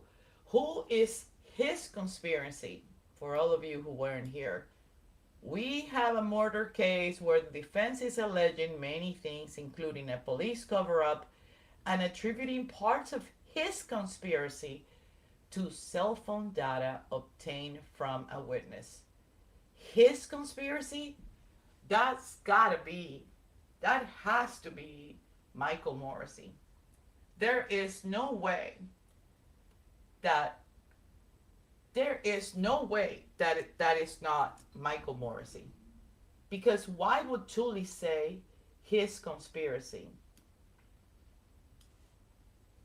Why would he say his conspiracy? Because he's the one that is going further with the trial? Because he's the one that is, why? It's the only thing that makes sense. And then that's the other part. You gotta make it make sense, right? So, I'm gonna play this for a minute. Good morning. Good morning. Your Honor. All right, Mr. Brennan, whenever you're ready. Thank you. Good Oh, afternoon. yeah. And for all of you who are here and those who are not here, this is when we changed, right? Changed Lally. And Lally is no longer the prosecutor, right? And now is Harmonica Hank. Now is Hank Brennan, who is the prosecutor for Norfolk. So, can you imagine that we find, just like we found memos in regards to, what is it? I got distracted. Just like we found memos in regards to Jessica Hyde and how her hiring came about, have you thought about Hank Brennan? Have you thought about what if we were to find information that could lead us to understand how did Hank Brennan come about? Have you thought about that? Let me see something. I'm not sure who's here or who's not anymore from where we started. Not sure. Guys, if you're here, please don't forget to hit the like. Maybe that would help other people find the thing, find it. Who knows if they find it interesting or not, but please don't forget to hit the like. Where was I? I'm trying to get out of there and show you this one. Here we go. Good afternoon. Could you please introduce yourself to the jury and spell your last name for the record? My name is Jessica Hyde, Jessica space Hyde. What do you do for a living? I'm a digital forensics examiner. I'm also an associate. I'm also an adjunct professor at George Mason University, where I teach mobile device forensics in their graduate program. I also own a digital forensics company that does training, services, and research. She's nervous. Guys, she's nervous. Like, now that we know everything we know, I'm looking at this from a different point of view. Hold on. Now, this is his witness. Yes, I do. Good morning. Good morning. Your Honor. She's not happy. All right, Mr. Brennan, whenever you're ready. Thank you. Good afternoon. Good afternoon. Could you please introduce yourself to the jury and spell your last name for the record? My name is Jessica Hyde, Jessica space Hyde. What do you do for a living? I'm a digital forensics examiner. I'm also an associate. I'm also an adjunct professor at George Mason University, where I teach mobile device forensics in their graduate program. I also own a digital forensics company that does training, services, and research. My God, she's choking. In addition to teaching at Georgetown University, do you teach in other ways? Correction, I teach at George Mason University, Mason, not Georgetown. But thank you. I also teach, my company writes and develops training courses. I teach a mobile forensic analysis course and a data structures course there to law enforcement, civilians, et cetera. Do you engage in any other type of academics or research? I do. I do other research as part of some volunteer activities I do in the digital forensics field. So I'm the chair of DFIR Review, which is a body that reviews practitioner-created research so that it can go through peer review. I often do reviews as a member of a reviewer for Forensic Science International Digital Investigations Journal, which I was a previous associate editor of. What does peer Oh, I'm so sorry. What does peer review mean? Peer review means that when a study is done or a research paper is done on a topic, that an assessment is done of it. There are 3 types of assessments that can be done. One is a methodological assessment, where you read through the methodology of the academic or practitioner-created paper and state if it is acceptable or not. The second is you conduct your own testing using the same methodology to conduct a peer review with your own generated data sets. And the third is if the original author has shared their data sets, reviewing their data sets and checking that against their work. Has any of your work been peer reviewed in the past? I've had 2 peer-reviewed journals. I've had an article that was peer-reviewed and published in Forensic Science International Digital Investigations regarding the standardization of file classification of recovered items. The layman's term of that would be talking about what deleted means. Oh. And then I have another paper that's been accepted that I was a co-author on in terms of timelines and correlations of forensic evidence. You mentioned you work in forensic data analysis. Generally, what does that mean? It means that I look at evidence of digital forensics devices, be them mobile phones, computers, Internet of Things devices, and do analysis to provide meaning and context to the data that's recovered from them, as well as performing data recovery of those same computer-related devices. Did you have any specific education or training to learn about forensic data? Absolutely. I have professional training both from courses I've taken, as well as I have a master's in digital forensics from George Mason University. A master's degree in that. I've taken multiple courses, advanced mobile analysis, iOS forensics courses from SANS, computer forensics courses from SANS. I have multiple certifications. I hold the GIAC GCFE, which is the GIAC Certified Forensics Examiner. I also hold the NWC 3CFE, which is a Certified Forensics Examiner. Do you, through your company, teach other forensic examiners how to study forensic data? Correct. I teach government agencies, both federal and state and local, how to do digital forensic analysis, as well as private sector digital forensics examiners. How do you teach private digital forensic examiners? What's the method? I've developed an online virtual course that we teach virtual live, so I'm always there when I'm teaching, but I also have a team of instructors. So for example, the mobile forensic analysis course that I developed right now this week is being taught to a police department in Texas right this moment. Forensic data analysis seems like a broad field. Is there certain parts that you focus in? I personally specialize in mobile phones and Internet of Things devices. I want you to just give us some very basic, very general and brief background. When you're looking at a forensic device and you're analyzing it, do you rely on any tools? That is a really interesting question. Reliance on tools is not precisely what we do. We utilize tools to extract data from a device, and then we utilize a variety of tools to attempt to parse results from those devices.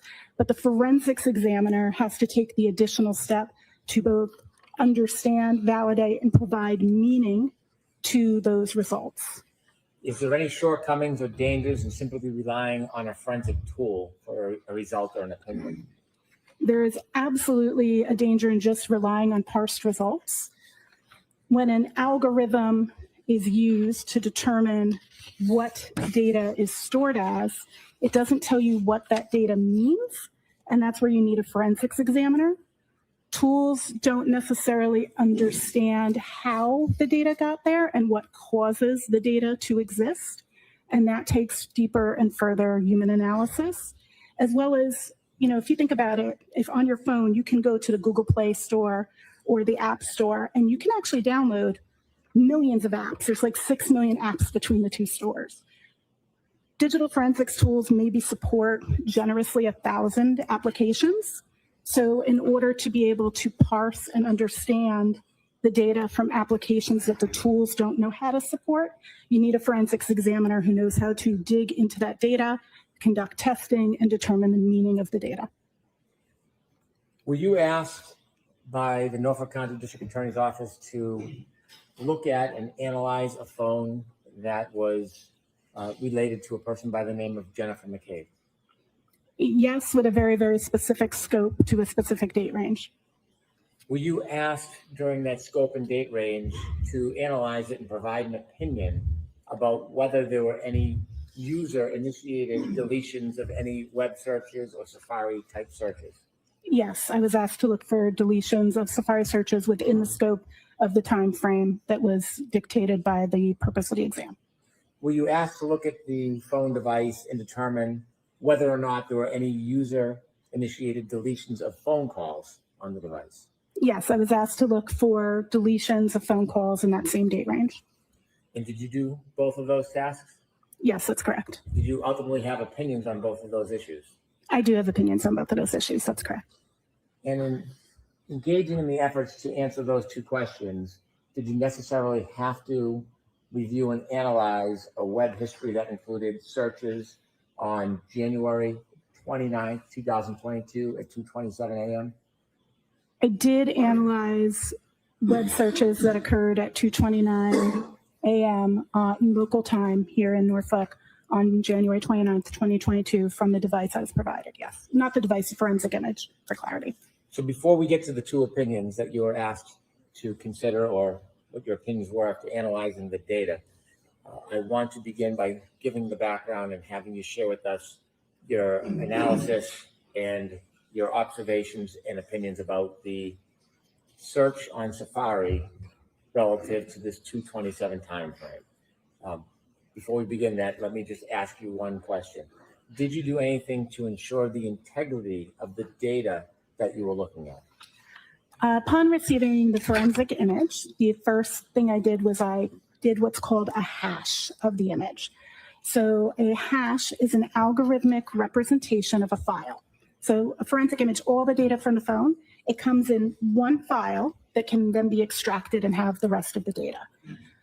That singular file that's really received, there's actually 3, but focusing on the one that has all of the data, that archive file, you can run what's called a hash algorithm against it. There's actually multiple hash algorithms, and I hashed it, and then I validated that hash to the document that was provided along with the image file that contained the hashes that were contained in. Those hash values matched. Now, just for clarity, if you change one bit in a file, it will not have the same hash. So the hash provides integrity, and having used both hashes, which are available in that report, and ran 2 different algorithms, they both matched. Additionally, I reviewed the PDF that was received for signs of alteration. The PDF that comes with a Gray Key report is not signed by Adobe Acrobat. However, I was able to take that PDF and then examine it just like I would a phone. So I'm using the same techniques on the phone. Using a tool called EXIF tool, I was able to learn a lot about the creation of that particular PDF. And what I was able to learn about it was that it was created by, it's labeled it as being produced by Grayshift using a particular code-based application to create the PDF. called PYF PDF, standing for Python Framework PDF. It is on, it's a program that you can download, and developers who create tools like Magnet Forensics, who owns the Gray Key, utilize that script, which is why it says it's produced by it, to create the actual PDF. That's what the evidence there in the data tells me. It also contains a time of when that is created, and that time was February 2nd, 2022 at global UTC, that's the global constant time, think what's in the UK, at 22:49, which local time would be 5:49 p.m. So that says that it was created approximately 2 hours and 45 minutes.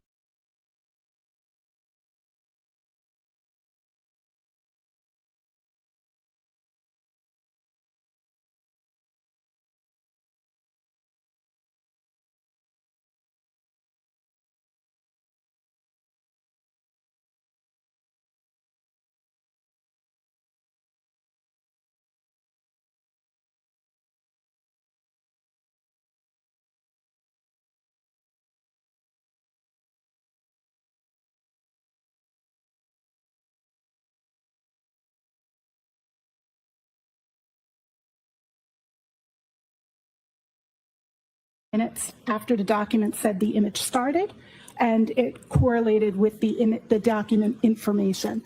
So that provided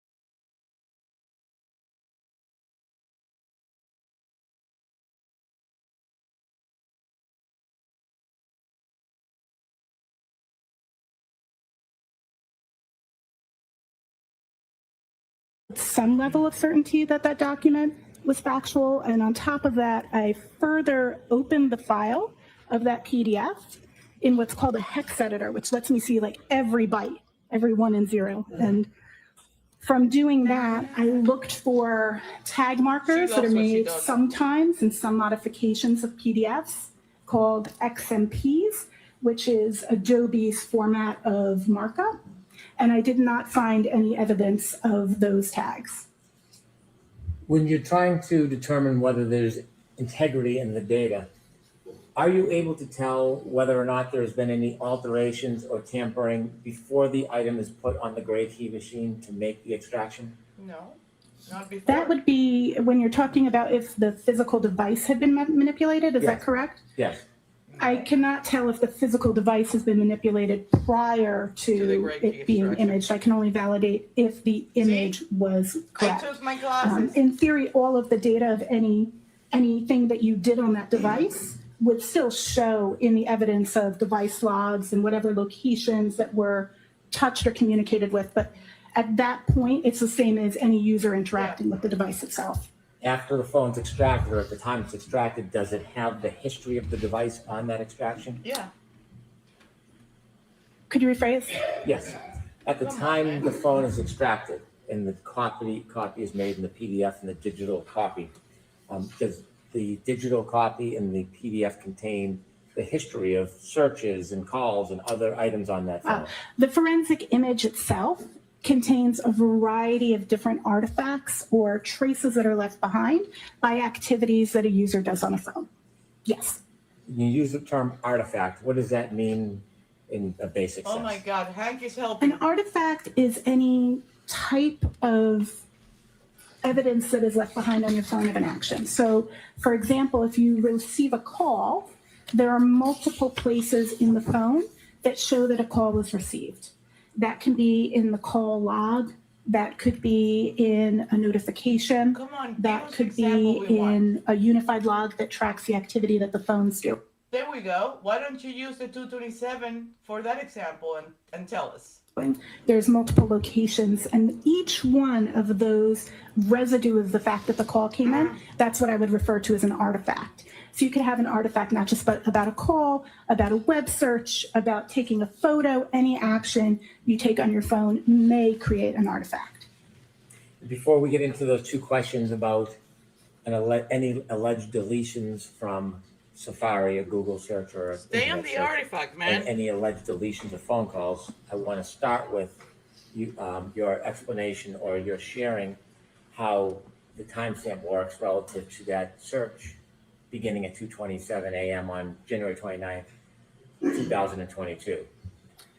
So for clarity, there's more than one search that happens actually at 2:27. Oh, wait. There is some activity that's looking at, and I don't want to mispronounce the name of Left Behind, by activities that a user does on a phone. Yes. You use the term artifact. What does that mean in a basic sense? An artifact is any type of evidence that is left behind on your phone of an action. So, for example, if you receive a call, there are multiple places in the phone that show that a call was received.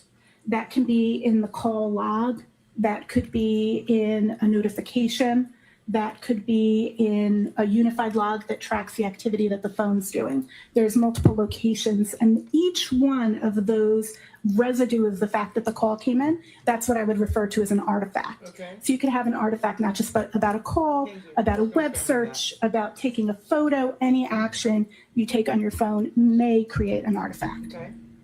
Before we get into those two questions about any alleged deletions from Safari, a Google search or an internet search, and any alleged deletions of phone calls, I want to start with you, your explanation or your sharing how the timestamp works relative to that search beginning at 2:27 a.m. on January 29th, 2022. What time? So for clarity, there's more than one search that happens actually at 2:27. There is some activity that's looking at, and I don't want to mispronounce the name of the town. I'll try Hockomock. It's not a town. Good try. Sports, looking at activities for the sporting events at that school system, I assume, or county location. There is a timestamp for the search "How's long to die in cold."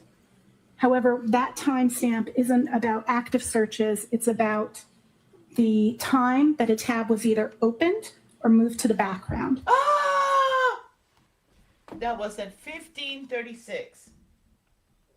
15:36. That was the timestamp that was either opened or moved to the background. Keep So going. "How's long to die in cold" is the most current search in the tab that you opened at that was opened at 2:27. So if you're using your phone and you go to your browser, you have some choices. You can just open an existing tab, or you can open a new tab. A new tab was opened at 2:27 a.m. And that search was done there. Like, how many more times does she has to hint us, man? This is pathetic. Another tab, actually at 2:27, was moved to the background, and it's that's at 16:06. That was me. I'm sorry. 16:05. Calm down. last search at the time it was moved to the background was for, I believe it's Raining Men, the YouTube video. So those two searches both exist as what's called browser state searches, but that browser state isn't about the time that it was searched. It's about the time that the browser tab that you opened either went to the background, or if it's never been moved to the background, the current search.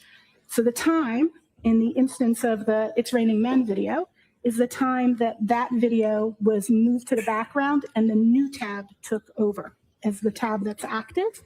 And that tab, the last search done in that tab is How's Long to Die in the Cold, because that database holds the current search. It constantly gets updated, and the time that the tab was either opened if it's the first time it's opened, or moved to the background if it's an existing tab. Could you put together an exhibit that would help explain some of I the different did. I did databases? put it together an exhibit that would show that. May I approach?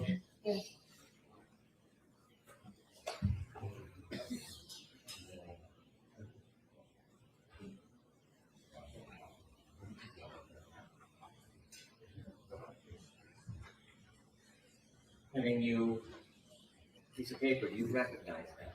I do. This is table 1 from the first report I created on this case on the phone that I was told was for Jen McCabe. Is that the exhibit that will help you explain? It will. I move this to evidence.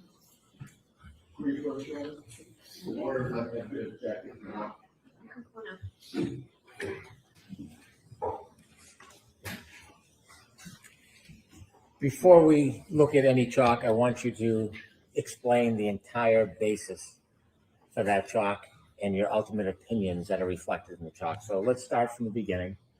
May I And- look at my copy of the chart or no? Why don't I just ask you to, See if you can answer the questions and if you have first. Yes, Your Honor. when you looked at the phone to analyze it, were you trying to determine when a particular search was made, specifically the search, how long to die in cold? Correct. I was looking for 2 searches, both how long to die in CIKD and how long to die in cold. So as a forensic examiner, how do you begin the process to try to identify and determine when that search is actually made? So the first thing we would want to identify is what application was being used at the time to make the search.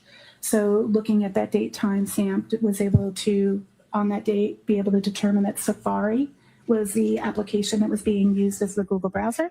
And then you would begin looking at the artifacts for Safari, both those that are parsed by the forensics tools, but then further looking into the data structures that hold that data itself, and then ultimately conducting testing to determine why a certain artifact exists. So you mentioned the beginning step is the forensic tool or tools. Did you use forensic tools to get information or parse any data regarding this potential search of 227? Yes, I use multiple forensics tools. Can you share with us the multiple forensic tools that you used? Absolutely. I used Cellebrite Physical Analyzer. I used Magnet Axiom. I used just the tools I used at first. I used iLeap. There are further tools I used later, but those were the 3 that I started with. What tools did you use later? Later, I used specifically, I've used Sanderson's Forensics Toolkit, the forensics browser in Sanderson's Forensics Toolkit, which helps exploit SQLite databases. And then I further reviewed in a tool called Rabbit Hole. To begin with, Cellebrite, is that a tool that you're familiar with? Yes. Is it a commonly used tool in the industry? Yes, commonly used mobile forensics tool. Is it reputable? Highly reputable. Why did you use Cellebrite? Wow. I use Cellebrite because on any mobile exam, I'm going to validate what is captured by Cellebrite and Magnet Axiom because they have the most. Pay attention to Hank Brennan's demeanor here. He already asked when she said that mainly she used Cellebrite and Magnet Axiom and others later on. He didn't stop there. He said, what were the tools that you used later on? And he asked her to identify that were iLeap, Sanders, and Rabbit Hole. And then he asked, he's asking her, why did you use Cellebrite? So his demeanor sort of started out as probing and testing and, whatever, but it's shifting, and I want you to catch how and when he shifts. Robust parsing of what is in my tool arsenal, and then I would also follow up with iLeap closely behind, because iLeap has a lot of artifacts that aren't supported by either of those tools. Using a variety of tools is going to give you different coverage, and each tool has a different perspective on how they view and display data. You said you also used Magnet Axiom? That is correct. Is that a leading forensic tool as well? Yes, that is also a leading forensics tool. Are you familiar with that company? I'm very familiar with magnet forensics. I was actually their director of forensics for 5 years, then continued to consult for them for an additional 2 years under my company Hexordia, and my company continues to be a reseller of magnets products. You mentioned different tools may present information a different way. Do those tools change the underlying data at all? That's a great question. So when we're talking about the results that a tool shows, the tools maintain the integrity of that original forensic image. And that's actually something we verify as we continue through our exams to make sure that the underlying data hasn't been changed. There are some tools, I did use some other tools, I apologize. I also used Artex and Mushy. But Artex is capital A, lowercase RT, capital E, lowercase x. And then Mushy is MUSHY. Oh, you're welcome. She's nervous. I'm sorry, can you repeat the question? I got the spelling threw me off. I mentioned, or I asked you about using multiple tools and whether or not the use of different tools changes the actual underlying data. So the actual underlying data is always maintained. We do validate that. If some other tools also change their physical analyzers and upgrade them in the middle of the thing. That's what he's asking. He's asking that. Allow you to see parse results and then allow you to dig deeper into looking at the actual files and data structures. Those would be tools like Cellebrite, Physical Analyzer, and Magnet Axiom. Some tools show you the parsed results and tell you where they got them, like iLeap. It shows you the parsed results and tells you the file location, and then you would open that up in an external tool. And then some of the tools I used are not tools that parse the results, but are tools that allow me to manually look at the data structures. So they directly allow me to look at the data structures. And all of the tools I use in this instance are tools that do not change the underlying data. Is it important or critical to go beyond the tools presentations and actually analyze the data yourself?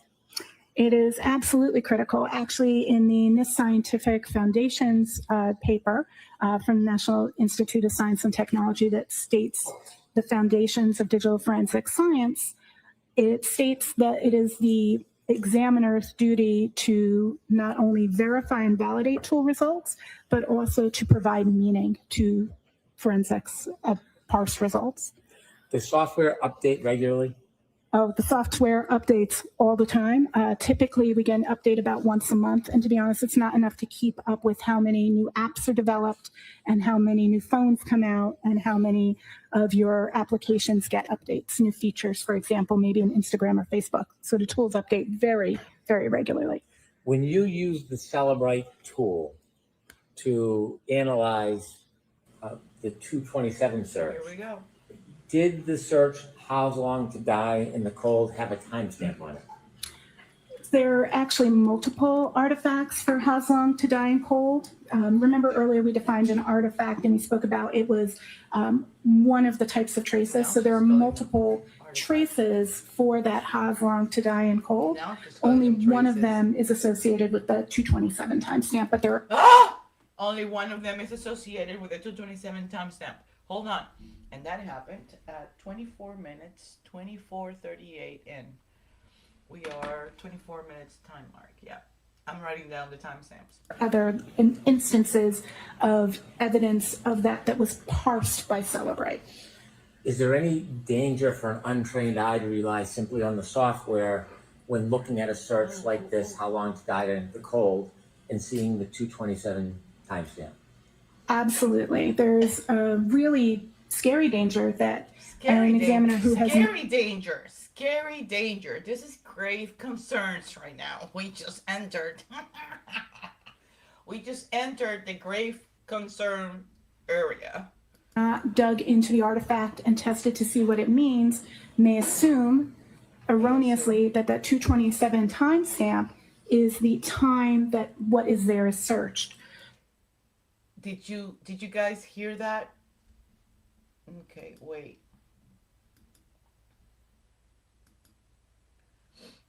Okay, wait. 2513, so let's go here. I need to hear evidence of that was parsed by Cellebrite. Is there any danger for an untrained eye to rely simply on the software when looking at a search like this, how long to die in the cold, and seeing the 227 timestamp? Absolutely. There's a really scary danger that an examiner who has not dug into the artifact and tested to see what it means may assume erroneously that the 227 timestamp is the time that what is there is searched. So we know that there wasn't a search at 2:27 in the morning, on or about. So the danger is assuming that the search happened at 2:27 in the morning, right? That's what you're saying, Jessica. So what happened at 2:27? What is that timestamp? Why does it even exist? Can you tell me why the time stamps exist? The search in that field of that artifact is going to always be the most recent search in the tab, but that timestamp. The most recent is always going to give the most recent search in the tab, but the timestamp actually means either the time that that tab was backgrounded, or if it's the first time the tab's been opened, when it was opened. So you could erroneously implicate a search was done hours or some time period or even days before it actually occurred. Some of us leave our tabs open forever. Yeah, I got 58 tabs open right now, but that's not what he asked. And that's you're just beating around the bushes here. And I think Hank knows. I think Hank knows. And I think you know Hank knows. Hey, Jen, I would start packing my bags, man. In your teaching, examiners and students, do you teach about this specific concern and concept? Yes, I teach about this concern both in my mobile forensic analysis class, my mobile forensics course that I teach at George Mason University in their digital forensics master's program, and in the data structures course where we specifically learn how to analyze these databases in question. In your experience, how common does an untrained examiner make this mistake? I wouldn't be able to speak to how common an untrained examiner does it, but regularly my students get those questions wrong on earlier examples I give them in class to kind of indicate to them that they could easily make mistakes without understanding meaning, and I use it as a teaching aid. So teaching, 90, 100 easy students a year, I regularly see that in untrained examiners that I'm teaching in my class, but I wouldn't be able to say that across the discipline. You mentioned that Cellebrite showed the search on the report as how long to die in the cold with a timestamp of 227. Is it 227:40? Yes, that's correct. Do you know whether or not Cellebrite has updated its software? In May, Cellebrite of last year, Cellebrite made an update to their software actually to remove this artifact because of its ambiguity and the risk that an examiner may overstate or misstate.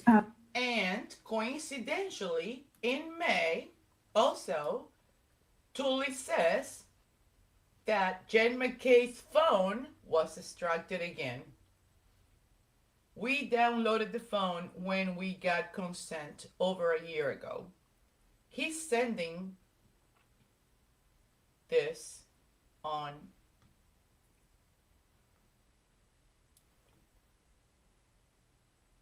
May 7th. On or about May 7th, May 8th, May 5, May 6th, who knows? 2023. So A year ago would be 2022, which that's the second extraction that happened on, okay, I gotta make a correction here. Hold on.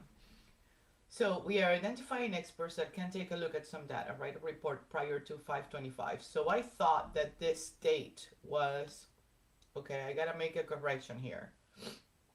The timestamps on this emails dates back to 2023. It was back in 2023 when Jessica Hyde was being hired, which means that, and I assumed that it was 2025 when I saw the 5/25.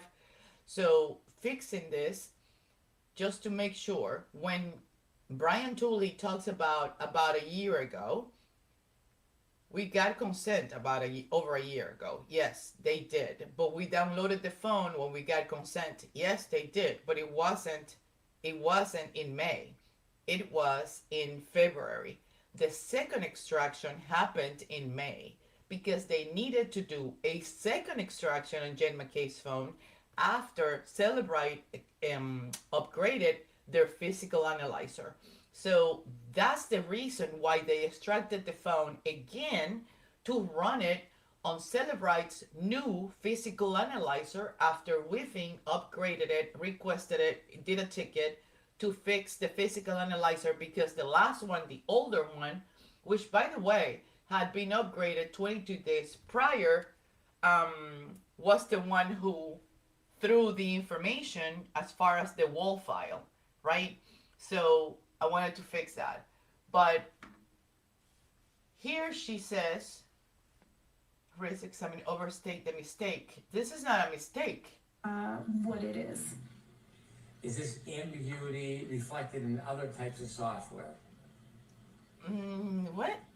Could you rephrase, please? Sure. For example, when you did a report in Axiom, did it have similar reflection in the report? Nope. Ask it differently. Did you run a report regarding this time frame? Yep. Through Axiom software?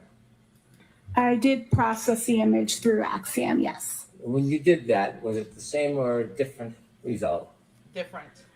Say Axiom and Cellebrite really show their data very. Admit it. They were different because one was tampered with and the other one wasn't. So stop sugarcoating this crap and admit to it. Differently. So Cellebrite takes a perspective of alerting people to possible deletions by annotating either a question mark or a red X next to artifacts that come from different areas. Magnet instead marks if the artifact was parsed or carved. I feel like now I need to explain to you parsed or carved. So parsed means that the data was where it was expected to be found, and the algorithm was able to cleanly see that this is there. Carve means that it had to run that algorithm against the data structure as a whole and found it as a partial result. So it carved it out, went and found it, instead of it just sitting there exactly where it was expected to be, and shows you both the results. So it'll show all of the results of, in this instance, the sessions, tab sessions, but the data browser DB, the tab state, it's going to, instead of telling you this has a red X, it'll instead say it was carved. So it's a different presentation of the same data. So I want to talk about deletions in a little bit, but I want to get back to the 227 search. Sure. So when you produced or you looked at the report for Cellebrite and it showed this timestamp as well as the phrase "How's long to die in the cold," where did you look? How did you make an analysis to determine whether or not that search was actually made at 2:27 or another time? What was your next step? Good question. That was a good damn question. And it's open-ended too, so wait. So I'm gonna go 2946. Let's see what she says. So in looking at that timestamp, the first thing I did was actually go and look at what literature exists on the artifact. If anybody had reviewed this artifact before, I also created my own data set and tested how we could get what that timestamp means. So if I make a search in a tab, and then I make another search in the tab, which timestamp is it? If I make a search in a tab and then open a different tab, what changes?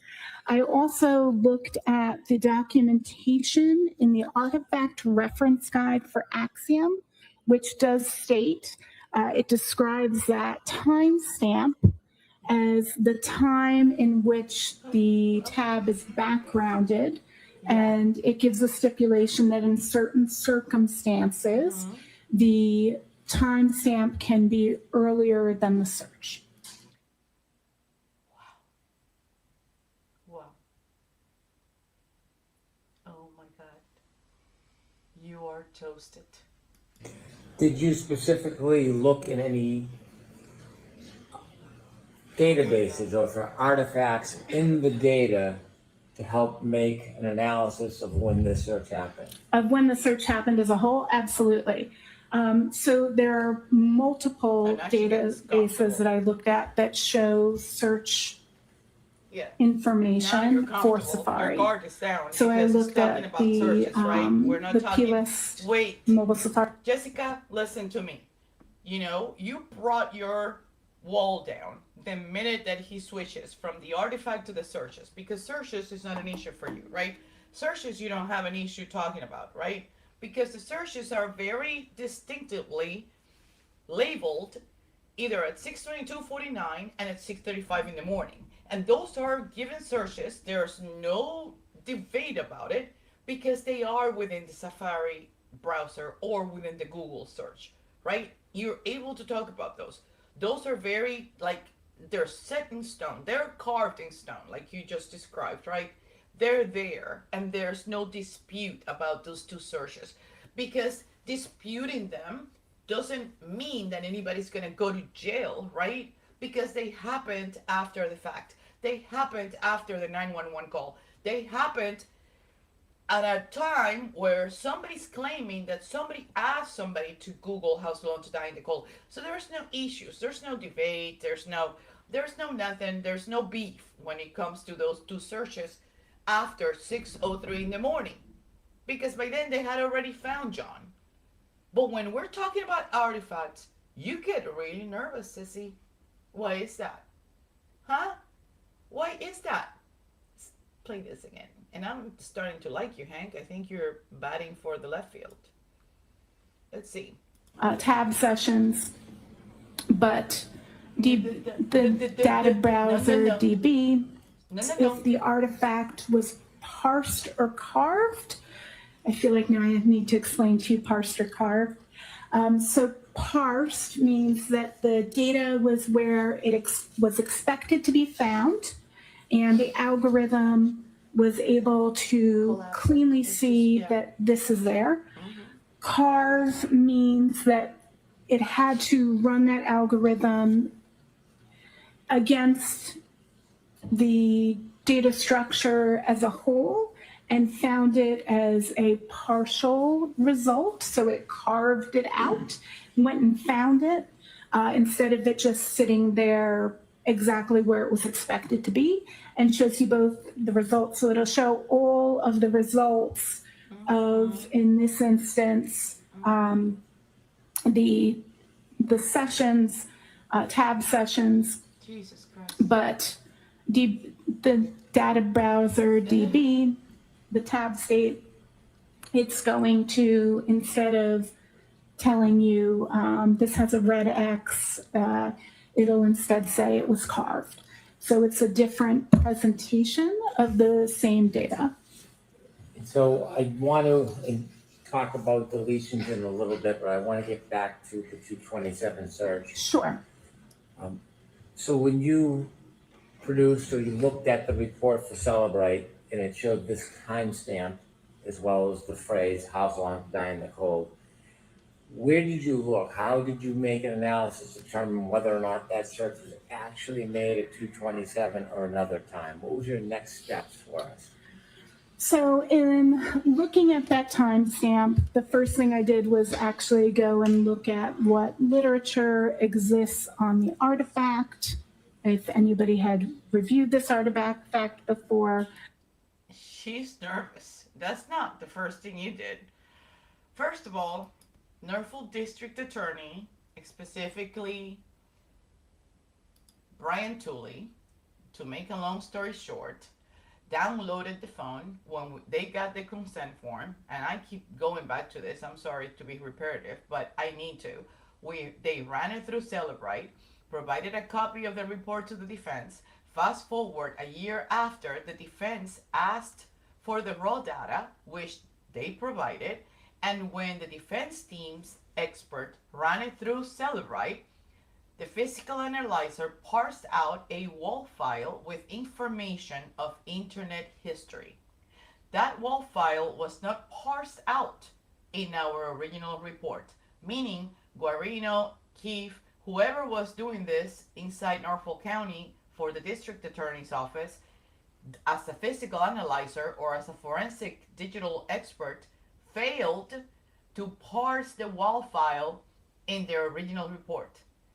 Even though he says not a big deal, Cellebrite had updated the physical analyzer in the interim, and we can deal with that issue.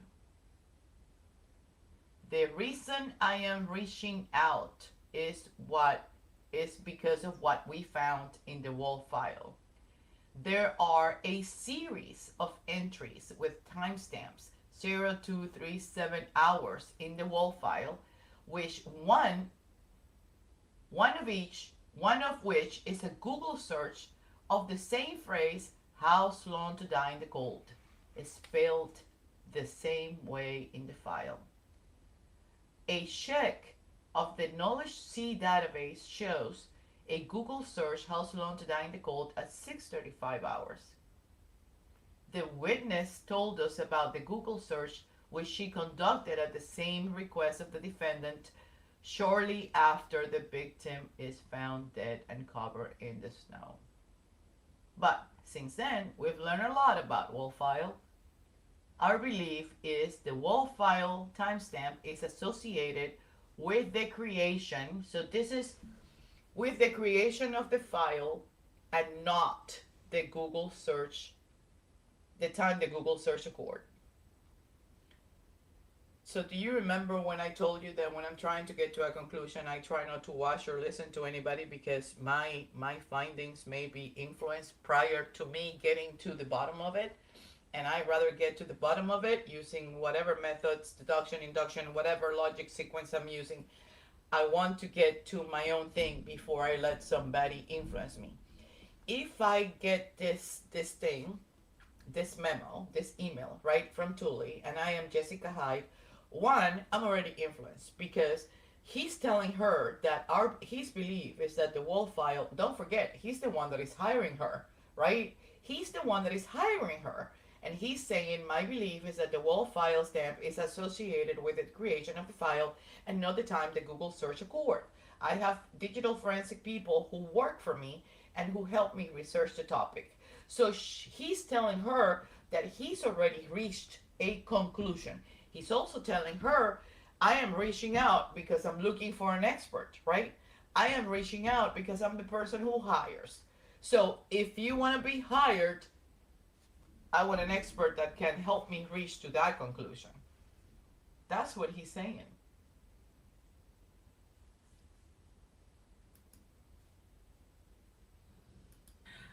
I also created my own data set and tested how we could get what that timestamp means. So if I make a search in a tab and then I make another search in a tab, which timestamp is it? If I make a search in a tab and then open a different tab, what changes? I also looked at the documentation in the artifact reference guide for Axiom, which does state, it describes that timestamp as the time in which the tab is backgrounded, and it gives a stipulation that in certain circumstances, the timestamp can be earlier than the search. Did you specifically look in any databases or for artifacts in the data to help make an analysis of when this search happened? Of when the search happened as a whole? Absolutely. So there are multiple databases that I looked at that show search information for Safari. So I looked at the plist, mobile Safari plist. I looked at the browser state database. I looked for the history database. I also looked at the Knowledge CDB. The Knowledge CDB is a little bit different. That isn't a database for Safari. It's a database for all of Apple, so it can predict your behavior. So it takes in information that Apple wants to take in, including browser history. And it saves that information so it can make predictive information.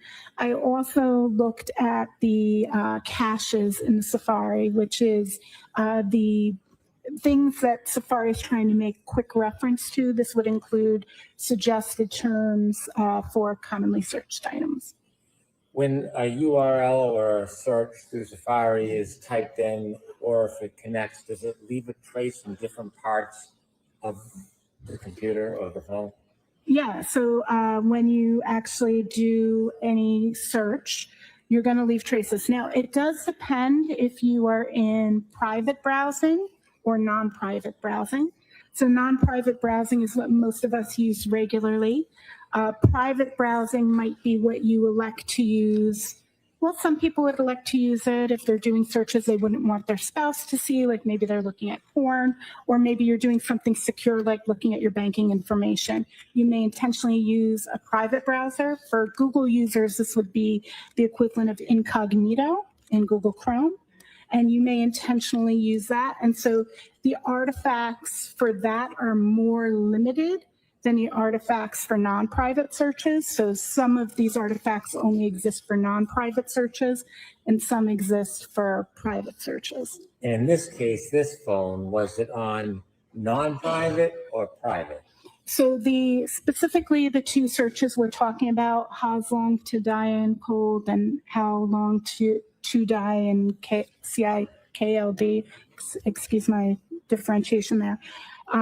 Both of those searches were done in non-private browsing. So they weren't hidden? I don't understand the question yet. Was there any applications on to mask those searches? Not to the best of my knowledge. I did not see any. We began with the 22740 timestamp. The next recording on that tab, do you recall what time that was? I believe the next, and I'm trying to remember the chart from memory, if that's correct. So I believe the next thing we're looking at is the 623 suggestion from Apple search terms for how long to digest food. Am I matching what you're seeing on your chart? Well, let me ask you. Okay. When you saw that, do you look on the same tab or a database? Where do you find that information? Fair. Understood.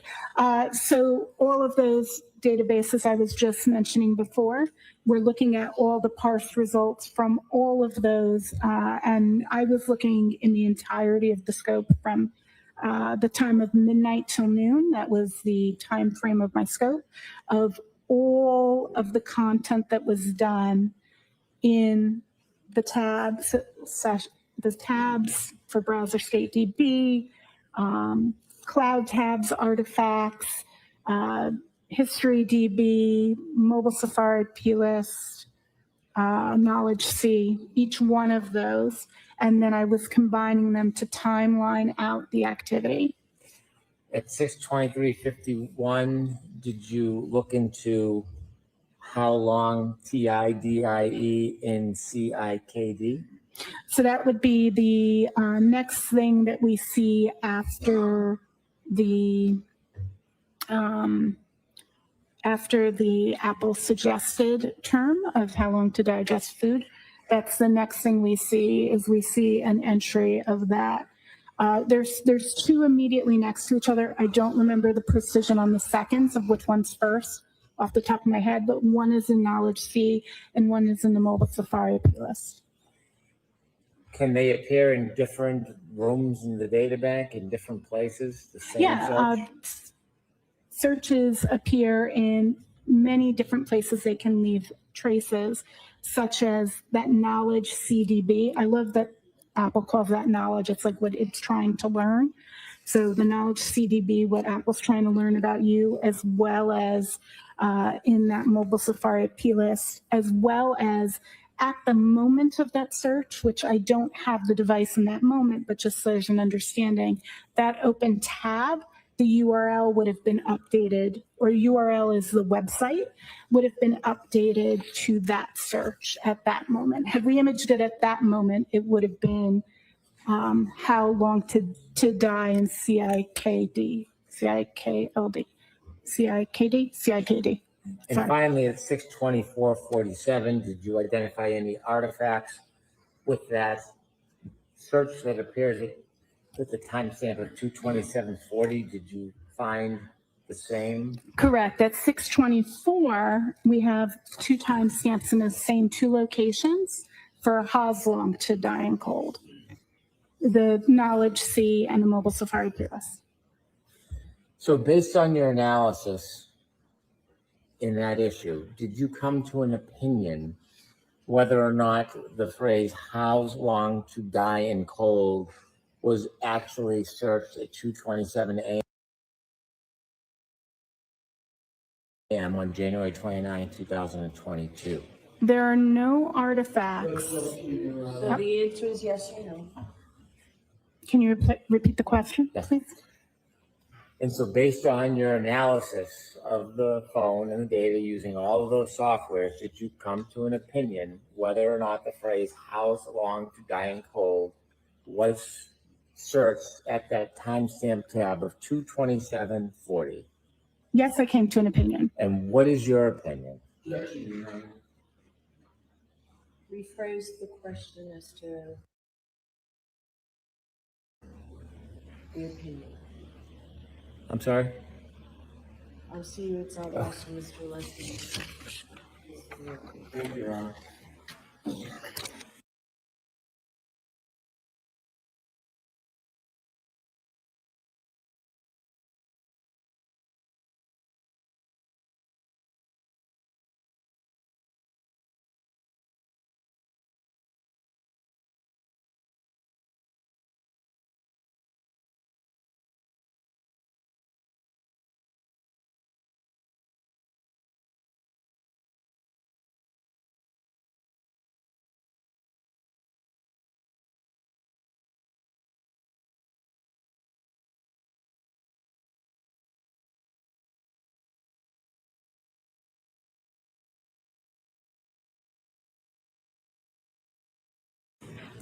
You've explained to us the analysis you engaged in and the process you engaged in.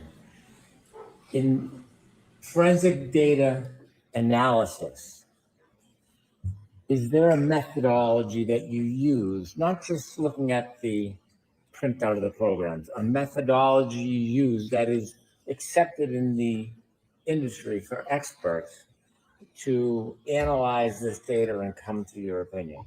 Absolutely. Beyond looking at what was in the tool results, I further looked at those databases independently and conducted testing of the artifacts. And in addition to what you did, can you share with us how and why this methodology is accepted in your practice as forensic analyst? This methodology is accepted by NIST and by organizations like the Scientific Working Group of Digital Evidence. I'm intimately familiar as both a member of the Scientific Working Group on Digital Evidence, who helps work towards the building and development of these consensus-based documents of procedures to be followed in digital forensics analysis, and as a member of the National Institute of Science and Technology, NIST, Organizational Scientific Area Committees, OSAC, Digital Evidence Subcommittee, where we also produce guidelines such as the data set guidelines for generation of the guidelines for data set generation, which is how you do your actual testing and creation of data sets. And I was also a part of the subcommittee that drafted that. So I'm intimately familiar with the accepted policies and procedures because I am also a member of the groups that help author these, as well as review them and look and use them. Are there articles and guidance in the industry about this particular practice of analysis? For analysis, just for clarification, you're talking about for analysis of Safari artifacts, of mobile forensics, of browser safety beat, just for clarity on the question. Let's work our way through it. How Sure. about through Safari? For Safari, there are multiple different blogs that talk about Safari, as well as I have analysis of Safari through classes I took, such as SANS 4508, which is their, 518, SANS 4518, which is the Mac and iOS analysis course, which I took. How about the specific guidance regarding searching the different databases for artifacts? In terms of methodology for digging into databases, Yes. Is that correct? There are multiple, I've taken courses throughout my master's program, courses on how to analyze digital forensics artifacts, including mobile device forensics, throughout my GIAC certifications. I've taken multiple instructor-led courses on how to do these, as well specifically that cover mobile Safari history. In mobile forensics at GMU in his master's program as part of the SANS 4518 class. And in terms of data structures, I've taken study on how to analyze databases like SQLite and PLIS are covered in those courses. There are books on study on this methodology? There are multiple books on digital forensics, many of which I've read, and including books specifically on analysis of SQLite databases, such as Sanderson's SQLite Forensics, which is probably the most authoritative, because not only was it written by Sanderson, who makes a tool, it was tech edited by 3 renowned forensics examiners, as well as Dr. Richard Hipp, who created SQLite itself. The methodology, the technique you use to look past the reports and actually look at the data to make your determination and arrive at your opinions. Is that methodology regularly accepted within the forensic data community? Absolutely. Again, using the methodology from the consensus-based documents from the community, from the Scientific Working Group Digital Evidence on best practices for analysis, as well as specifically for the SQLite databases I was looking at. I do that deeply verifying and in accordance with the understandings from Sanderson's book. Now, you shared with us that you had an opinion regarding the timestamp and whether that it was applicable to the search term "house long to die in cold." That is correct. Now, I want to ask you, to a reasonable degree of forensic data, scientific certainty, what is your opinion about whether the phrase "how's long to die in cold" was made the time of the timestamp 2/27/40.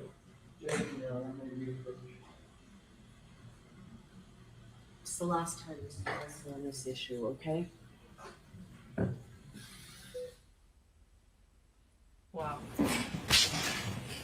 All right, go right ahead, Mr. Guarino. I'm now going to ask you for your first opinion. So you shared that you have an opinion about whether that timestamp 2/27/40 was, whether or not that was the time the search "how's long to die in the cold" occurred. Can you tell us to a reasonable degree of scientific certainty your opinion about whether that search, "how's long to die in the cold," occurred at 2:27:40 a.m. on January 29th, 2022? Okay, the objections overruled. Overruled? What I can state to a scientific degree of certainty is that that search occurred at 6:24 a.m. and was the last search in the tab that had been opened at 2:27. So Do you have an opinion to a degree of scientific certainty? why is he asking her again? Whether there was any other searches similar to "how's long to die in the cold" that evening on that tab? I'm going to allow it. May I first inquire, you meant morning, as I I'm sorry, assume? that morning, yes. Just clarifying, I did not look at evening searches. And can you repeat? I apologize. I disrupted my own train of Do you have an thought. opinion to a reasonable degree of scientific certainty whether there were any other searches on that tab before the final search at 6:24:47, "how's long to die in cold"? Overruled.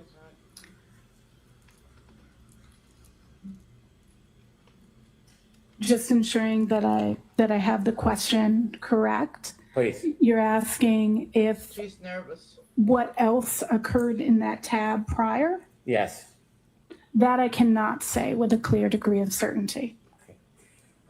Did you develop a chalk that I showed did. you earlier? Yes. To approach?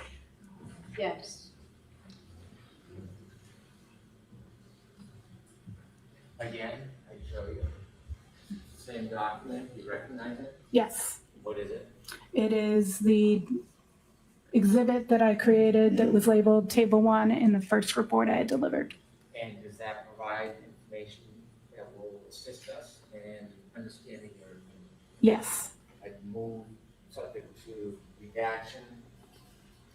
That this be introduced. Redaction? Your Honor, I have no issue with regard to the redaction aspect, but consistent with my prior objections, I would object to that.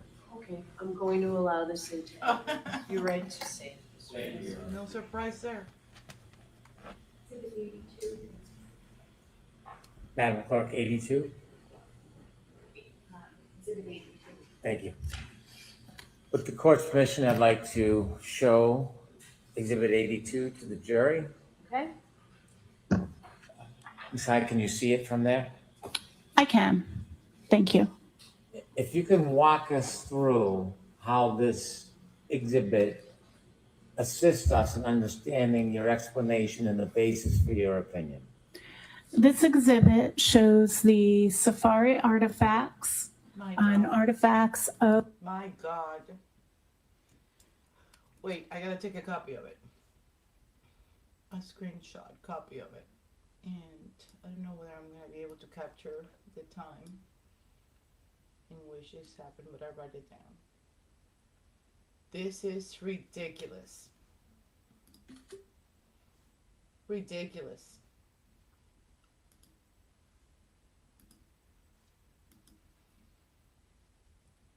Just to make it even more blunt, right? This happened at 45:31. Okay. of Google searches in Safari related to the two searches in question, How Long to Die in CILKD and Haslong to die in cold that occurred on the morning of November 29th, 2022 on the device under examination. I mean, it says it right there. And this is a mistake. It says 11/29/2022. Jesus, these people are just half-ass. 22740, Google search, Safari suspended tab. 22740, house long to die in the cold. Look how different the searches are. How long T die in the CIKD? How long T die in CIKD? Hold on, there's another one. I know, there's another one. That one is the same as this one. And then hopefully she'll continue. This is ridiculous. If I look at this chart and I see in the top left, it says 2:27:40 a.m. Yeah. And then under the search term, it says, how's long to die in cold? Mm-hmm. How do I understand your opinion that that search didn't happen at 2:27:40? Exactly. Shit! This document is showing you the Hank data. is working with us. That is the parsed result. The source of that artifact that you see in the last column is a little bit cut off. The browser state db-wall file. Yep. That database does store how the data is stored, the search term "has long to die in cold" with an associated MAC absolute epoch timestamp that translates to 2:27 a.m. Mm-hmm. That is what is physically stored. That does not annotate the meaning of that artifact. That was determined through testing following the NIST OSAC data generation guidelines for testing. Oh my God. In the second row, we see a timestamp on the left-hand column, 6:23:49. And it provides artifact, a cache record. Mm-hmm. What is the term, and what does that mean under the search term? iOS Safari cache records. A cache refers to something that a computer program wants quick and easy access to. When we search on our phones, anything, a lot of times, be it in Google or in Safari, depending on what type of phone you own, it'll suggest what it thinks you're going to type in, right? So you can click it. It's trying to be helpful.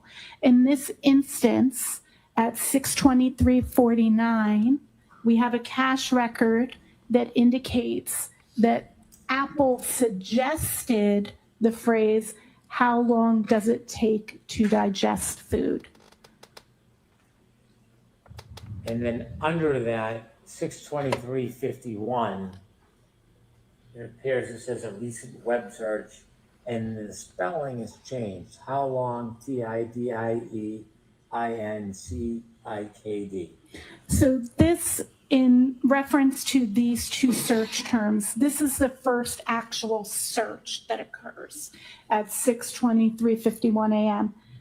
Upon beginning the typing of that phrase, Apple provided the suggested search, and the person inputting into the phone at that time continued to type out a phrase and finished it as "how long, TIDINCIKD,"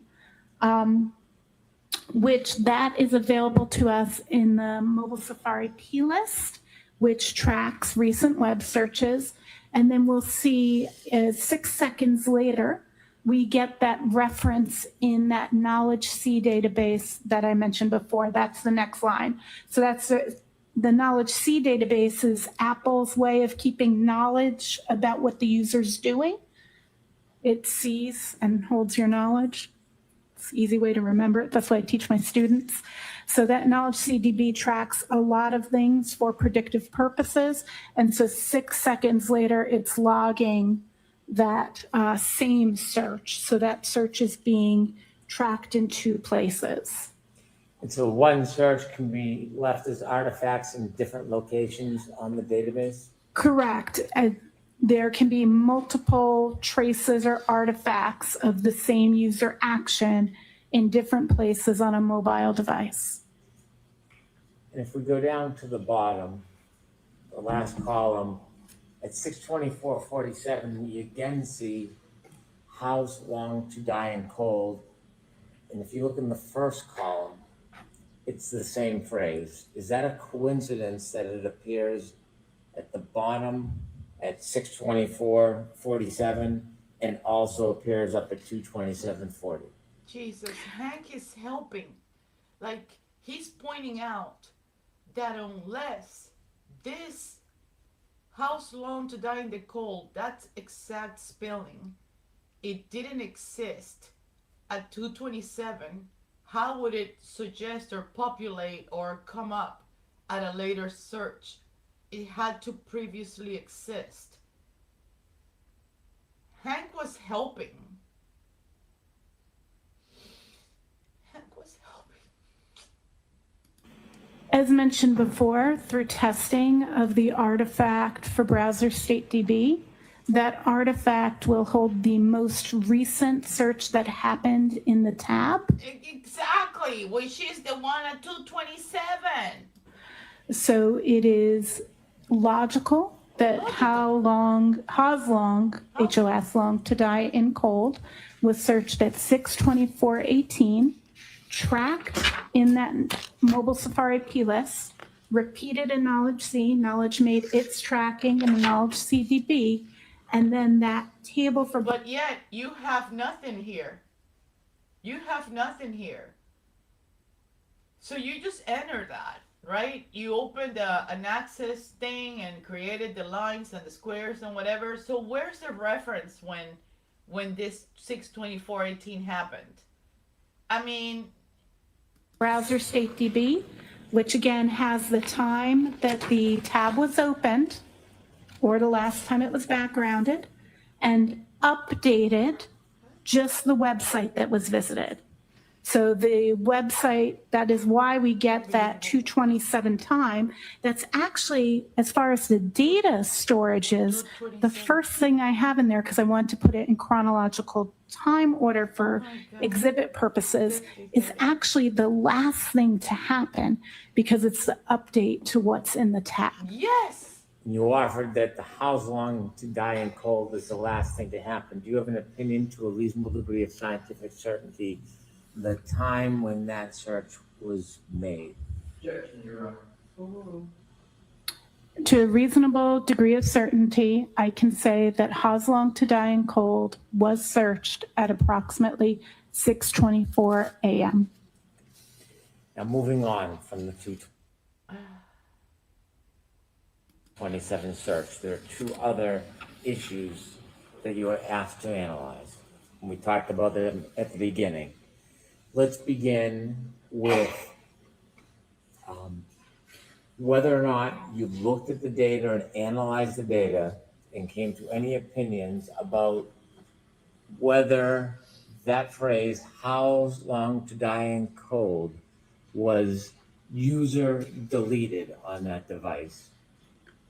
So there's two really key elements as to if that was user deleted. If the question is, did I come to opinion? Yes.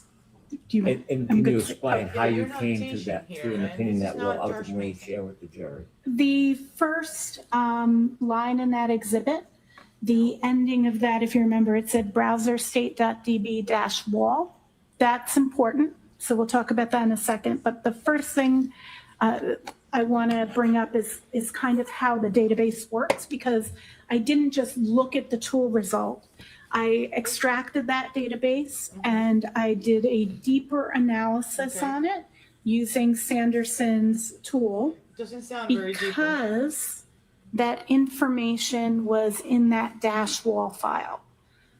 So when a SQLite database, which is a specific way of storing, very, very common on mobile phones, actually one of the most common.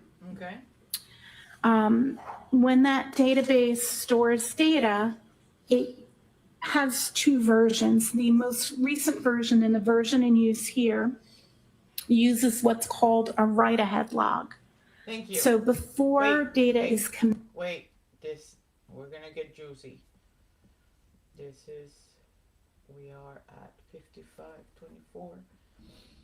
5524 timestamp. No, 30. And that's on the trial channel. I love the trial channel. Submitted, it is written to a write-ahead log. I'll kind of explain it. So let's say we're in a restaurant and we're sitting at a table and we're ordering food. Our table is the table. Data is going to come to the table and that's going to be our food. So when we order food, let's say we've got a chicken sandwich, a burger, and a pizza coming to the table. The chicken sandwich, the burger, and the pizza, the kitchen puts it in the warming area. It's the write-ahead log. The server grabs it from there. It's where data sits before it goes to the table. Just like your food goes to that serving station before your server brings it to your table. Server brings it to the table. That table's got its burger, its chicken, and its pizza. Another table orders waffles and pancakes. They think it's breakfast. The waffles and pancakes are made by the kitchen. They're put on the serving area. Waitress comes over. This pizza has pepperoni. I don't eat pepperoni. Can you send it back? Waitress picks up that pepperoni and sends it back. That's a deletion. Pepperoni pizza was just removed from the table, right? We're deleting it. We're moving. We said it's not what we wanted. The waitress is removing it. She brings it back to that serving area. At that moment, that serving area has the deleted pizza, but also the waffles and pancakes that are waiting to go out to the table. That's how a write-ahead log works. Any changes that are happening sit in the write-ahead log until the database is closed, and then when it's reopened, all those changes are made, both additions and deletions. So often when a phone is imaged, when we make a forensic image, the applications are still open, so we have those WAL files. When we look in our Safari browser, the database knows to read it to you in its current state. So it tells you where the waffles and pancakes are going. They're going to that table. So it shows it as if it's in the table, but it's not in the table yet. So if when we parse the data and we look at the restaurant and we don't look at the back kitchen, we would only at that time see the chicken and the burger, right? Pizza got sent back, waffles and pancakes haven't come out yet. So when we get the data, we get two files. We get the restaurant, that's the database, and we get the serving area, that's the WAL file. Just because it's in the WAL file does not mean it's deleted. It means that that record wasn't where it naturally sits yet. It could be that WAL file can contain deleteds and food or data that hasn't yet been delivered to the database. So the WAL file consists of both. So an assumption that the data was deleted just because it's in the WAL file is actually not true. And the peer review paper I mentioned earlier that I had accepted in Forensic Science International actually has a section that explains this exact presence for SQLite databases about how we refer to that as recovered and not deleted. Actually, through that entire document, we don't use the phrase deleted. We refer to things in statement of recovery because we need to determine why it's there. So we can't say that it's deleted just because it came from the WAL file. Some tools will automatically indicate to the examiner that they need to dig deeper into that. I did do further analysis by looking at the WAL file. That particular item and it's a little bit more complex, actually exists on multiple pages because it moves as the database is being created, but all of them have the same unique identifier. So it's the same entry. It's not more than one search of how's long to die in cold. If there was more than one search that had occurred where it became the top element in that database, we would see that. There are, as I mentioned, other carved from the database, from the wall file elements such as the search for the YouTube video, It's Raining Men. Because at some point that was the last viewed item in a tab when that tab was retired right before, also at 2:27 a.m., but a couple of seconds before the How's Long to Die in cold search. So we can see that that table is put to the rear. The newest tab that's open, which is why it's in the wall file, it's the most recent thing because it's like our waffles and pancakes hasn't been delivered to the table yet. So it can sit in the wall file for that reason. That doesn't indicate it's deleted. The second reason is there is no user interaction in the interface to delete a tab. You can open and close a tab, and open and close tabs are tracked in that database, but you cannot delete a tab. There's no, if you were to pick up your iPhone, I know you don't have them right now, but if you were to pick up your iPhone and look, that wouldn't be a physical option you have in the interface. So it could not be deleted by a user through the interface for that most basic reason. So a user, could they delete a tab if they wanted to? There's no actual option to delete a tab. For your web history, you could clear the cache, for example. Most of us are familiar with clearing the cache in your web history. You might do it because you don't want your kids to see what you searched, or maybe your kids don't want you to see what they searched, so they'll delete it. But you can't delete the tab history. It's just what tabs are there. The device is tracking that. When you looked at the software, whether it was Axiom or Cellebrite, when you look just at the report, not the data itself, do either of those reports have any indication noting that that web or that Safari search is characterized as deleted? Tools Cellebrite denotes it with a red X, which means that it is recovered. Axiom indicates that it is carved. In the same paper that I referenced earlier that I authored, there's a chart in there that shows the distinction between how different tools, some will use red X's, some will use question marks, some will list carved or parse. So every tool chooses to do that differently. That does not mean deleted. It means it needs further analysis.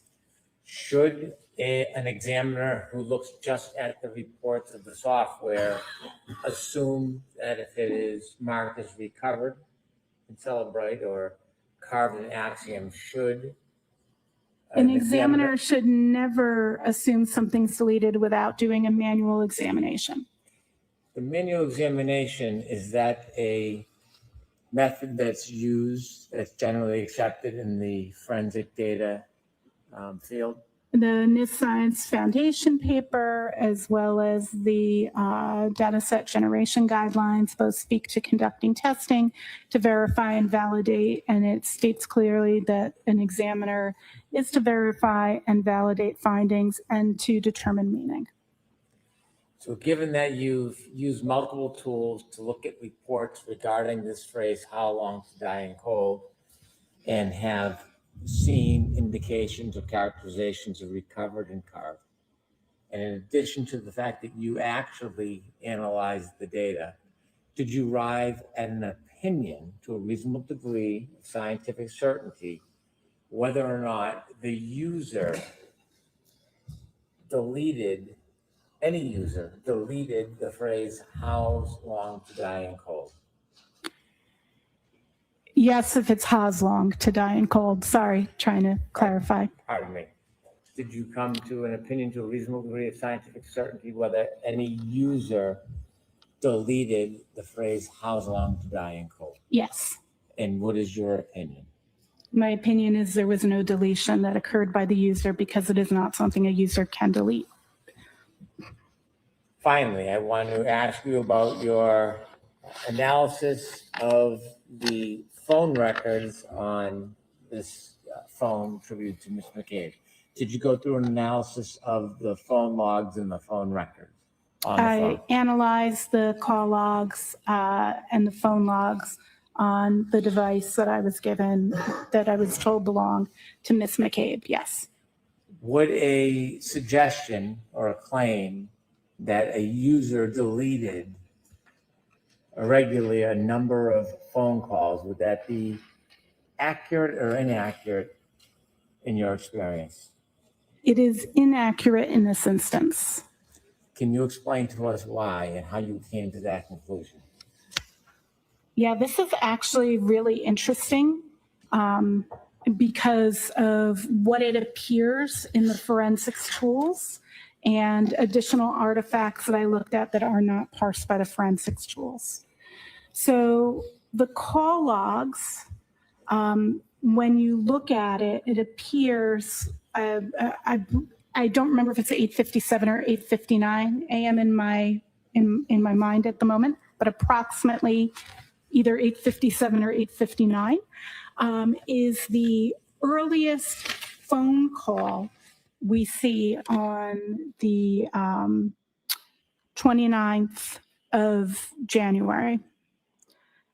We see no call logs before, but we do see FaceTime logs before. So if an examiner, again, was making assumptions without testing or reviewing, the first assumption might be, well, things must have been deleted because there's data that exists before, but not current data. So then you have to go, how do phone logs work? And again, create test data and review. What the situation here is that there are 3 types of call logs on this particular phone. There's regular calls, incoming and outgoing. There are FaceTime video chats, incoming and outgoing, and FaceTime audio chats, incoming and outgoing. The storage for that is actually 200 records. So you can only store up to 200 of each. Now, if you were a user of, let's say, WhatsApp, or Signal or Telegram, those would each count too, and they'd get their own logs. So when we look at the database for the number of calls between 8:59 a.m. or 8:57, again, I apologize, I'm not looking at that precise time, on the 29th of January in 2022, there are exactly 200 calls still in that record from then until the imaging of the phone. There are 199 FaceTime video calls and only 27 FaceTime audio calls. So the question is, how do you validate that that's what's happening? So we actually have call logs that we can pick up in other places for recent call logs in the last 7 to 30 days, depending on the exact version of the device and how the biomes are running. We can actually see incoming call logs, the number they go to, and if they're incoming or outgoing in the biomes. So we actually can see the history going back for the entirety of that day on January 29th till midnight. Again, my scope was from midnight until noon. So we can actually see all of the calls. They're just not all in the call history state DB. Now, the call history state DB, from a user perspective, that button on your phone doesn't say call history. It actually says recents. And what it's determining as recents is the most recent 200 of each category. Now, how did I determine this further? There is a running log that exists in a phone. It lasts about 3 days. It's called the unified log. The unified log tracks multiple things that are happening on the phone. In manual analysis of the unified log from this phone, I can clearly see each time a 201st call comes in, the 200th call gets deleted. So it's constantly just the last 200 calls. It may not be typical that we see 200 calls in 3 days, but on this device, we do see 200 regular phone calls in the 3 days between 8:59 a.m. on the 29th and when the phone was imaged. Do you have an opinion to a reasonable degree of scientific certainty whether there was any user deletions from the phone call log that morning? Yes. And what is that opinion? The opinion is that I can see that it's done by the device itself utilizing unified logs, that the system is deleting the 201st call every time a new call is received or outgoing. Thank you. I have no further questions. All right, can I see counsel at sidebar regarding scheduling and a few things? Certainly. Your Honor? May I, Your Honor? Yes. Good afternoon, Ms. Hyde. Good afternoon.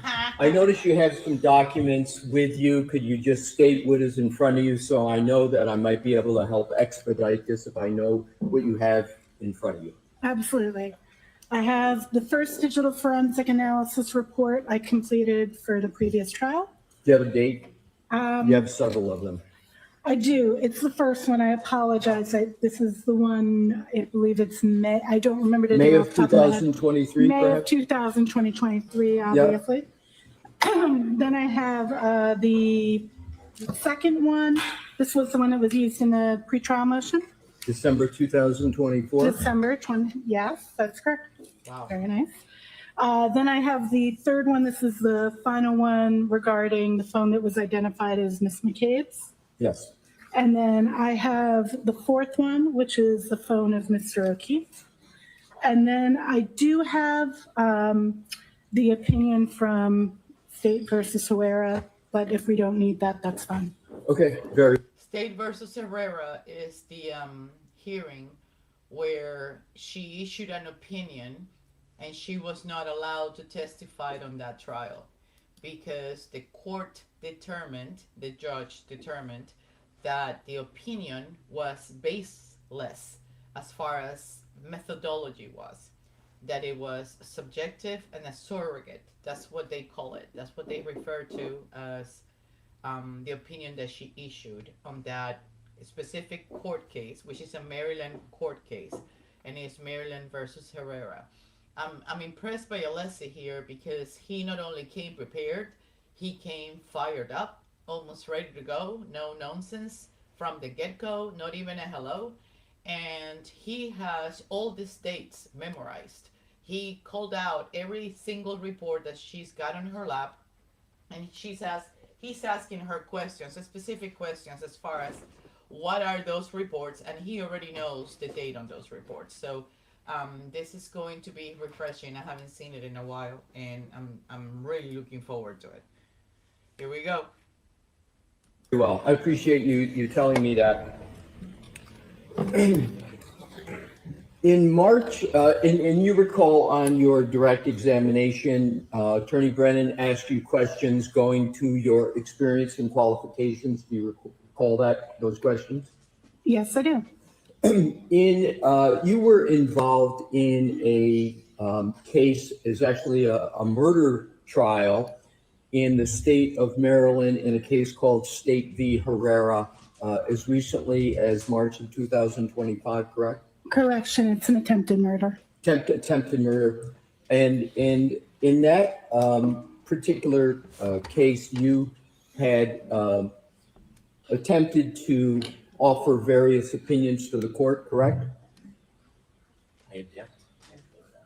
You have to move along from this case, from what you're talking about. You have to move along from that moment. So with regard, do you recall another case from the state of Massachusetts, Arrington case? What the fuck, Bev? This was supposed to be your job. You were supposed to review that case from Maryland and figure out why that judge, unlike you, stopped that surrogate and subjective opinion from moving forward and being seen at the trial. This is your job. So stop my behind. In which you submitted a pro se amicus. Do you recall that case? I do. And is it correct that in that case, you submitted arguments on behalf of the prosecution in that case? I submitted an amicus brief, which is not on behalf of anybody. It's as a friend of the court. Right, but the friends of the court, you took a position in that quote, friends of the court brief, correct? Prosecution. Took a position on the evidence. Right, and you, the position you took on the evidence was that the frequent location history data is reliable and should be used. Is that correct? The statement is that frequent, I do not have that amicus in front of me. It has been a year and a half since I've read it. Okay, but you remember. But that amicus does discuss frequent location history records. And I want to be clear, it speaks to both bias on both sides and negative and positive of submitting it. It was an unbiased writing, and it was not specifically in support of the prosecution. So you are testifying in this case on behalf of the prosecution, correct? Yes. In this case, I was hired by the prosecution. That's correct. And the prosecution is paying you for your services in this case, is that correct? Yes. And with regard to this case, you have Why don't we ask how much are they being paid? Why? been paid and have been on this case since May of 2023, correct? That is correct. With regard to the various reports that you have submitted in this case, you have mentioned one which is a report with regard to the iPhone of John O'Keefe. Is that correct? That is correct. And you have, in that report, you have made a statement, have you not, that from 12:20:50 a.m. on January 29th of 2022 and after, there is no indication of interaction with the device. Is that correct? There is no indication of user interaction with the device. There is all received until about 6:04 a.m. when there is again Apple Health data that picks up. I'll ask it again. And you can feel free to turn to page 1529 in that report. Page 15? Page 1529. The report is. Would you like the 50 page of the pages. report or the page NDA number at the bottom? I can do either Oh, way. I'm sorry. I thought you were saying page 15 in the report. No. It's I NDAO apologize. 1529 or page 7, whatever way. Page 7. Okay, Roger. Okay, so page 7, you see there's a heading interactive phone activity, correct? Yes. And at the top, it says, using a variety of different artifacts, we can see active interaction with the mobile device up until 12:20. Yeah, you have to Slow down. Okay, sorry about that. He's from New York. I'm just trying to move it along, but I will be Catch up. slower. I'll repeat, using a variety of different artifacts, we can see active interaction with the mobile device up until 12:20:50 a.m. ET. You see that statement? Yes. And then if you skip down, I'm going to skip a couple sentences to the paragraph under the chart, and this is the key part. Okay. It says, from that point, and I'm understanding that point to be the 12:20:50 a.m., correct? You need to say yes or no, I'm sorry. Yes. There is no indication of interaction with the device. Did I read that correctly? That is correct. So I am going to, and you believe that statement is correct? Until 6:08, 6 something a.m. No, I'm sorry. I'm just asking if that statement is correct, not if you have other information, but is that statement correct? Yeah, stop looking at freaking Can you answer Lally. that? Ms. Hyde, can you answer that, yes or no? Did I read that correctly? You read it correctly, Thank yes. you. If we could, Your Honor, have a document that is put up already in evidence and publish Exhibit 39. And it will be, thank you. And if we could go to slide 82, please. And Ms. Hyde, if I could draw your attention to the entry that is, it says 3209 under app lock, but we know that the 00 is a 12.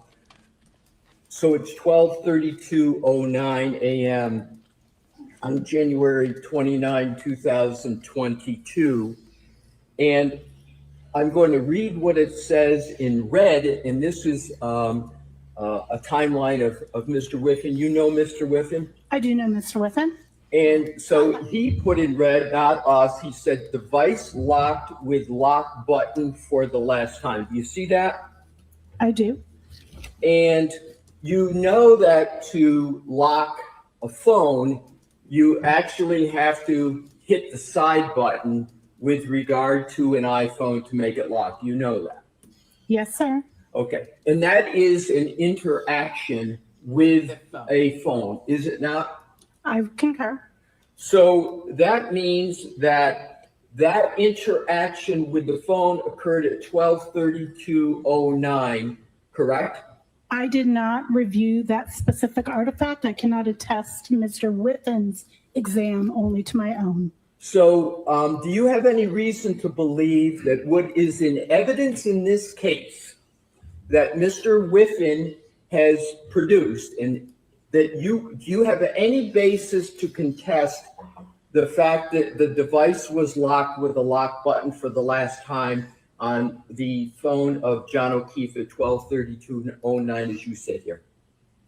I cannot contest it because I do not recall looking at that specific artifact.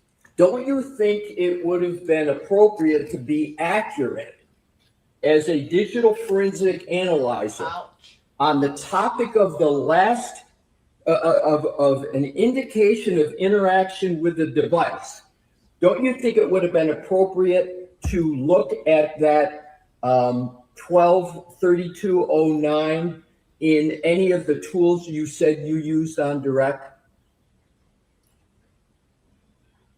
I did not correlate that artifact in my timeline. I understand you didn't, and my question is, you make a statement. Well, let me back up. Do you understand that in this case, as in many cases,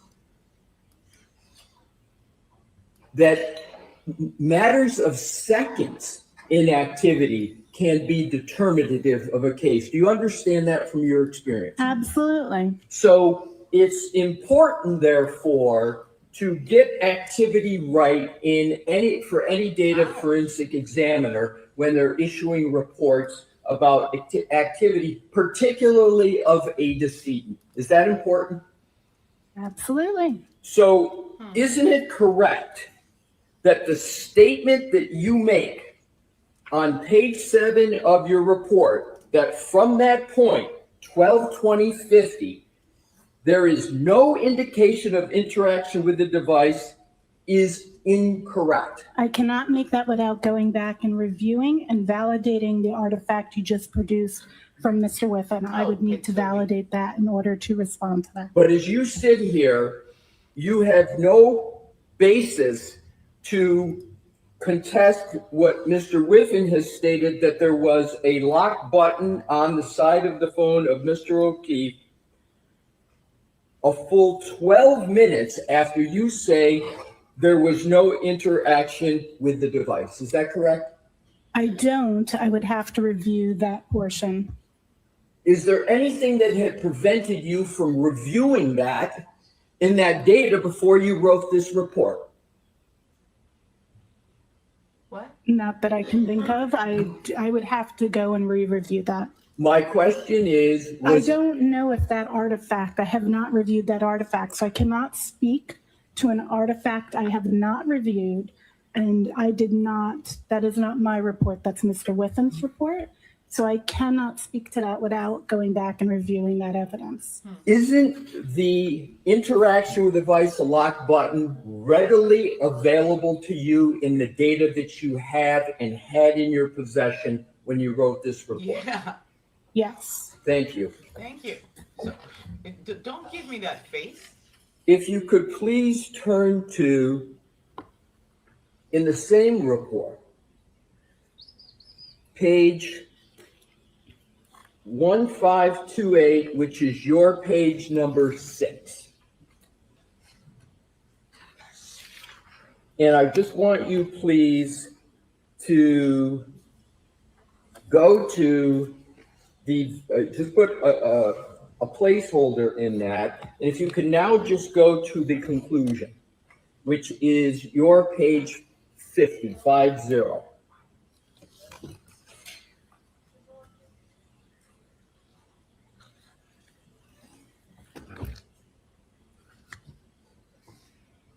Let me know when you're there. I'm there. So in the conclusion, you state that starting at 12:01 a.m. on January 29, 2022, the mobile phone was in use with activity of Waze navigating to 34 Fairview Drive, Canton, MA, active interaction with the screen, steps, audio playing, text messages and calls until 12:31 a.m. EST on January 29, 2002. Did I read that correctly? Yes. That statement is also incorrect, isn't it? On what basis? Do you believe that statement is correct or incorrect?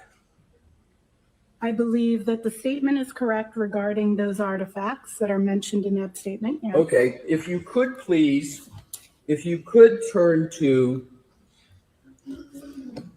page 1535 of the same report. Can you give me my page number, please? I will. I'm Okay, just. thank you. You're welcome. If you could turn to your page 13. 13, Roger.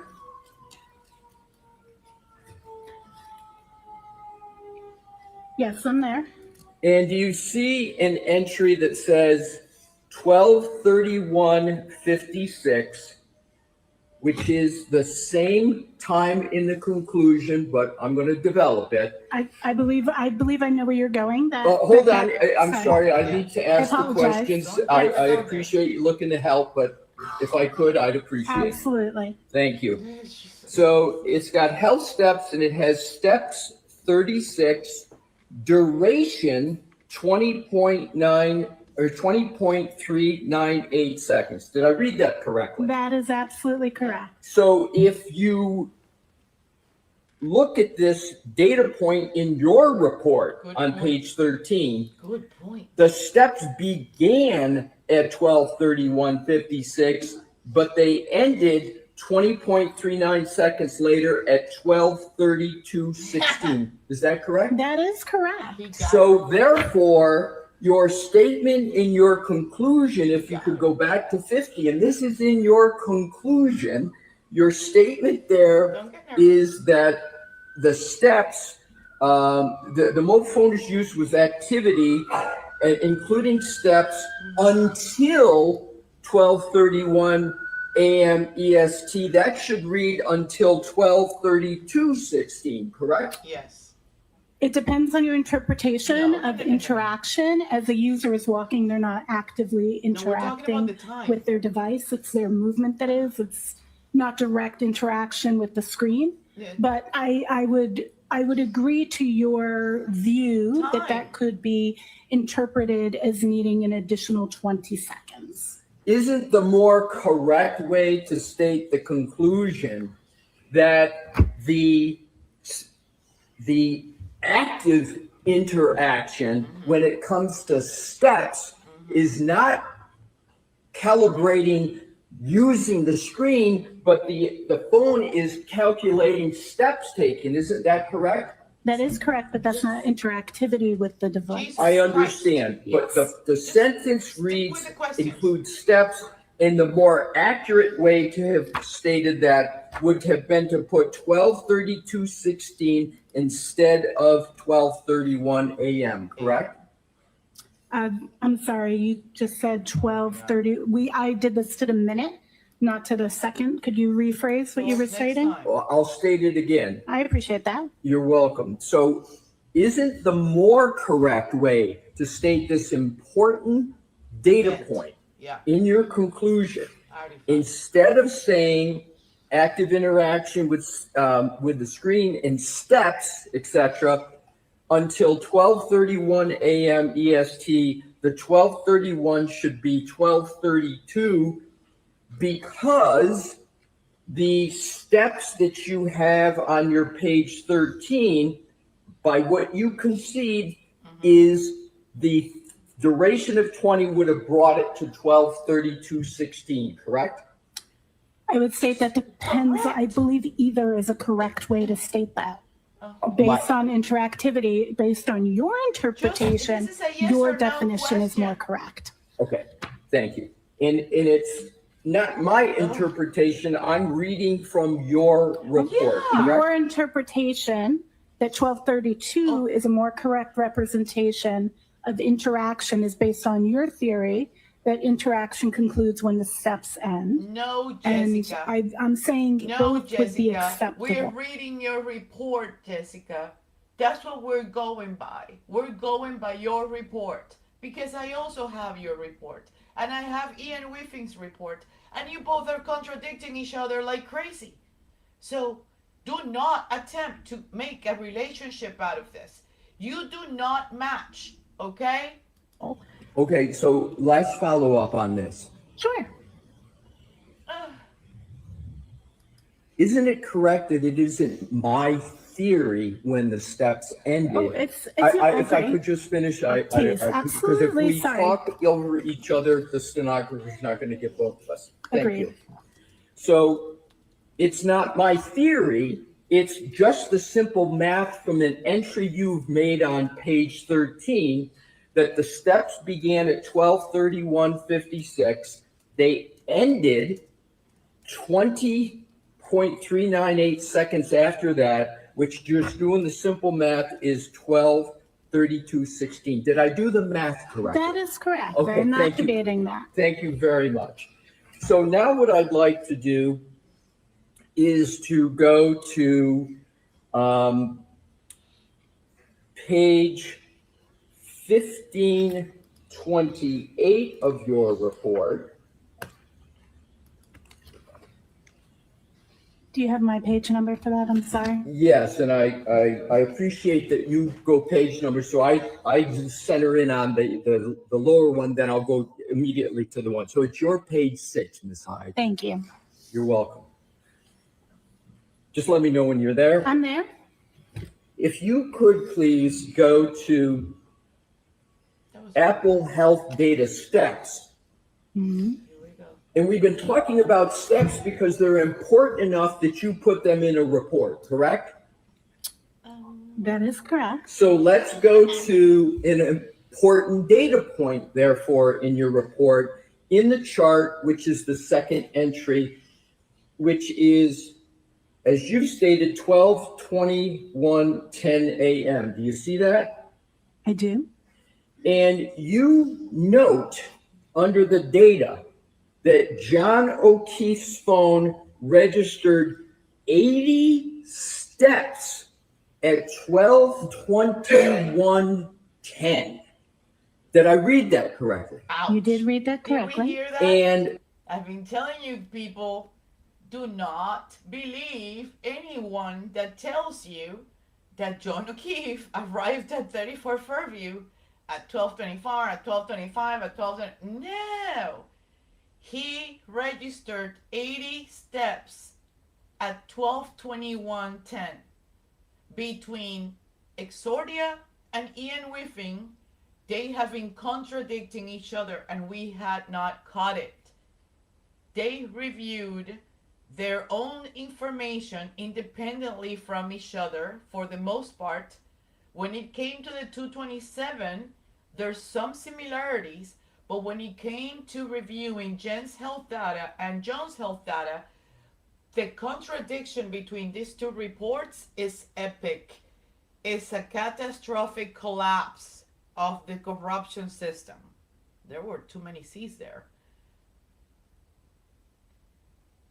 It's amazing. And I think this is a prelude of what's coming. And that's why I'm not done until I finish with this. Those 80 steps constituted 191.253 seconds, as you state, correct? That is what is stored in that database, correct? And is my math correct, so that the jury understands this perhaps a little better? Sure. That 191.253 seconds equals 3.2 minutes?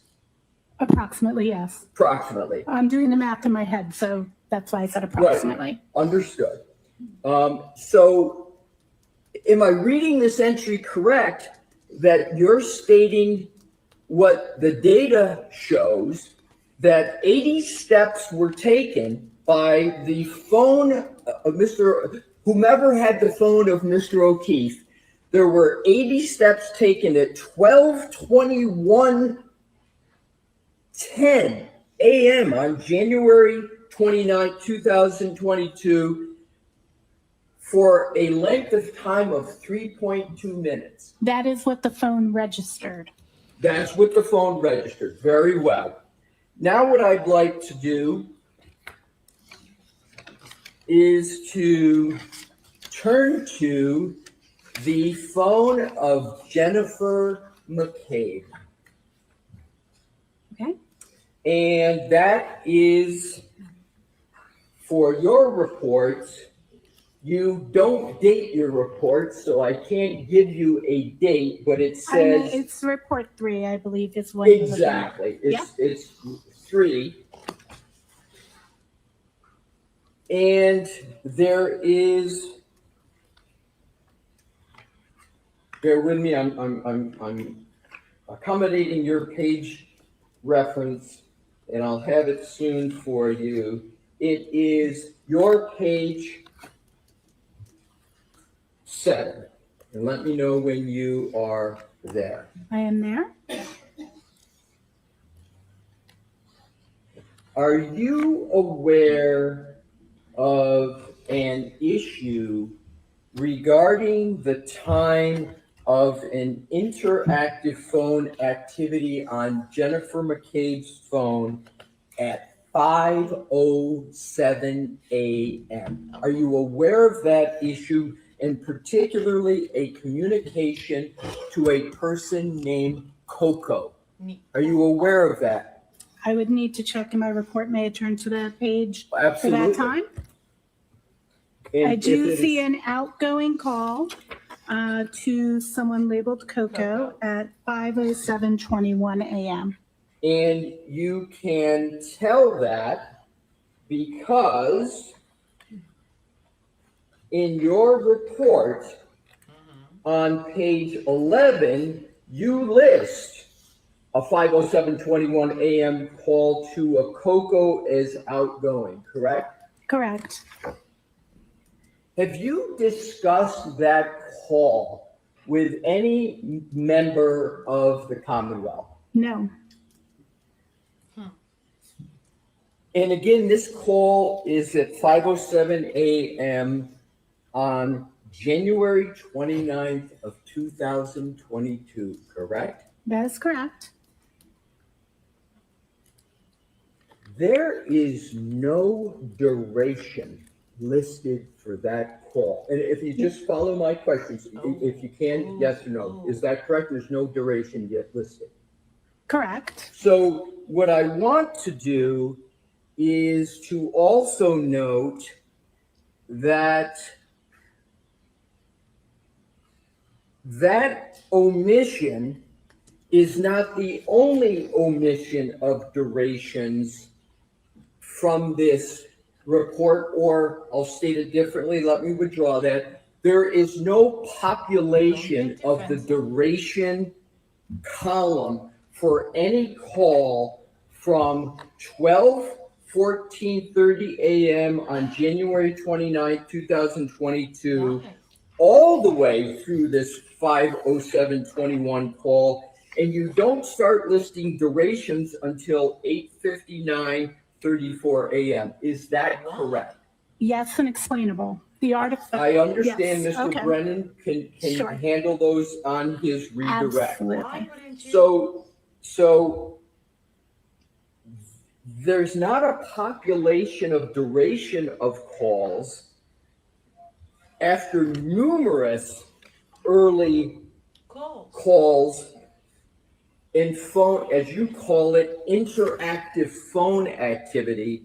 Nothing populated in this report until 8:59:34. That's correct? Yes. All right. Okay, so Leah Foley needs to take this into account. Make sure that she asks for the Now what I'd like to do is to turn to the 22740 artifact that was the subject of much discussion on direct. And I am going to refer to that as an artifact. Is that a parlance that is familiar to you? Yes. And if I refer to that as a timestamp also, is that a parlance that's familiar to you? Absolutely. So I can refer to 22740 as a timestamp, and you would find that parlance acceptable. Yes. Thank you. So I'm going to do that, just to keep it simple. I'm going to refer to it as a timestamp. Now, you've been on this case working for the Commonwealth since May of 2023, correct? May 4th, 2023. That is correct. So you've been on this case for 2 years, correct? Not actively the entire time. But you started on this case in May 2023. You issued a report in May of 2023, correct? Correct. You issued a report in December of 2024, correct? Correct, after being rehired in November. Right. And you issued more reports in 2025, correct? That is correct. So all of that activity has been on this case, correct? All on this case. That And is that's correct. been all on behalf of the prosecution, correct? That is correct. None of that work has been done on behalf of the defense, correct? That is correct. So let us now go to the timestamp of 22740. Your opinions on what is the meaning of that timestamp have varied from May of 2023 until today. Is that correct? No, that is incorrect. Let's cover that issue. Sure. Let's turn to your May 2023 report.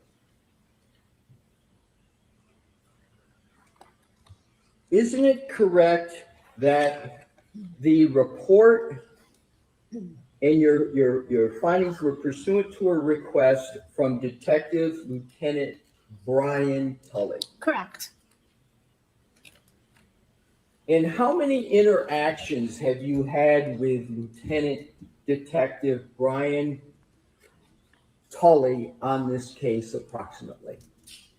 I really don't know. I'd have to go look back at email and call logs. Is it more than 5? Yes. Is it more than 10? Yes. Is it more than 20? I don't know. So somewhere between 10 and 20, would that be fair? Again, I'd have to review my call logs. I'm not But it going to was test. more than 10. More than 10, I'm sure. So the issue was your use of various forensic tools that revealed a timestamp, 2:27:40 a.m. timestamp on January 29, 2022. Is that correct? Is that a fair characterization of an issue you looked at? Correct. So if you could go to page 5 of that report.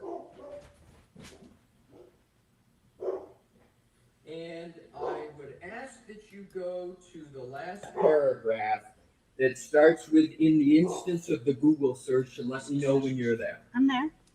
So it reads, "In the instance of the Google search, house long to die in cold, that was recovered from the write-ahead log associated with the X browser state DB SQLite database with the timestamp of 2:27:40 a.m. was marked by Cellebrite as having this timestamp and being deleted." Did I read that correctly? There. Yes. So you use the words that Google search, "house long to die in cold," was associated with the timestamp of 2:27:40 a.m. Isn't that what your words are in this report? In that database, they are associated. That is correct. Right. And in terms of page 3, if you could go back, of your report, under relevant findings. Mm-hmm. It starts with, "There were 2 searches of interest that took place on the iOS device," and we're talking about Jennifer McCabe's device, correct? The device that was identified to me as Jennifer McCabe's. That's identified to you as Jennifer McCabe.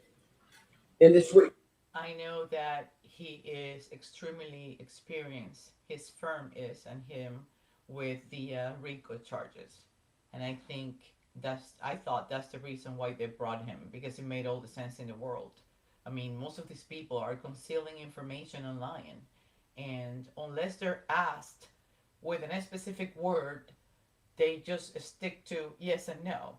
And when it's convenient for them, then the courtroom becomes a classroom and they start teaching a lesson in regards to hamburgers and pizzas. you talked about on direct examination as her device, right? Yes. It's not a mystery as to whose it is. It's not like you don't know, right? In direct, I also use the phrase identified to me as Jennifer McCabe. Right, but your conclusion is the device you've been working on and analyzing for 2 years is the device of Jennifer McCabe. That is how it was identified to me. Do you have a different conclusion as to whose device it is? I always am very, very careful that I do not assess the ownership. That was information that was given to me, not information that I personally assessed. So are you uncertain as to whether the device you've been working on for 2 years is the phone of Jennifer McCabe? Device that I've been working on for 2 years is the device that was identified to me by the Massachusetts State Police, Detective Tully, as belonging to Jennifer McCabe when I began working and received that device, as stated in the evidence analyzed section on this same page. So let's go, and we're talking about, again, to get back to the center of gravity, we're talking about a timestamp of 2:27:40 a.m., correct? That is correct. And when you issued your first report in May of 2023, the timestamp you were looking at was 2:27:40 a.m., January 29, correct? I was looking at multiple timestamps associated with the same 2 searches. Oh, yeah? Right. So what I'd like to do, you said multiple timestamps. What times are in the multiple category? What I was tasked to do was to look at the times, the search, the Google search history, I'm sorry, not Google search history, the Safari history, which includes Google searches, associated with those 2 search terms within that 12-hour period. That was the particular task. not the task of looking at the 227, just for clarity. No, And I appreciate that, but my question. no. We have an email. Right? We have an email that says, long story short, the reason I am reaching out is what was found in the wall file. There's a series of entries with timestamps, right? In the wall file. One of which is a Google search for how long to die in the cold, spelled in the same way. A check of the Knowledge C database shows a Google search how long to die in the cold at 06:35 hours. The witness told us about Google search, which she conducted at the request of the defendant shortly after the victim was found dead. Since then, we have learned a lot about the wall file. Our belief, so he's telling you what he wants you to do, is that the file stamp associated with the creation of the file and not the Google search occurred. I have digital forensic people who work for me and help me research this topic. The reason I'm reaching out to is that the DA's office is in search of an outside expert given the allegations of police corruption and the deep dive nature, blah, blah, blah, blah, blah, right? So my guy is going to testify. We need a report for the 525 hearing. And the expert report would be used for that testimony. My guy will testify. I will imagine come trial, then we will need an expert to testify. Is this something you're interested in? Those were the bases in which you were hired, because paragraph 2 here says that we have a murder case where the defense is alleging many things, including a police cover-up and attributing part of his conspiracy to cell phone data obtained from a witness. So let's get back to basics here. That's why you were hired. Wasn't that? My question was, I thought I heard you on direct examination, which is why I repeated the question what I heard on direct, but I'll ask you the question. Sure. You looked at and talked about on direct two potential times for a Safari search, which includes Google, one of which was 2:27:40 and the other one was 6:23 a.m. Is that correct? I analyzed the meaning of those two timestamps. Right. So we're just talking about two times, 2:27:40 and then 6:23. Is that correct? So you are only talking then about the one that we're also talking about 6:24 a.m. Okay. So we Eastern time for clarity, because some of these records are in UTC, some are in local. Fair enough. So you've got 2:27:40, you've got 6:23, and you got 6:24 that you were looking at, correct? There are other timestamps that exist in the realm of what I was looking at, but those ones, correct, are the ones that are relevant in this report. Exactly. That's what we're talking about. Okay, We're just talking about this report. Yes. And so if you look under relevant findings, at the very bottom paragraph, you say, second sentence, a Google search for how long to die cold at approximately 11:23 a.m. and then how long TIDIE in cold took place at 11:24. That is in UTC. I apologize for not having the timestamp format there, but that is the UTC time. The UTC time equivalent in Eastern local time would be 6:23 and 6:24. So to be clear, in your report, you wrote 11:23 a.m. and 11:24, and you didn't put UTC next to it, Correct. did They you? should. You are correct. That should say UTC. That is a typo. And there's a significant difference between 11:23 and 2:27:40, correct? 11:23 is UTC, so its equivalent in Eastern time would be 6:23. The artifact of 2:27 is already in local time, so that is in Eastern time. So what we would be comparing is 2:27 and 6:23 and 6:24 to be appropriate. They're taking into account the data storage and which ones are in UTC and which ones are in local time. I understand your explanation now, Perfect. but in this report, there is no UTC time down. You have 2 additional times in addition to the 2 times, 2 different numbers added to the 2, correct? The UTC was a typo. It should say UTC next to those. And the chart shows all of those artifacts in EST and is clearly labeled that they're all in EST. So you would agree that it's better stated to state it a different way than you have in your report? I would say that both are equivalent. I should have had UTC there. But yes, it's easier for the audience to speak in EST. I would say forensics examiners typically communicate in UTC, but we translate for our reports. And I should have either communicated that in EST or included UTC. I will definitely contend that. So in terms of your May 2023 report, your first report in this matter. Yes.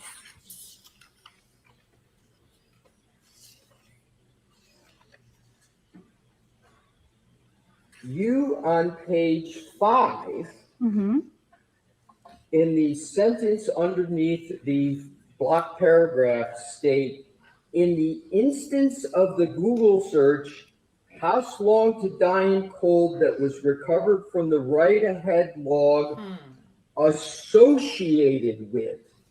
That's correct. The X browser stage with a timestamp of 2027:40 a.m. was marked by Cellebrite as having this timestamp and being deleted. Did I read that correctly? You read that correctly. Now let's move ahead to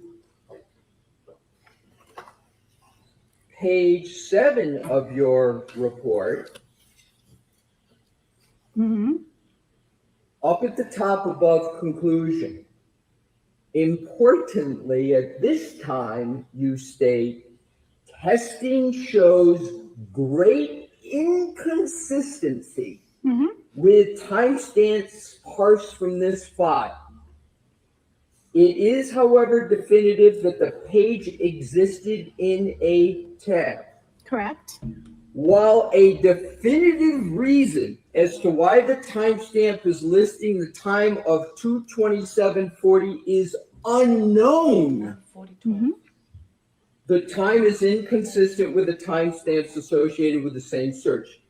Did I read that correctly? You did read it correctly. So as of May 2023, you said the definitive reason as to why the timestamp is listed as 2:27:40 is unknown, correct?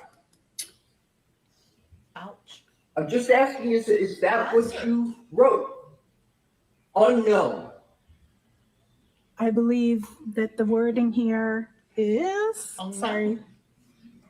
I know I do use the word unknown. It says, while a definitive reason as to why the timestamp listing is the time of 02:27:40 is unknown.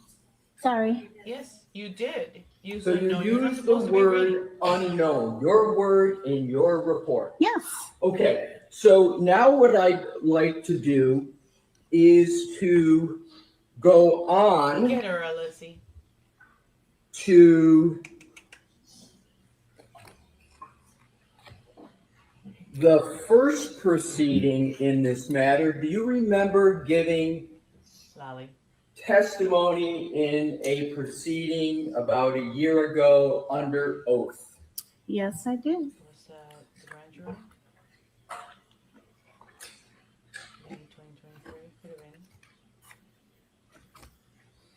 I am now going to go to that testimony, and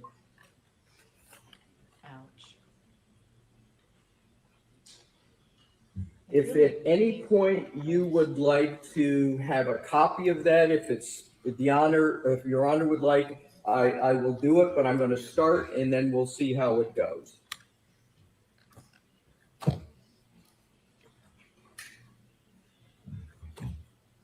So,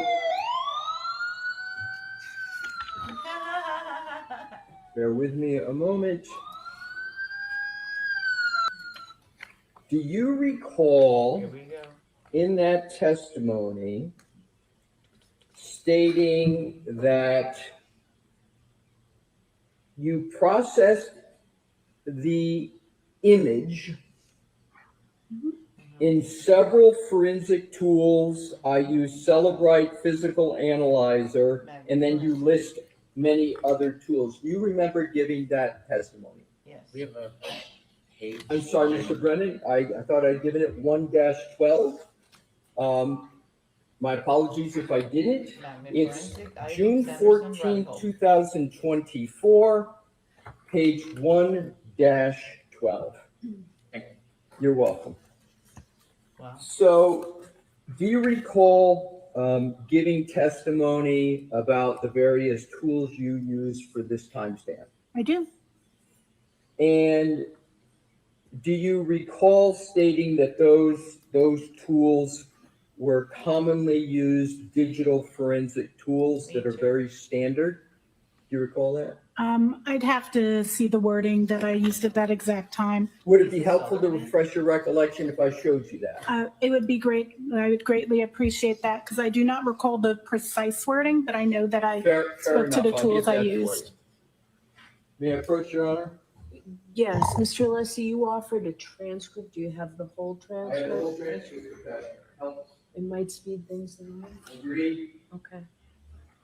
We have one out, Ms. Hyde, I'm going to leave you a transcript. Yeah, Thank they you. I like appreciate it. They love transcripts. Thank you so much. And you said we're on 112? Yes, please.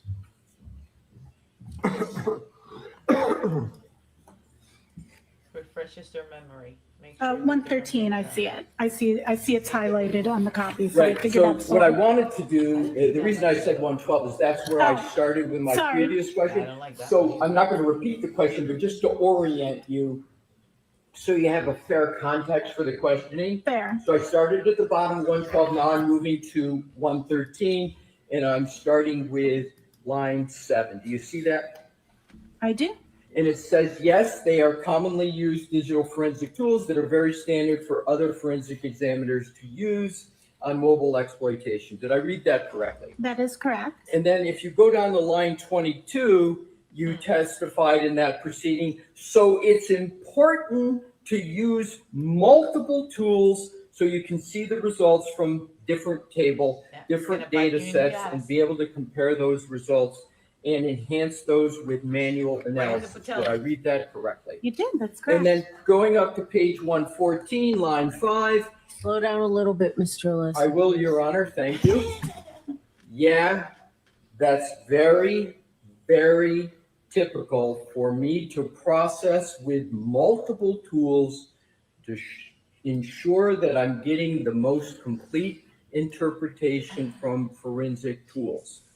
Of course, you go beyond that with your analysis, but it's absolutely pertinent to that. Did I read that correctly? That is correct. And then lastly, for this section at page 114, 17, the Sanderson tool is meant to look at specific type of data structures called the SQLite database. XQLite databases are very nuanced, and this particular tool allows you to take that database and explore it at a deeper level than the other forensic tools allow. Did I read that correctly? Yes, you did. Thank you. Now if we can go to page 124 of the very same testimony. Ask her again.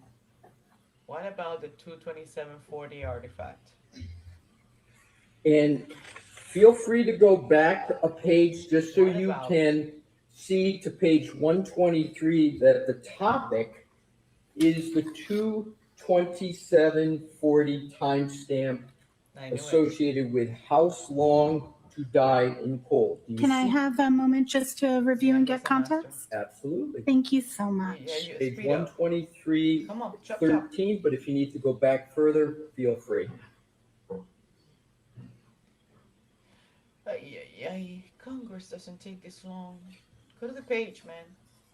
Okay, I'm good. Thank you. You're welcome. So what I want to do is start with page 1-23, and this is your testimony. On line 16, I have them in the timestamp order that is associated with the artifact. You use that word associated again, correct? Did I read that correctly? Yes. And that's associated with the Google search House Long to Die in the Cold and the 2:27:40 a.m. timestamp, correct? That is correct. Now, if you turn the page of the testimony, 146. you state back then that on page 124, line 1, the browser state DB is an artifact that speaks to when tabs are moved. So when you're using your browser and you open different tabs, you may have a search that this time pertains to the time that the tab moved. It could be lots of things. Did I read that correctly? You did. Not one thing, you said it could be lots of things, correct? That is correct. And then you go on in line 10 and you talk more, and then you go down to the bottom. You go down to line 20 and you testify, we cannot tell by this particular artifact what time that search occurred. Did Absolutely. I read that correctly? That specifically pertaining to that particular artifact that give in browser state DB, that does not tell us what time a search occurred. That is correct. Right. So you stated, and it was your statement then, we cannot tell by this particular artifact what time that search occurred, correct? That particular artifact. Okay, so now let's keep going. Mm-hmm. I like this sound. If you go to page 129 of this transcript,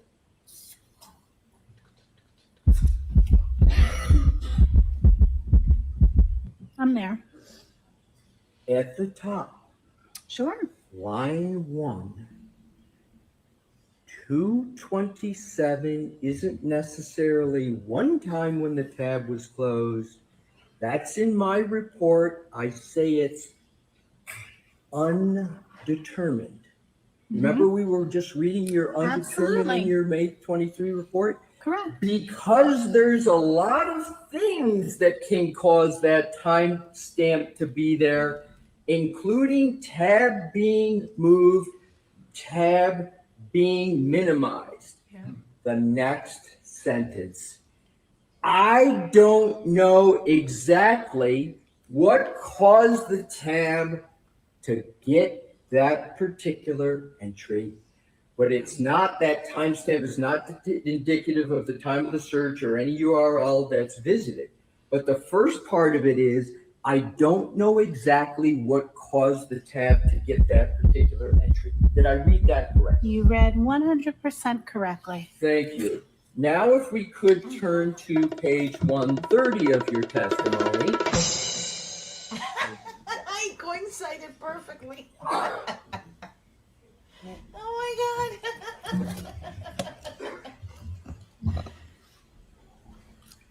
God.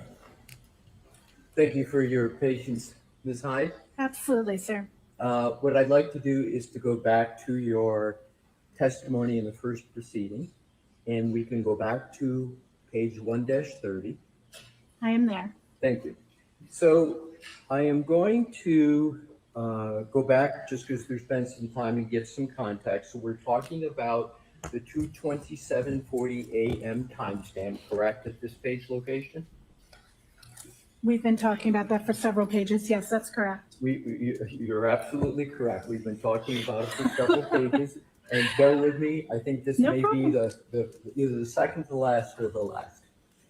So there you testify with regard, this was when you're referring to an artifact. You've agreed that timestamp is a fair synonym. You say on line 5, that means it wasn't in the regular database, it was in the write-ahead log. And to Cellebrite's credit, that tool actually parsed the write-ahead log and displayed it where the other tools did not.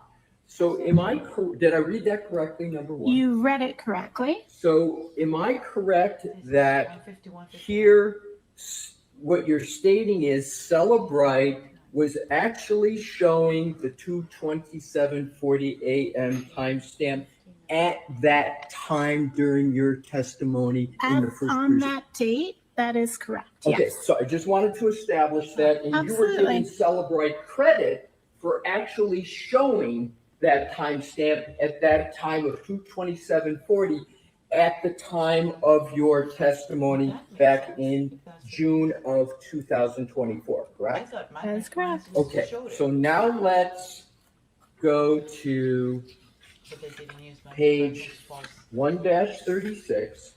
136, you said? 136, yes. Thank you. And on line 12, you note that so Cellebrite and Magnet Axiom, and then you elaborate, both Cellebrite Physical Analyzer, which is a specific tool, right, of Cellebrite, and Magnet Axiom, another specific tool, correct? Correct. Both have file system viewers that then have SQLite database viewers.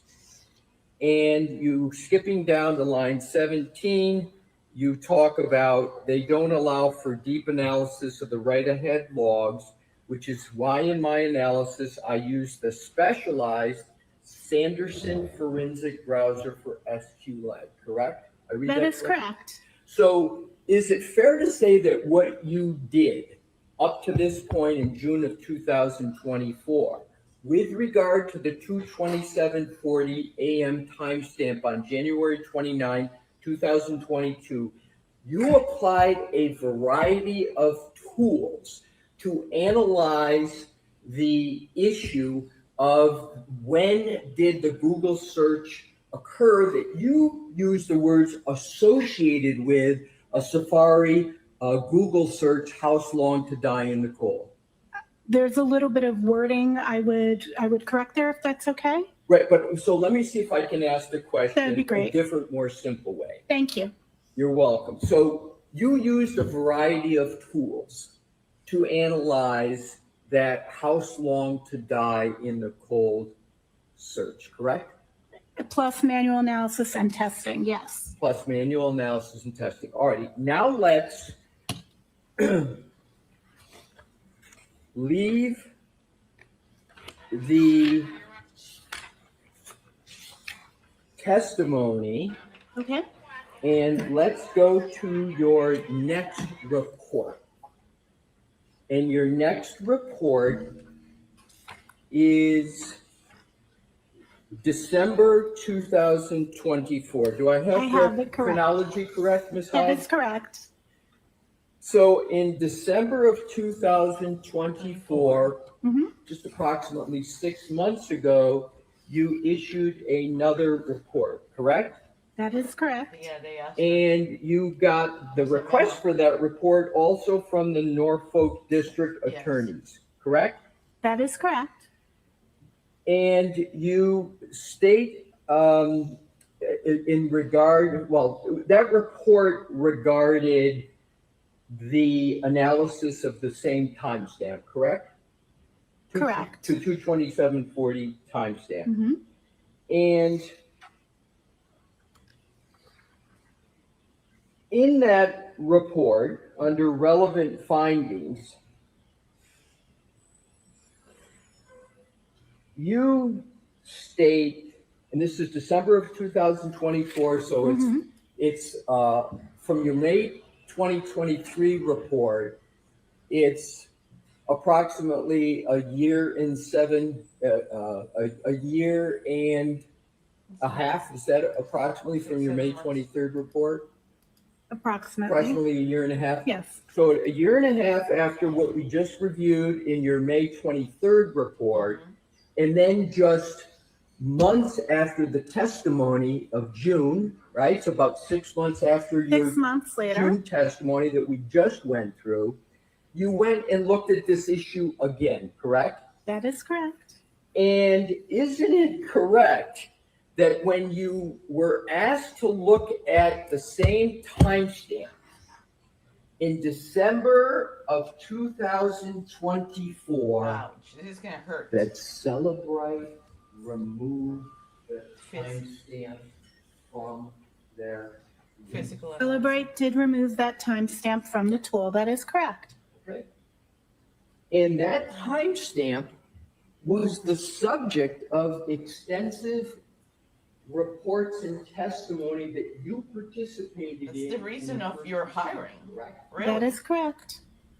That's where you were hired. And even though that timestamp, 2:27:40 a.m., that showed up in Cellebrite tools, Magnet Forensic Axiom showed up, that was removed by Cellebrite, correct? Cellebrite no longer reports it. The evidence is still in the data. I want to be clear, just that it doesn't change the data. They just removed it from their automated parsing and reporting. Right, so they Correct. removed it from their automated parsing and reporting. Yes, they did. That is correct.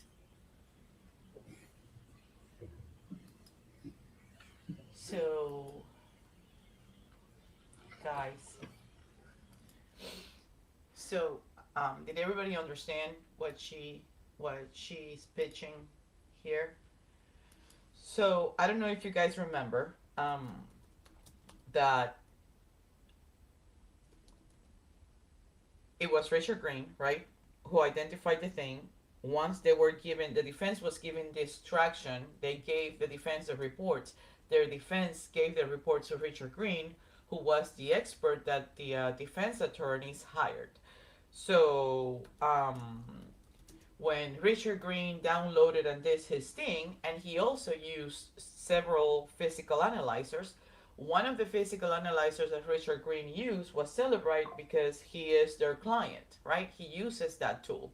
So when he found the house alone to die in the cold, and he contacted back Cellebrite to clarify before calling with Richard Green back, called Norfolk County District Attorney.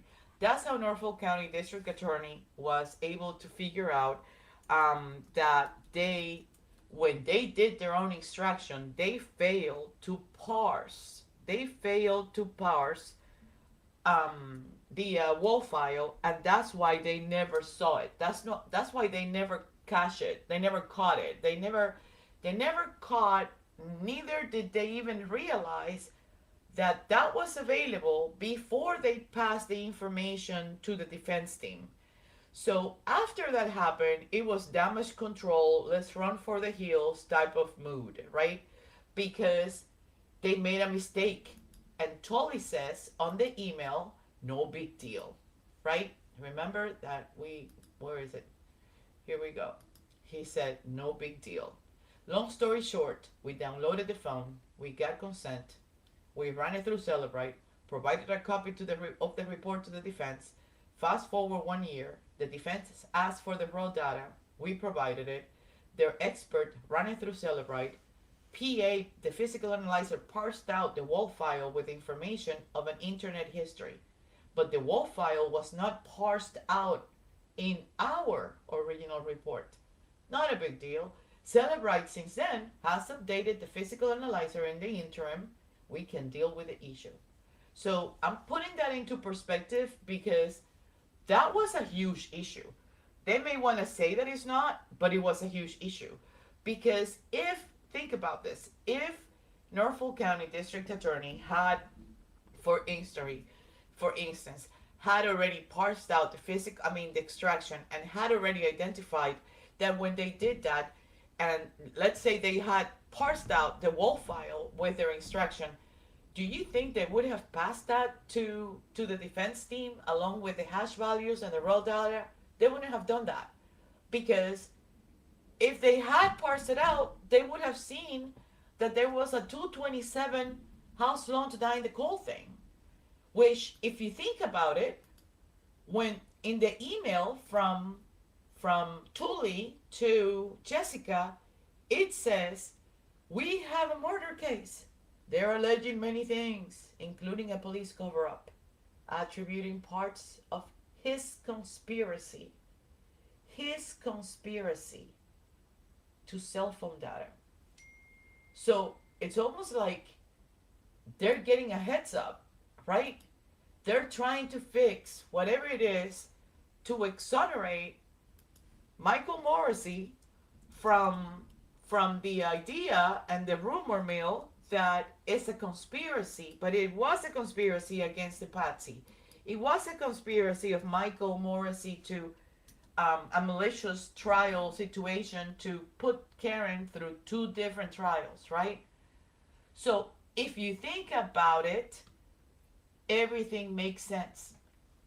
Everything makes sense because what's happening is that in order for them to cover a part that they didn't even know they were supposed to cover, they had to hire Jessica Hyde. And Jessica Hyde was in full understanding of what was the goal of the, of her hiring. So if she didn't know what was the goal of her hiring, hold on.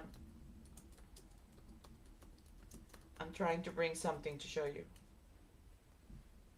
Then we would really be in trouble because they already had Whiffen. Whiffen and Jessica Hyde know each other. We already got all that and already saw it, right, unfold in front of us. How she said, yes, I know Ian Whiffen. Yes, I know who Ian Whiffen is, right? So if we sort of think about what led to the next, the first thing we need to understand is that the same methodology that we are applying to find logic and sequence in the entire case and how all of this came about, right? If we apply the same logic and sequence, what happened first, what led to what, and what happened after, then it shouldn't be an issue. It shouldn't be an issue for us to determine that in order for all of this to happen, what they're trying to do is cover the 227 search. Now, did Tully know about the 227 search? No. Did Michael Morrissey know about the 227 search? Probably. Absolutely, yes. Do you think that Brian Albert, Jen McCabe, Matt McCabe are going to tell Michael Morrissey, you need to step up and cover our behinds and see what you can do because, do a hostage video and stand up for us because these people are saying that we killed John O'Keefe and it wasn't us?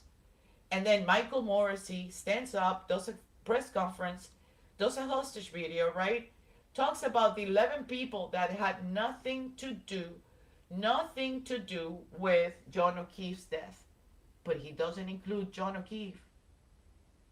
He includes Brian, Nicole, right? Chris, Julie, includes Caitlin, includes Jen McCabe, includes Matt McCabe, Brian Albert Jr., Colin, but he doesn't include, whatchamacallit? Oh my God. Brian Higgins. So here's another piece of information. When the court hires experts, right? And these experts are hired for a reason. The court has to have to follow a specific procedure to vet, get funding, pre-approve, get the expenditure okay, make sure that they have enough money, blah, blah, blah, blah, blah, and they follow their own process to get these experts approved. Typically, you get a few experts to send you a few quotes and you try to figure out who's going to give you the best for the least amount of money? Because we're talking government, right? Government is typically always broke, right? They never have money for anything. At least when we work in government offices, they barely have money for payroll. They can't go into any expenditures, blah, blah, blah, blah, blah. That's normally what happens. So It was this for a minute. the cast team, so they did. It's just because I want to show you something. If Jessica Hyde, hold on, let me see if I can find it first.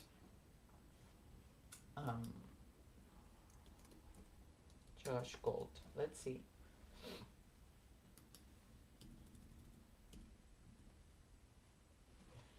Okay, became you two came out and the judge. Here we go. We're gonna go straight to it, and we're gonna get out of it. So listen to this. Thing came out too. When the Dateline thing came out, the judge reached out to all of us saying, who has access to Magna Axiom reports? Who has access to this? And I was like, I'll sign it, Jeff. I don't think we have any of those things. And what was interesting, I was like, whatever they reported, I didn't find that. Listen to this. Where's Ian Weaving? Not watch that stuff, Heather. Do not. You don't want to have this influence. So It was obviously national news. But for me specifically, it was pretty easy to tune out. I did have other examiners come in and give me tidbits and stuff, but for me specifically, I kind of live in a hole, so not you guys. So I remember it showed up on my TikTok, just things about the crime scene. And I mentioned it to Jared, and he was like, do not watch that stuff, Heather. Do not. You don't want to have this influence. So I took my own advice and did trust but verify. And I called Ian and I said, Ian and Karen Reed, did you watch all the stuff? Did you? Because the whole date. That is epic. You know why that's epic? Because first of all, judges are not supposed to have ex parte communications with experts, right? Right? There is a process to hire experts, right? And we talked about it in the beginning. If I share a different tab instead of the one that we were when we shared the other tab, when we were talking about procurement, right? It says on the procuring supply services, getting started, and experts and people, it says, do not present your needs as a problem to vendors. Do not ask vendors to suggest solutions. That approach would, in effect, let vendors write their own purchase descriptions. And what did Tully do? What did Tully do? And why am I not able to? Hold on. Something happened here and changed my settings. Hold on. Yeah, why did that happen?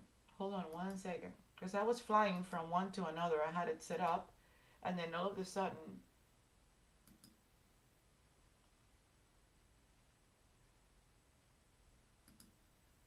here we go. So Tully did that. Do not present your needs right here as a problem or ask vendors for solutions. That approach would, in effect, let vendors write their own purchase order descriptions. And there's a bunch of instructions and rules that the laws in Massachusetts tell you to follow because you have to. And what is he saying? The reason why I'm reaching out is because the DA's office is in search of an outside expert. So he's reaching out in the DA's office because it's the DA's office that is being accused of being corrupt, along with the Massachusetts State Police, right? Furthermore, he goes further and he tells her what their beliefs are, that the Wolf file stamp is associated with the creation of the blah, blah, blah, blah, and he's putting his foot forward, telling her, if you can't do this, there's no contract, there's no need. We're looking for somebody to support this, right? Because the witness told us that Google search was conducted at the request of the defense. They're not even willing or able or capable or nothing to test it, to entertain the fact, what if the witness lied, man? They don't care if the witness lied, because what the instructions come from who? From the person who he sends the email to, and then he says, hire her immediately. Because it's somebody that they're able to what? To manipulate, right? To tell them what it is that they need and get the results that they need. However, your former company, Magnet Forensic Axiom, still shows it. Yeah. Magnet Axiom Forensics currently shows it as a carved artifact and still shows that and gives a description in their artifact reference guide as to what they believe causes that artifact. Yeah. I'm going to ask the question. Yes, it does. Magnet Axiom Forensics, where you used to be the director of forensics. That is correct. Used to be the director. Yes, Oh my yes, But Cellebrite doesn't. In the that automated is correct. tools. That is correct in their automated parsing. And you would agree that Magnet Forensic is a very reputable company, right? Correct. Unbelievable. Let's go back to your December 2024 report. Do you recall just moments ago when we went through your testimony in June of 2024 in the first proceeding, where you stated various times how it was, I'll use the term best practices, to use multiple tools to analyze the timestamp? Correct.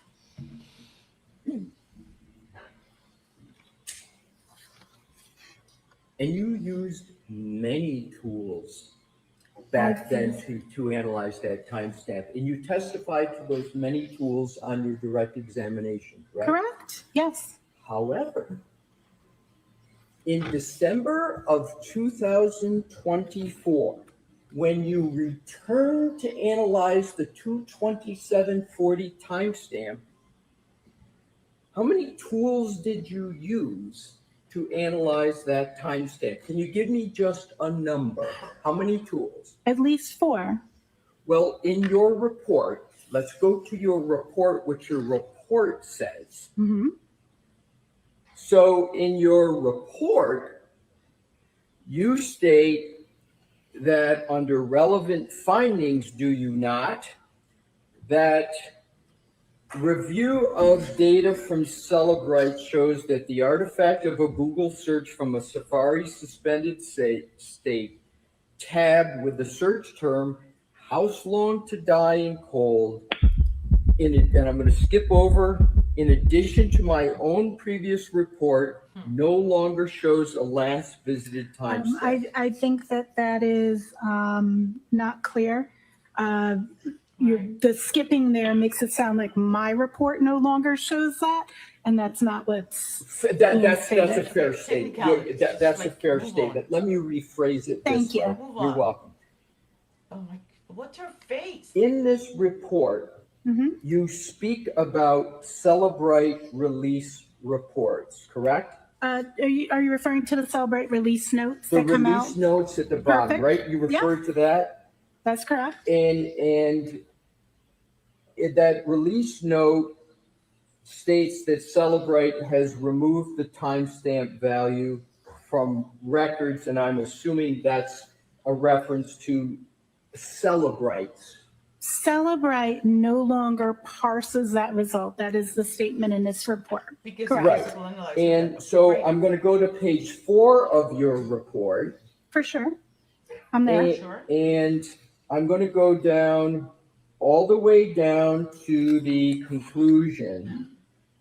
In that report, is there reference to any company other than Cellebrite in this entire report? In this report, no. Okay, thank you. Now let's go to your prior testimony in the first proceeding, where you said that it was important to use multiple tools. Absolutely. do you still stand by your position that you've given today and that you gave in June, that it's important to use multiple tools? Absolutely.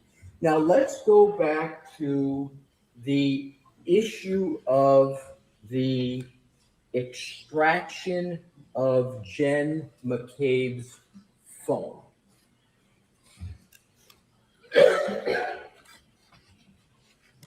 And what I want to do is to cover a concept and see if I've got this correctly. Are you familiar with the phrase Apple source codes? I'm sorry, can you please repeat? Absolutely, no worries, sir. Are you familiar with the phrase Apple source codes? Apple's source code? Absolutely, yes. And isn't it a fact that Apple keeps its source codes proprietary, meaning very few people have access to it? That's correct. It is closed source is the term we would use. Closed source. That would be the term of art, correct. And they keep it so close that they call it closed source. And it's not just Apple. Lots of tools are closed source. That just means that the code isn't available like it would be for the tool I mentioned earlier, iLeap. That's an open source tool. Anyone can look at the code. For Apple, we cannot go look at the code that makes your phone run. That's correct.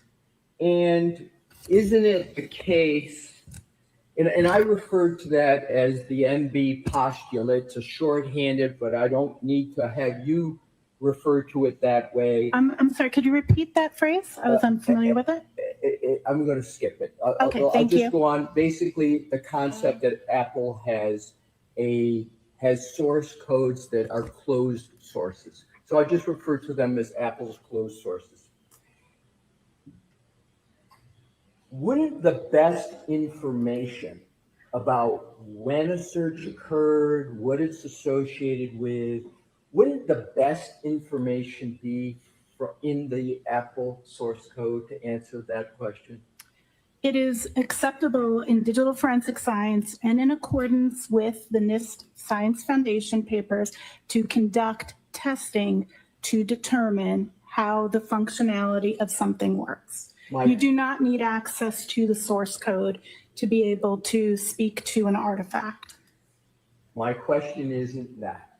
My question is, isn't the best place to go is to the Apple source codes themselves, or are you saying these physical analyzer tools are just as good and the information they pull is just as good as an Apple source code? Those are very, very, those are incongruent statements. Apple's source code is not a healthy way to do an examination because it would be so onerous, and we do not know the level of documentation. We don't know the language. That is not necessarily the most effective way to determine what data is.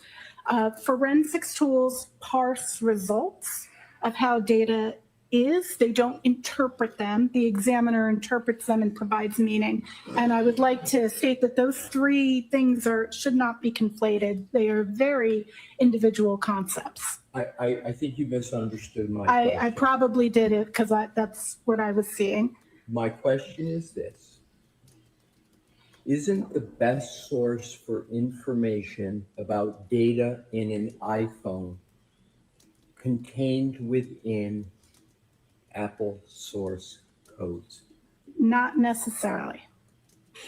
Because that doesn't perform, operational performance is a better source in a practical sense to being able to determine what something is, as opposed to zillions, and no, I don't know the number because it's closed source, lines of code that may or may not have different levels of documentation. Apple themselves wouldn't be able to, any individual there who has access wouldn't know every feature of how every element works. Testing through the methodologies described in NIST is the accepted methodology in our science, not reviewing the source code. I'm going to try it a different way. I understand what you're saying is, if I got it correct, you correct me. Are you saying that these physical tools make it easier to interpret and view the data? I did not speak about the tools at all in the statement I just made. Okay. I spoke about manual testing and checking the functionality and what results. Parse tools, again, these are three separate concepts. The concept of code and actually reviewing code to make a determination is different from parse tool results, is different from doing testing and validation. Those are separate concepts. They should not be commingled as if they equate to each other. So have you ever learned of, have you ever spoken with Mr. Whiffen? I have spoken with Mr. Whiffen historically, but not since the term of this trial. Okay. Have you ever spoken to Mr. Whiffen about whether the Apple source codes are the best source of information about topics like timestamps? Have you ever spoken? That's just a I have question. not had Have that you ever talked to- conversation with Mr. Whiffen, no. Okay, all right. I want to move on to, and do you regard Mr. Whiffen as a reputable? Mr. Whiffen is a reputable forensics examiner, and I've actually reviewed his work in other instances and peer-reviewed his papers. So you have regard for his reputation? I have regard for his reputation. I'm sorry, we have to wait for each other. Oh, to yes, talk I'm physical sorry. It's all right, no worries. So you have regard for the opinions of Mr. Whiffen generally, correct? Absolutely, yes. And you believe he has a solid reputation, correct? Absolutely, that is correct. Now let's turn to the History DB database. You are familiar with History DB? History DB, are you familiar with that phrase? I am familiar with that phrase. Okay. Do any of the house-long searches appear in the History DB? In this instance, no, we do not have artifacts in the History DB of either of those two searches. So I want to just repeat that in a different way. So the History DB, is that considered a valid and valuable source of information in an iPhone? That is a valuable artifact for Safari history. That is correct. But the house-long searches we've been discussing do not appear in that History DB, do they? That is correct.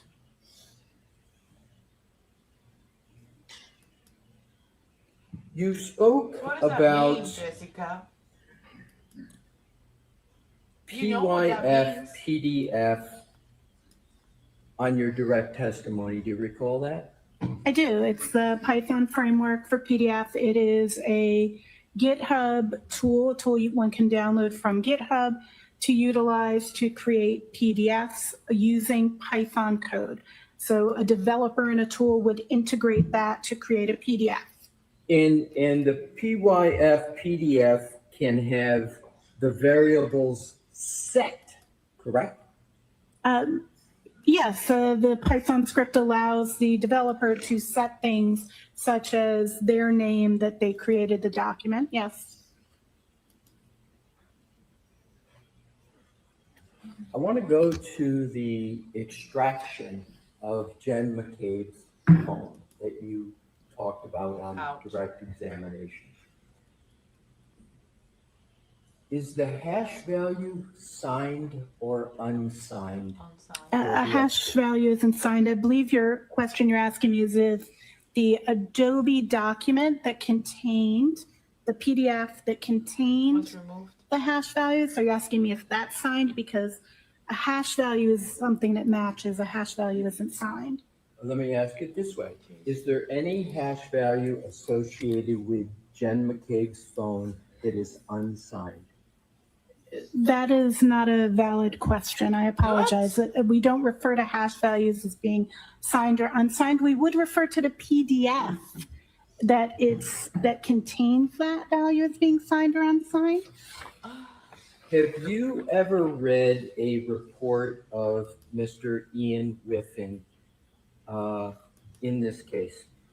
I have, but I have to be clear, I have not read all of Ian's reports. I've only read some, so I don't know if I read some of his earlier reports. Do you recall reading a report of Mr. Whiffen where he references a hash value being unsigned associated with the iPhone of Jennifer McCabe? Can I see said report so I can validate if I did or did not? I'm not sure based on just that, because I wouldn't use the term hash value being signed. I did see a report in which Mr. Whiffen spoke to the PDF not being signed.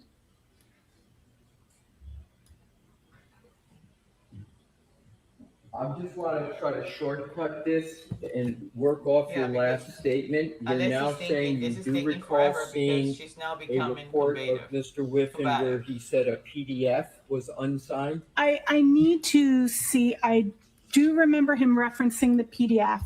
I would need to see the report, especially since the characterization of hash value being unsigned is not a term of art that I am familiar with in our field. Let me ask if you agree or disagree with this statement. Yes or no? Maybe that would be easier. This value can be used to compare with the original hash calculated at the time of extraction in order to validate the extraction data.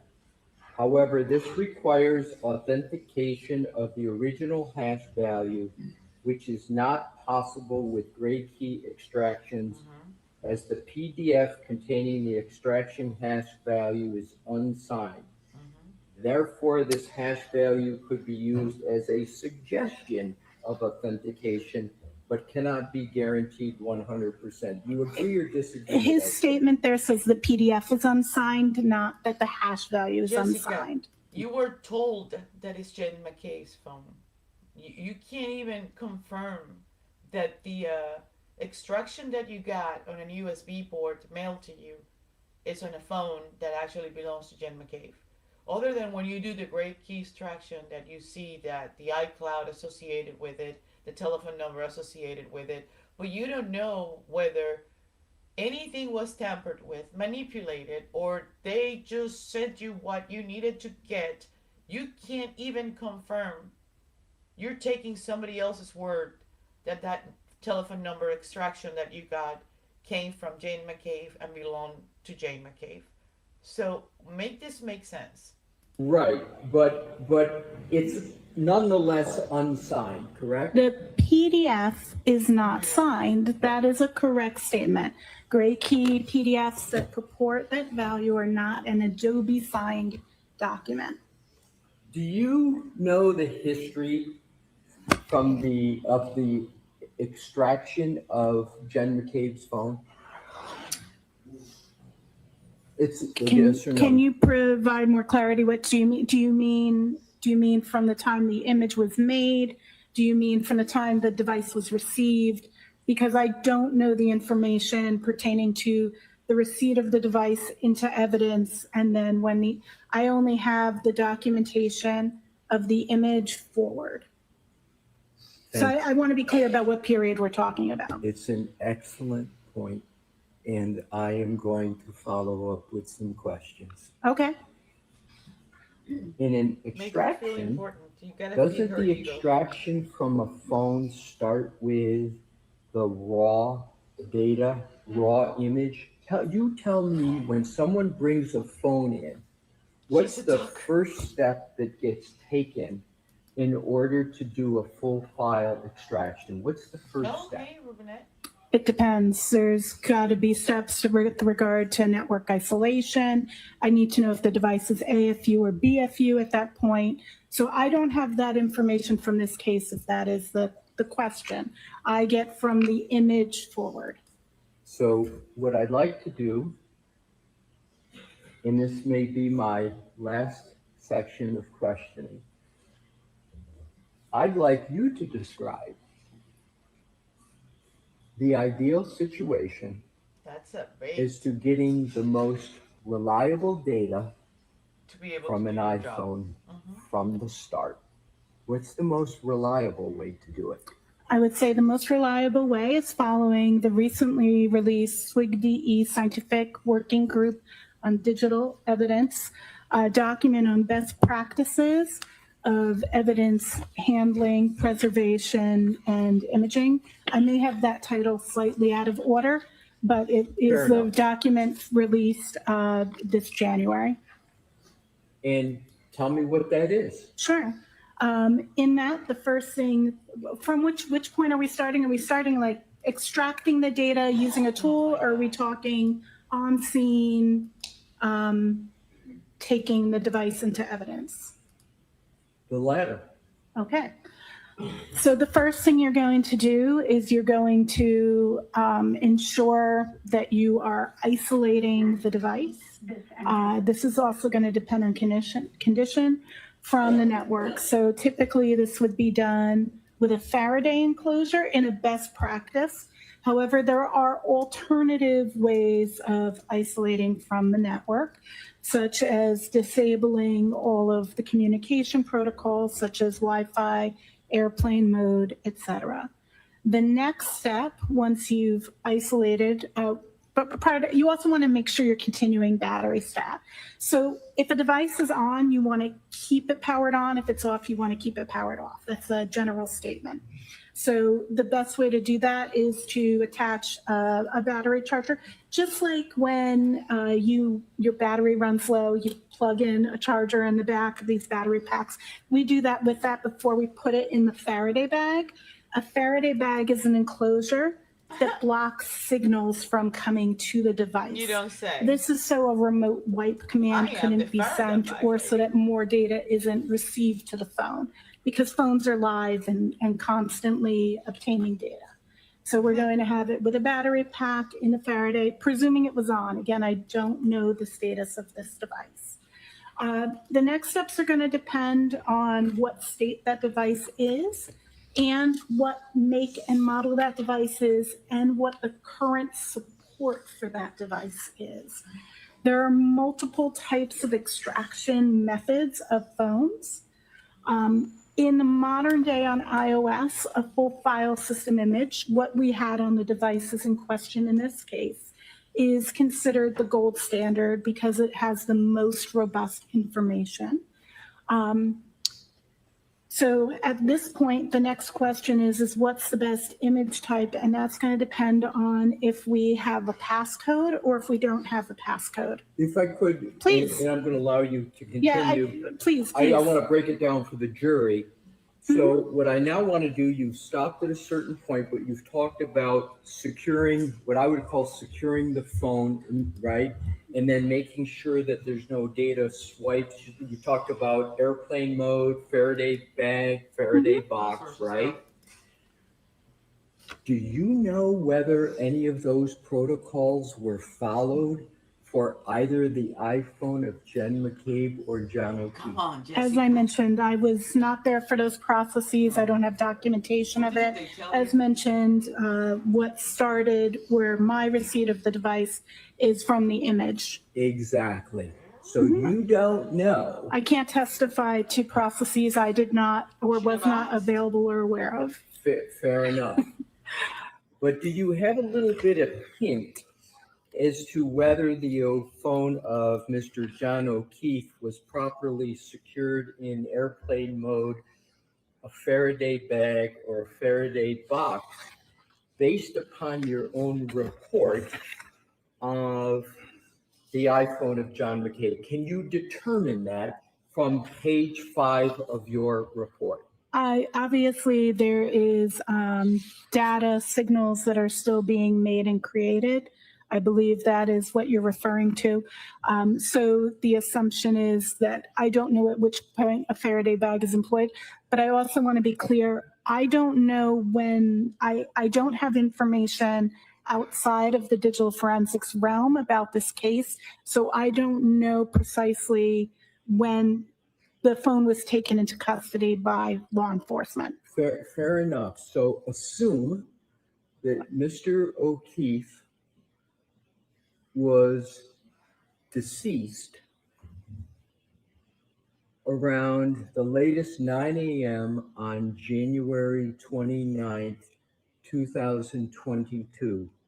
Isn't there activity on that phone, health data activity, up to around noon of January 29th? Health data activity would continue to be reported regardless of if the device was isolated from the network or not.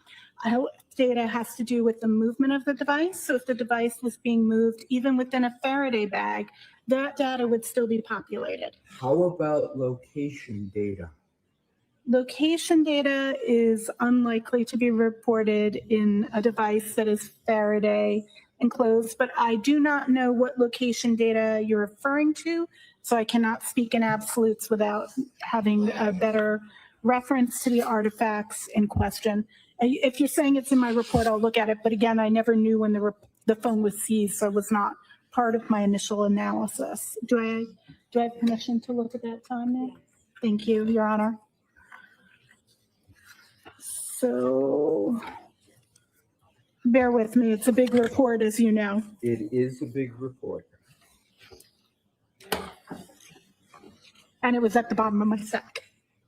Pardon me? All right. It was at the bottom of my stack. I had to lift up the other ones to find it. All right. So, Your Honor, may I assist and point her to a page? That'd be Thank great. you. If you could turn to that report on your page 47 and continue on to page 50. I do see incoming data that is consistent with the device not being Faradayed, such as the receipt of SMS messages, notifications from Ring, etc. So,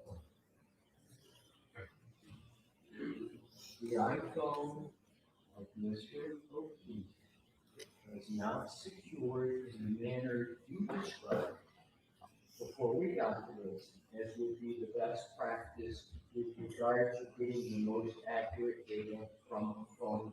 That is, once it comes in, that it's either to be put in airplane mode, Faraday bag, or Faraday box. That's correct. By your own report, you see activity.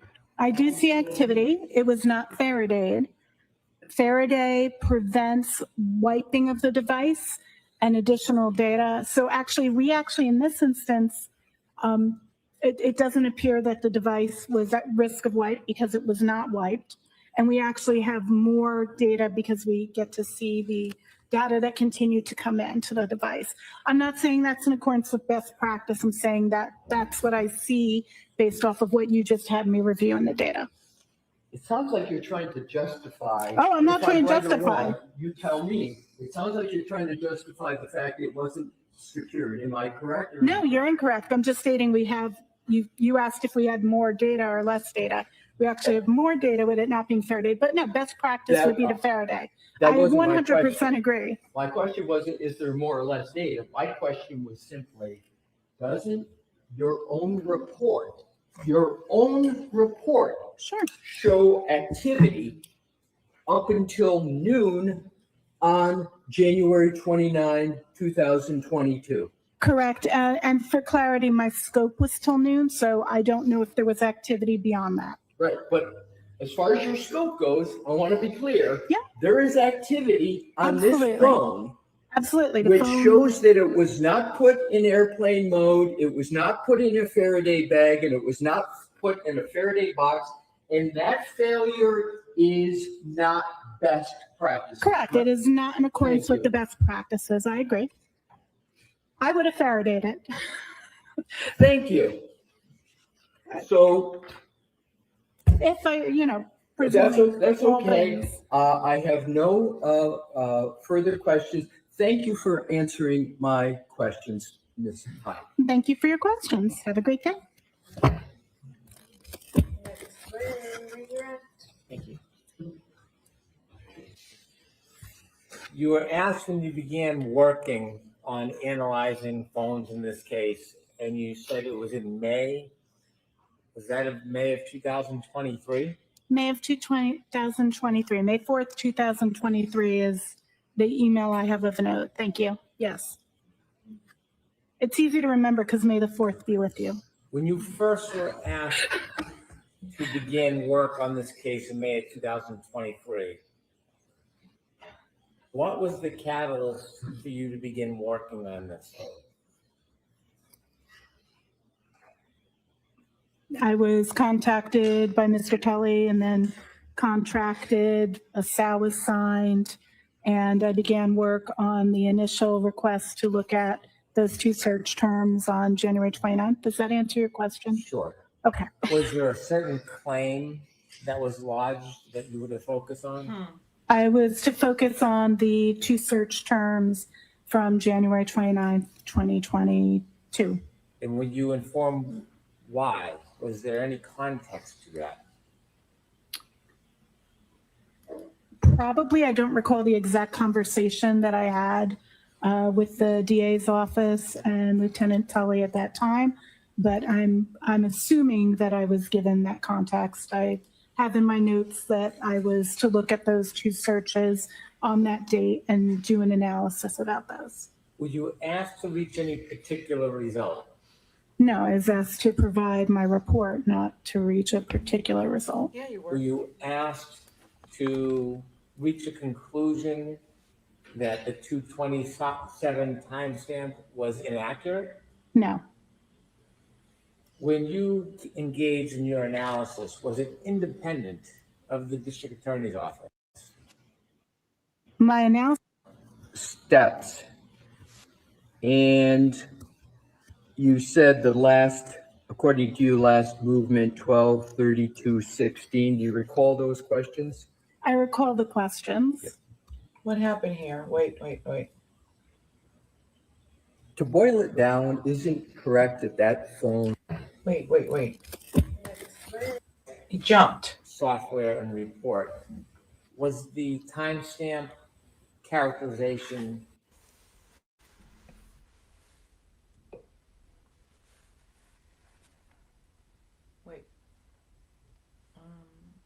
changed or removed? Here we go.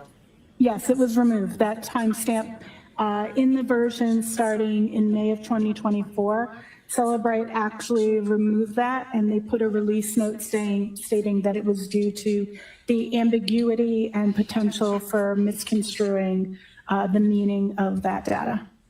Was there any other releases informing other reasons why that was changed other than the potential that somebody could misconstrue, misinterpret, or distort the information? Can I read Cellebrite's own statement? Please. Cellebrite's statement in... To yourself. To myself? Okay, roger that. Thank you. I appreciate that.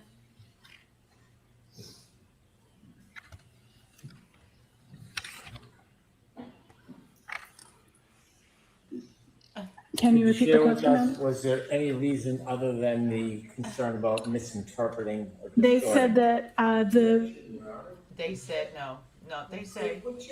my understanding is that it is not a reliable timestamp, and that is why Cellebrite removed it. You were asked about Axiom. Yeah. Axiom, is it the same or different? Magnet, Axiom, and Cellebrite Physical Analyzer are two different tools that both do forensic analysis of mobile phones. You were asked whether Axiom still has a timestamp that was similar to Cellebrite before the change. Axiom shows what I spoke to on direct, where they have it as a parsed versus carved result. And so that particular result shows in the suspended state DB artifact as carved. Do companies like Axiom and Cellebrite give releases, updates, information about how to interpret the reports? So Axiom actually has a document that's released with it called the Artifact Reference Guide, and that actually gives a brief description of the fields and of artifacts.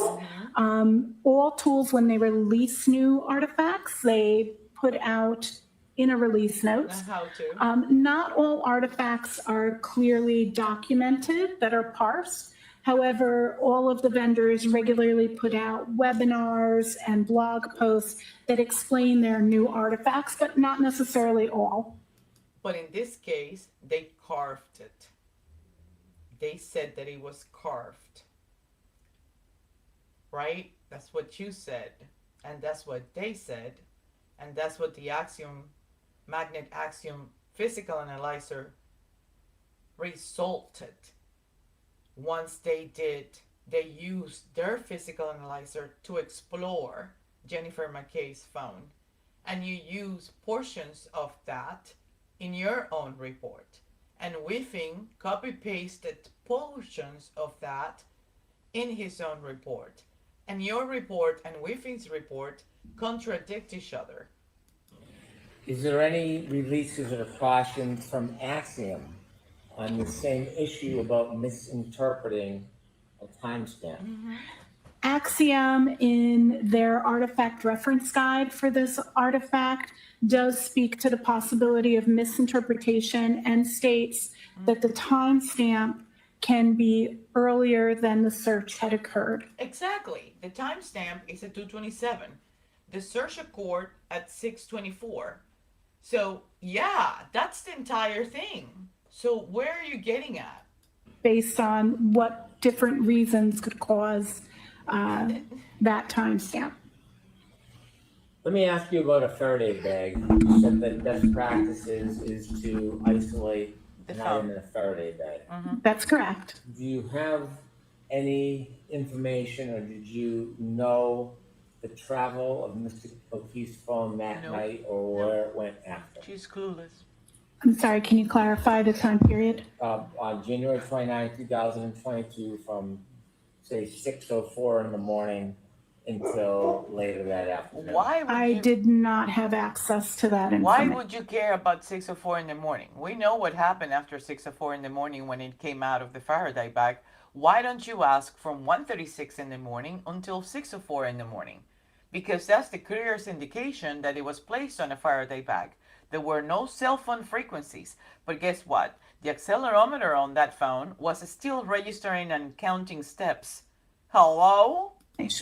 When you analyze data from certain devices, are they always placed in a Faraday bag immediately after Why an are we incident? going general rather than There's a specific? lot of times when this is situation dependent. An example of when you would not put something in a Faraday bag is when you have a deceased victim and you're going to be using their biometrics to possibly unlock the device. Because the Faraday bag is enclosed and then can't be opened, if your intent, if you don't have the password, is to use a deceased person's fingerprint to unlock the phone, we don't want to put the person's finger in the Faraday bag. So usually those phones would not be Faradayed, but they would typically have You airplane don't mode have to, enabled. though. It depends the Faraday Or bag SIM you card use. removed. But no, SIM card removed doesn't actually work on iOS, so I won't get into that. Yep. Understanding or having the opinion that this item was not placed in a Faraday bag at 6:04 in the morning, does that in any way affect your opinions about the data that you analyzed on this phone and the conclusions that you reached regarding Mr. O'Keefe's phone? It does not have any impact on the conclusions other than the fact that it wasn't Faradayed and more data came in. So we have additional data. You were asked a very specific question about History DB, and it was simply whether or not How's Long to Die in Cold, whether it appeared in History DB. That isolated question, does that provide any context to you in your analysis and conclusions about How Long to Die in Cold and that it occurred at 6:23 and 6:24 the next morning? The absence of the History DB artifact doesn't mean that that search didn't occur at that time. We have multiple corroborating artifacts, which is usually what we look for, 2 artifacts that demonstrate is like very good. You don't necessarily need that, But in this instance, we have both from the mobile Safari plist, which tracks the history, as well as the knowledge CDB. So we do have 2 artifacts showing that those searches were done at that time. Of course, 6 seconds apart for the difference between the knowledge C and the mobile Safari plist. On direct examination, you were not asked questions about Mr. O'Keefe's phone. That is but correct. You were on cross-examination, so let me follow up. You have a report that you authored regarding Mr. O'Keefe's phone, That is correct. and you had an opportunity to look at the healthcare data Health for data. January 29, 2022. Oh my. That is correct. Page 6 of your report. Thank you. You noted that there were steps that began at 12:11:09 a.m. Is that accurate? That is accurate. And the way healthcare data works, you have an understanding whether steps means a person actually took a number of steps, or does it mean something else? Steps doesn't necessarily mean that you took a number of steps. It's based on the motion of the device. So it could be steps, it could be you're carrying it, it could be that you're in some other kind of motion. You could be on a bicycle, you could, any number of things. And the number of steps is based on the presumed gait, based on the input into the Apple Health app in terms of gender and height. So it determines the gait and then prescribes a number of steps, but it is possible for other things to cause steps to occur. You were asked specifically if you saw that there were reported movement or health steps at 12:21:10 a.m. and specifically pointed out to you notation or characterization of 80 steps. Is that accurate? That is what's stored in the database. I try to clarify, as I did for you, sir, that that's what's stored in the database. I'm not saying that 80 steps were taken. And by the way, in addition to the healthcare analysis, you did some analysis on the movement of a car, didn't you? From a, Your Honor. I'm going to deny that question. Can these health steps occur if somebody's holding a phone while traveling in a car? as mentioned in my report, it's caused by motion. It could be various motions that could cause it. You could be using an elliptical, you could be in a vehicle, you could be on a bicycle. It's not necessarily steps taken. Based on your analysis of Mr. O'Keefe's phone and the report that was pointed out to you in cross-examination, and do you have information or opinion where Mr. O'Keefe's phone was located around 12/21/10 while those steps registered?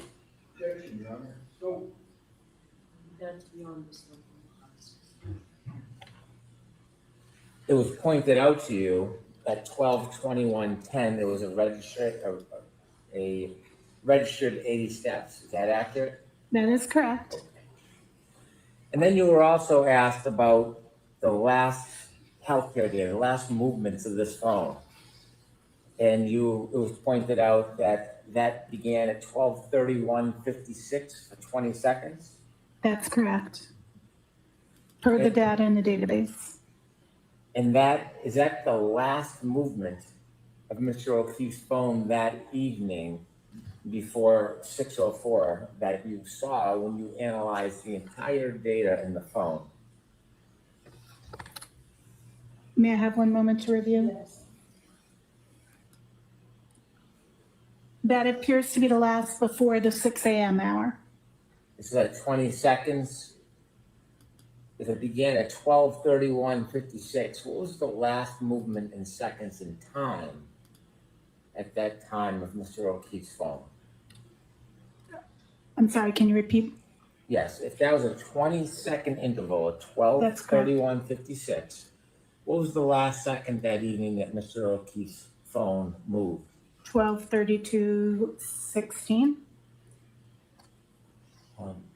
And then when you analyze the phone and were asked about these times, is there any movement between that last movement and 6:04:01? Between the 12/32? Yes, 12/32/16 and 6:04:01. Any movement of that phone whatsoever?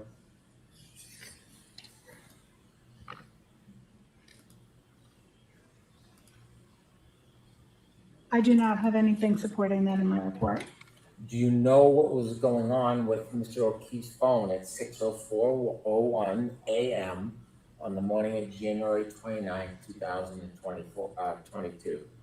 I do not know precisely what was happening with his phone at that time Yes. in terms of movement, if that's, or are It you came at the asking me? I'm sorry, can you clarify what you mean Yes. by the No. question? The next movement after 12:30. So, okay, let me answer this. The 432 steps after I did exercises and sort of try to figure it out with the timeline, I totally believe that this 432 steps happened between 1:36 in the morning, and once the phone came out of the Faraday bag at 6:04, the system updated, like abruptly. It just rushed to update, because if the phone was inside the Faraday bag, just like I put mine, right, the accelerometer inside the iOS continues to record steps.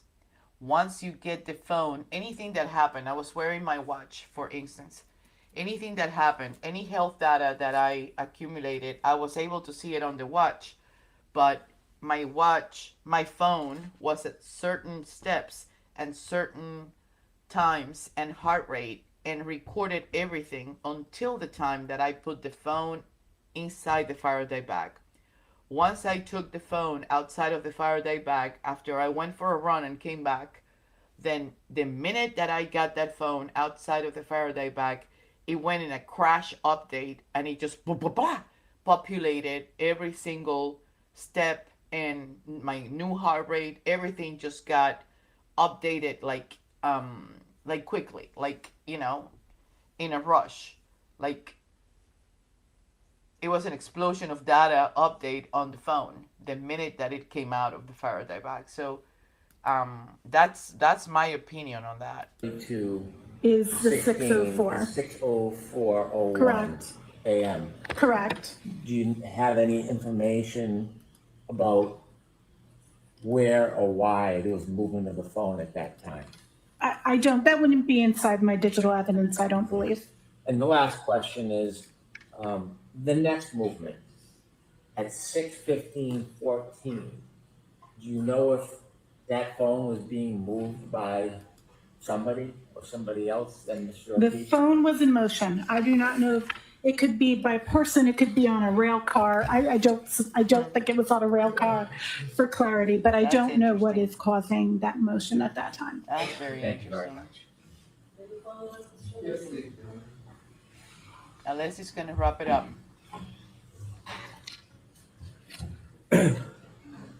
Ms. Hyde, you were asked questions by Mr. Brennan just moments ago about Cellebrite and release notes. Do you recall those questions? Yes. And did Cellebrite, beyond stating that their opinion was the 2:20:40 a.m. timestamp was not reliable, did they give any reason at all for why they concluded it was not reliable in that? I'm sorry, we'll wait for the. Thank you, I appreciate it. Yeah. And I'll repeat the question. Thank you.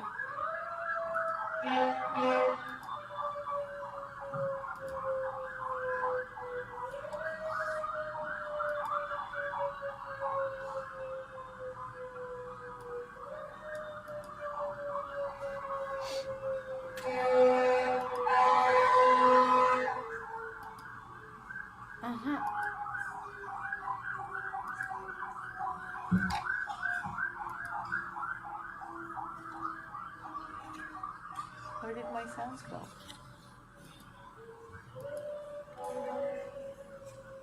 May I, Your Honor? Thank you.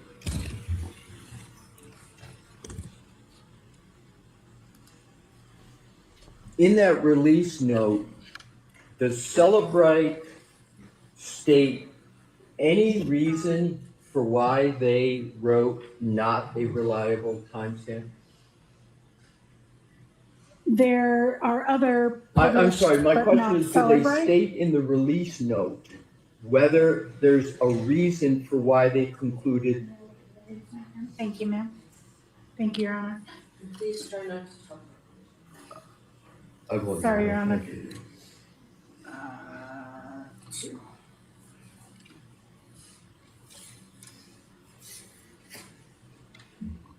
Not asking you to read it, just asking whether or not they give any reason for the conclusion, not a reliable timestamp. One moment, I'd like to review what they wrote. Thank you. You're welcome. Yes, they do. They state that further research since is the reason that they're doing it, that there's further research. Do they state what that research is? They don't, but. All right, but they don't state what the further research is. Yeah. That is correct. They All right, state now that what I'd like it's to do is unreliable.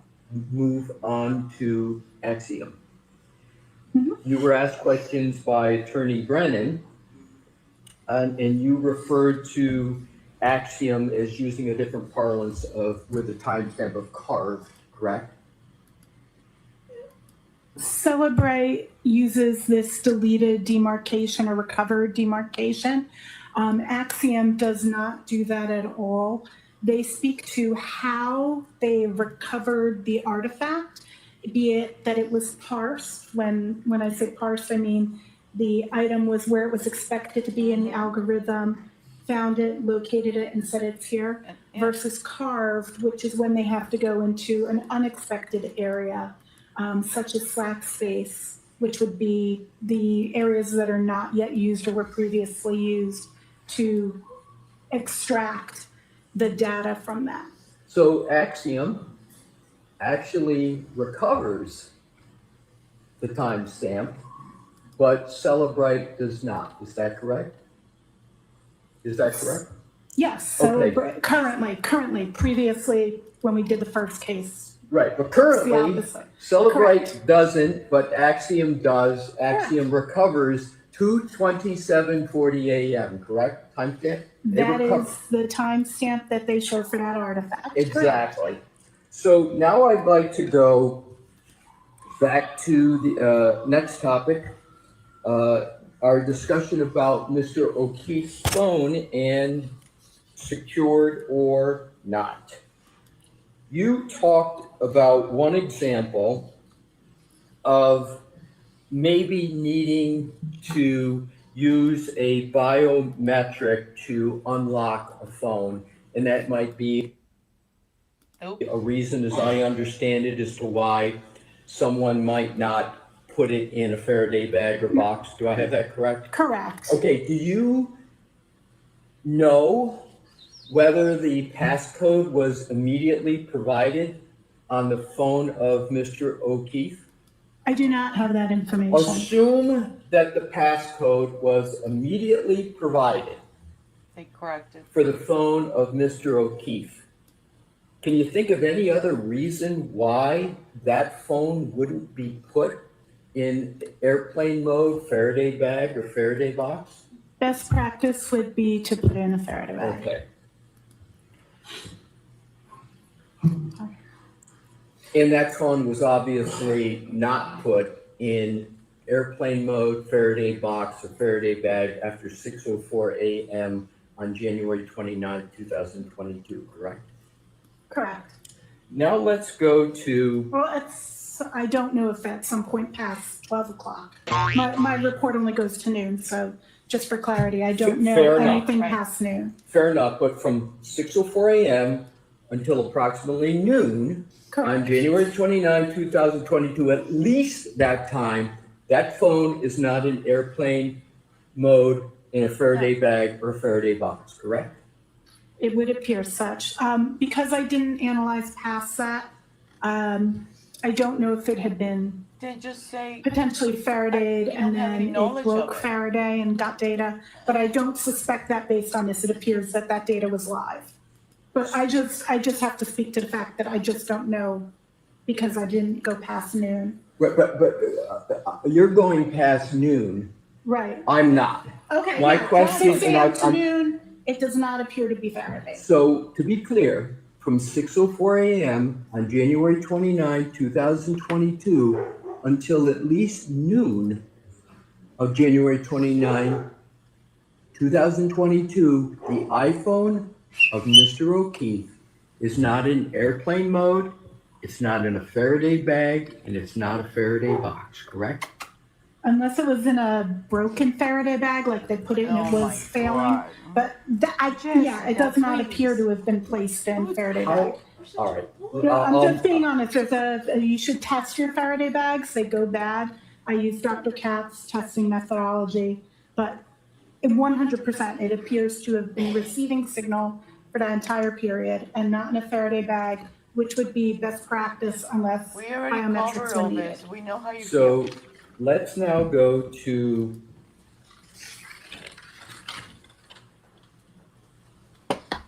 hopefully what are the last two categories of questions. With regard to the iPhone of Jen McCabe,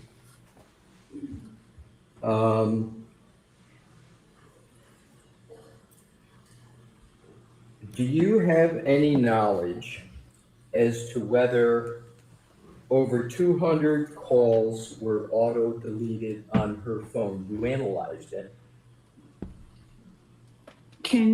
We can see that calls were auto-deleted. You're asking me if the number of, I just want to make sure I understand the question. If the number of calls that were auto-deleted, if that exceeded 200? My question is, Oh my God. do you know whether there was auto deletions on Jen McCabe's phone? Do you know that? I'm uncomfortable with the term auto deletions because I don't know what that is inferring. Okay.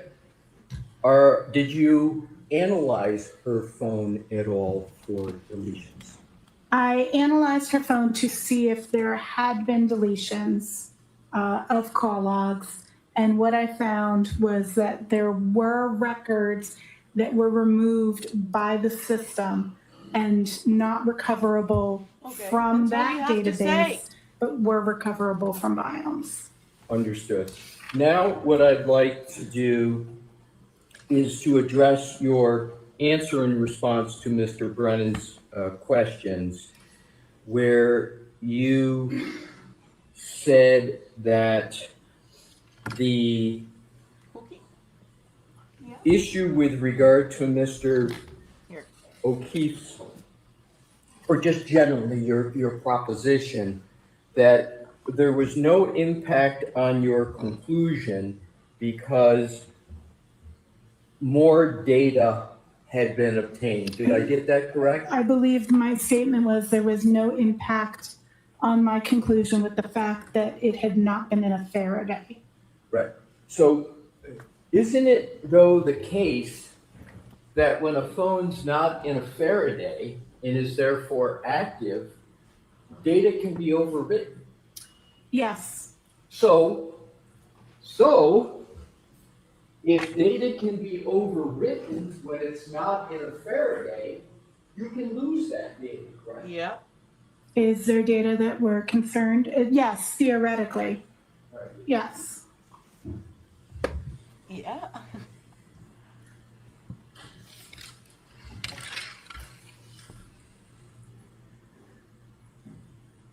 You talked about, in response to Attorney Brennan,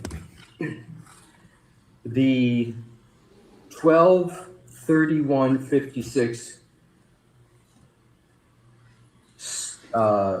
steps, and you said the last, according to you, last movement 12/32/16. Do you recall those questions? I recall the questions.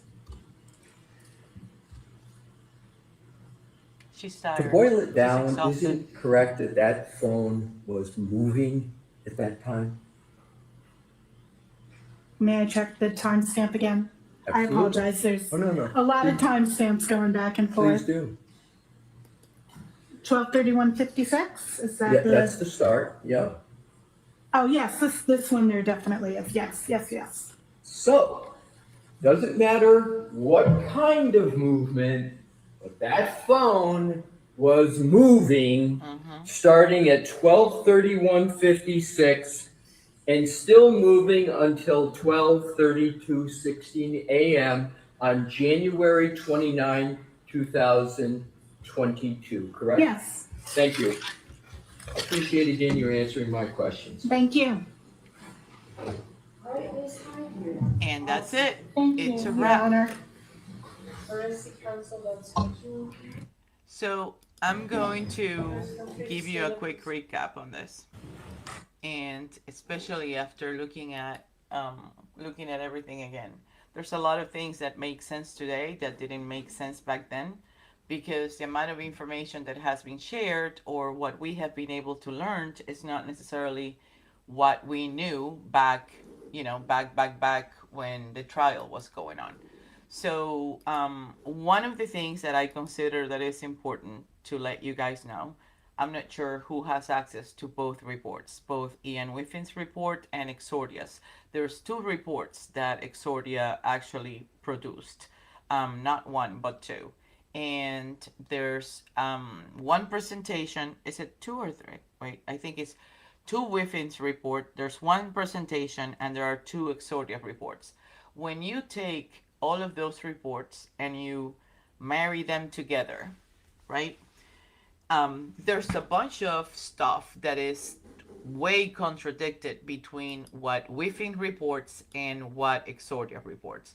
One of the things is that the emails that have just come out pretty much indicate to us what was it that Hexordia was hired for, right?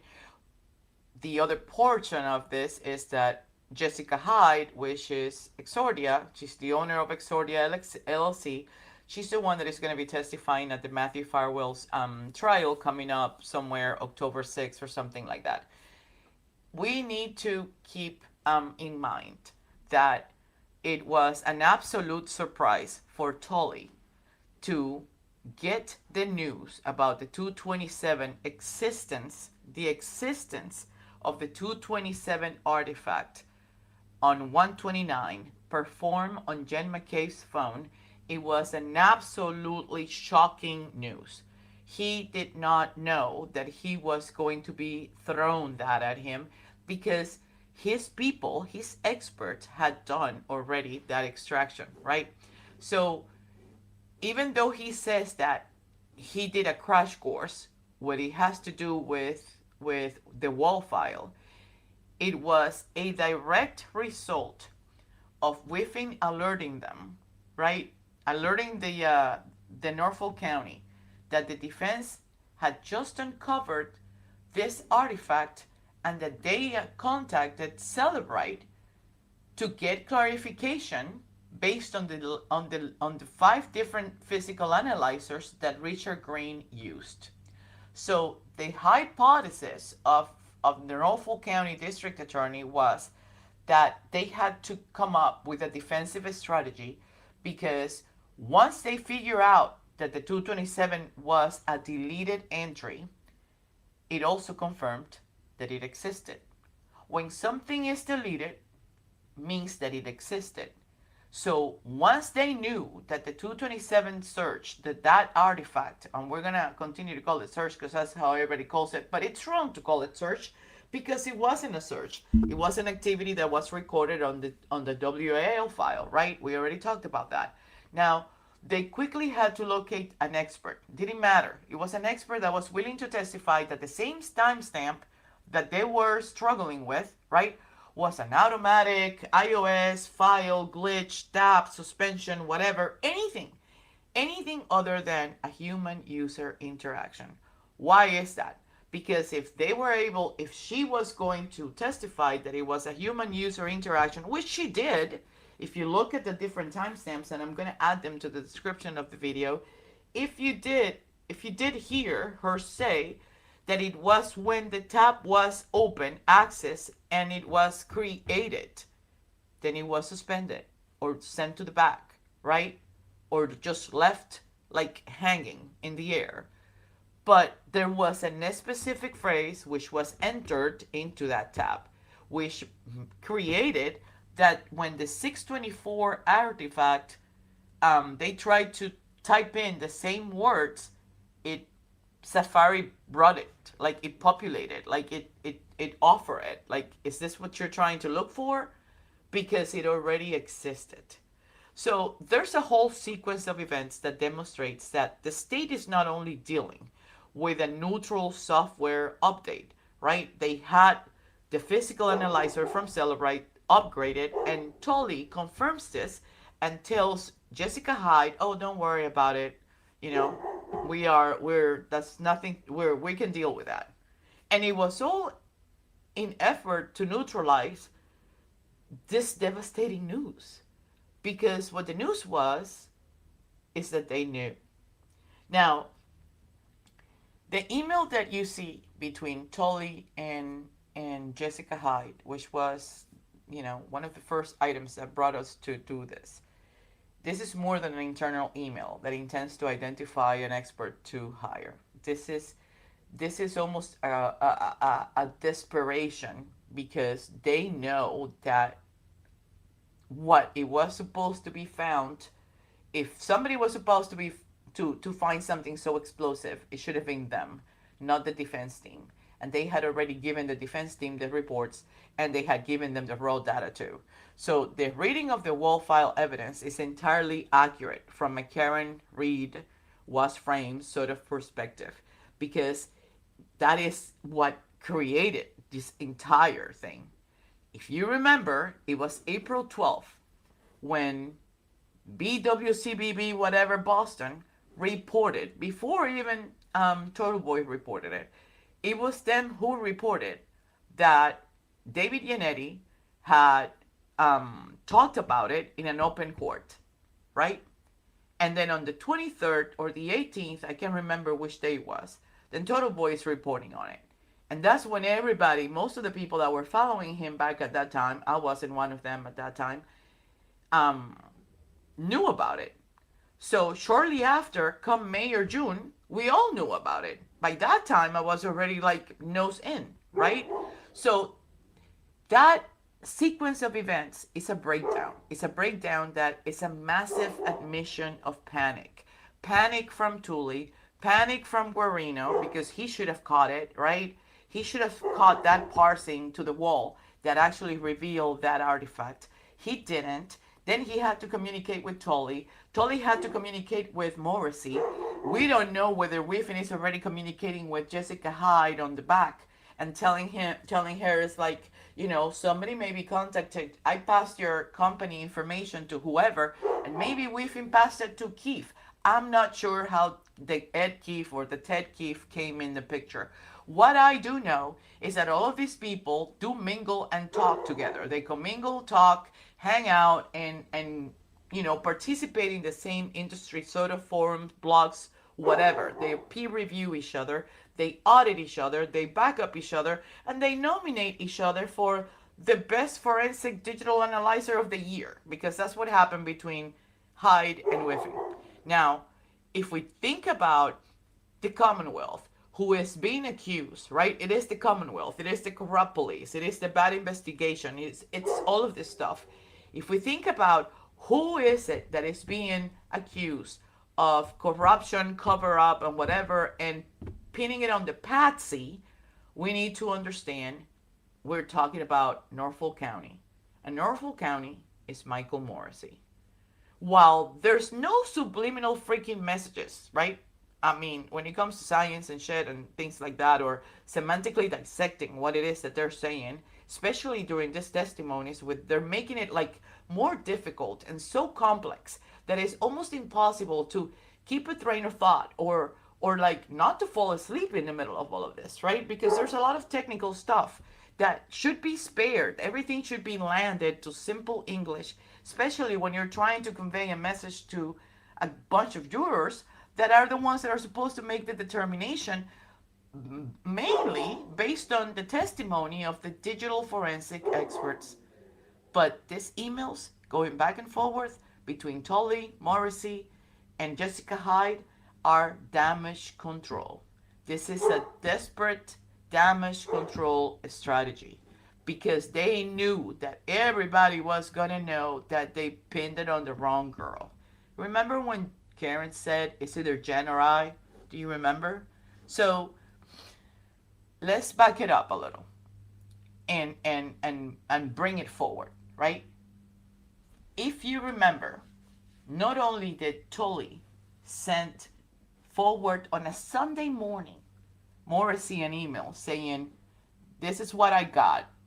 Ted referred her to me, or Keith referred her to me. And he says, hire her immediately. The email that Tully sends to Maury has Lally and Villain included. The email that Morrissey sends to Tully back, telling him hire her immediately, includes also who? Michael Proctor. We cut this earlier today, and I told you the reason why that happens is because it's a Sunday. They needed to give these people some sort of peace, right? They needed to send a message to somebody that would let them know that they had hired somebody. That somebody was Jessica Hyde. And the messenger that they recruited to pass that information to the McCalverts is Michael Proctor. That's why Michael Proctor was included on an email on a Sunday to let him know, him along with Lynn Villain, which is the assistant district attorney, which is the right hand and the left hand and the two legs of Michael Morrissey, and Tully, hire her immediately. So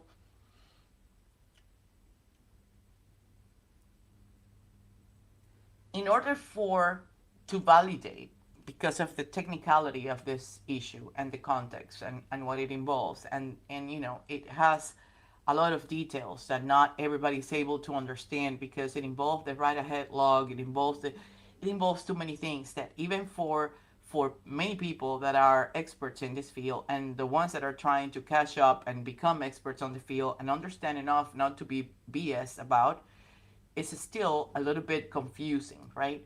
Imagine 12 jurors. I truly believe that what Hank Brennan was doing during the what we just saw, which was both direct and redirect of Jessica Hyde for both trials. We just pulled this off. Today. How long oh my God, I've been here for 8 hours and 55 minutes and 35 seconds. But we pulled it off. You know why? Because going forward, we need to understand why is it that out of the experts that came about, right? Because it was not only Ian Whiffen, it was also Smarter Forensics, which is owned by Heather. Smarter Forensics is the company that put the logo on the report that Whiffen turned in after the trial ended. It's also Hexordia, which belongs to who? To Jessica Hyde. It's also Whiffen's company, which he has his own company. And then it's Cellebrite, which Cellebrite is the employer of Heather and also Ian Whiffen, because Ian Whiffen reports to Heather. So you're talking about 5 different expert companies, and we're not even considering anybody from Magnet Axiom, right? We're not even considering anybody from iLeap or Sanderson's or Rabbit Hole. We're not considering anything. But for the Matthew Farwell, the chosen one is Jessica Hyde. Would you believe it? The chosen one is Jessica Hyde. And there is a reason for that. So let's think about this, right? Before we wrap it up. There are 2 options here. Either Jessica Hyde knew what she was doing from the beginning, which I seriously doubted after watching Hank Brennan cross her. Hank Brennan was trying to get to the bottom of it. Hank Brennan was trying to identify whether is this woman lying, what is this woman? Is she working for this? Is she working for that? Like, he was skeptical the entire thing. And don't forget, Jessica Hyde was Hank Brennan's witness. It was his witness. And he was drilling her. Like, you know, like he would drill any other witness. So there are two potential possibilities here. Because of the reputation and the credibility of Jessica Hyde, because of the fact that she's very well known in the federal spectrum of things, because she had worked and had gotten support with 22 contractors in the past, and other agency, federal government contractors also, in the line of work that she does, maybe, just maybe, because don't forget, she also just received a grant. It's a $49.5 million grant for DOD, nonetheless. I don't know if you know what the Department of Defense. She received a federal contract for $49.5 million right after Trial 2 ended. So just in case you have a doubt, there is a level of expertise and experience that this kid, who was also a woman Marine, a U.S. Marine back in the day, which was the entity, the organization that allowed her to get her bachelor's degree and furthermore continue with her education, becoming the director of Magnet Axiom Forensic. The same Magnet Axiom Forensic that Josh Bev was questioning. Does anybody have access to Magnet Axiom Forensics report? Why? Because she knew that those reports are not altered. She knew that those reports were not tampered with. She knew that those reports, once they were extracted and parsed out and brought into a format that anybody could analyze them or deduct what happened at any given time with any one of those timestamps, call logs from everything that was scrutinized as far as Jen McCabe's and John, those reports from Magnet Forensic went through no tampering, manipulation, fingers whatsoever. Cellebrites did, but not Magnet Forensic. That's why the judge called Heather. That's why the judge called Ian Whiffen.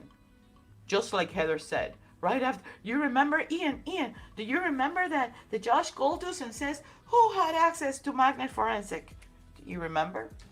She was frantic as the email that Michael Morrissey sent to Tully and copied who? Michael Proctor.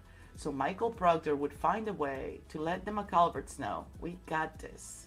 We just hired somebody. And on May 11th, an email was sent to Chris Kelly, which is the director of the Attorney General's office. And in that email, he was informed, we have just retained experts to support Guarino's findings. Now, it's like the dichotomy here is that not only Jessica Hyde is going to be testifying as an expert in the Matthew Farwell's trial, but also Guarino is. And Guarino was the one who forgot to parse the wall file. So you can make your own conclusions. A lot of people have deducted and concluded certain things. In regards to Jessica Hyde, I think I'm gonna wait it out because there's two possibilities, as I said before. One is she had been embedded with the federal government since day one. And the second one is that she got caught between the back and the wall. And she got told, we know what you've done. Right? That's always a possibility. So we don't know what it is. And in order for us to know, we're gonna have to wait it out. But we need to also understand Hank Brennan was kind of helping. And if you want to confirm how much he was helping, trying to get to the bottom of it, and trying to get to the meet and greet and figure out who was actually lying and who wasn't, you need to go back to Ian Whiffen on the second trial. I would do it, but I just got a call. I have to be somewhere in an hour and a half, so that's enough time for me to get ready and jet out. And we have been here for 9 hours and 2 minutes and 19 seconds. This has been the longest stream ever, and it's actually been very productive. I like doing things like this because I don't lose, there's no break, right? There's not a break in service. We're sort of like going from one stream to another and putting all this stuff together at the same time, and it's amazing. Everybody can come in, come out, put a question here, put a question there, and I get to work and write and write down timestamps and go back to them and try to see if I can mix and match all of these little pieces that we have floating up in the air. But at the same time, we all need to, and I'm going to try to see, I don't know that tomorrow is going to be the day, but maybe Monday, I can pull an hour or two and I can review the Hank Brennan with Ian Whiffen, because that is amazing. That is absolutely amazing to watch. He is really drilling. He wants to know who's dirty. It's almost like he wants to know who's dirty in this case. Why? If it's working for Michael Morrissey, why? You know what I would like to see? You're welcome, sweetheart. You know what I would like to see? I would really like to see emails related to the hiring of Hank Brennan. How did that happen? Remember how I always say that I don't know whether he knocked on somebody's door or somebody actually recruited him? I would love to see anything related to that. But in the meantime, we all need to stay positive. This is all going down. You need to keep in mind that it was 12/21/10, just like Alessi said. That is the time of arrival of John O'Keefe. Nobody, while driving in a car, driving shotgun in a car, is taking stair steps up anywhere. You cannot climb stairs when you are riding in a car. It is impossible. And I was going to show you the other thing that I found out on Ryan Nagel, but in one of the earlier reports, where they were talking about, yeah, Saraf, Jen McCabe, and Kerry Roberts, and Karen Reed. Also, there was a male identified as Ryan Nagel. And guess what? Ryan Nagel got interviewed as early as February 7th, 2022. What are the odds? Right? What are the odds? So we'll get back to it. I appreciate everybody. Please don't forget to hit the like button in and out. Apparently that is what is causing the videos not being exposed or shared or whatever by YouTube. I'm not sure how this thing works, but if you can, I would appreciate that you hit the thumbs up on your way out. And I wish you all have a great rest of your weekend, and I will see you all later. So any questions, just let me know. You can drop them on the thing. It's up to you. I read every single comment and every single question, so don't think for a second that I don't. So enjoy your weekend, guys. Appreciate you all.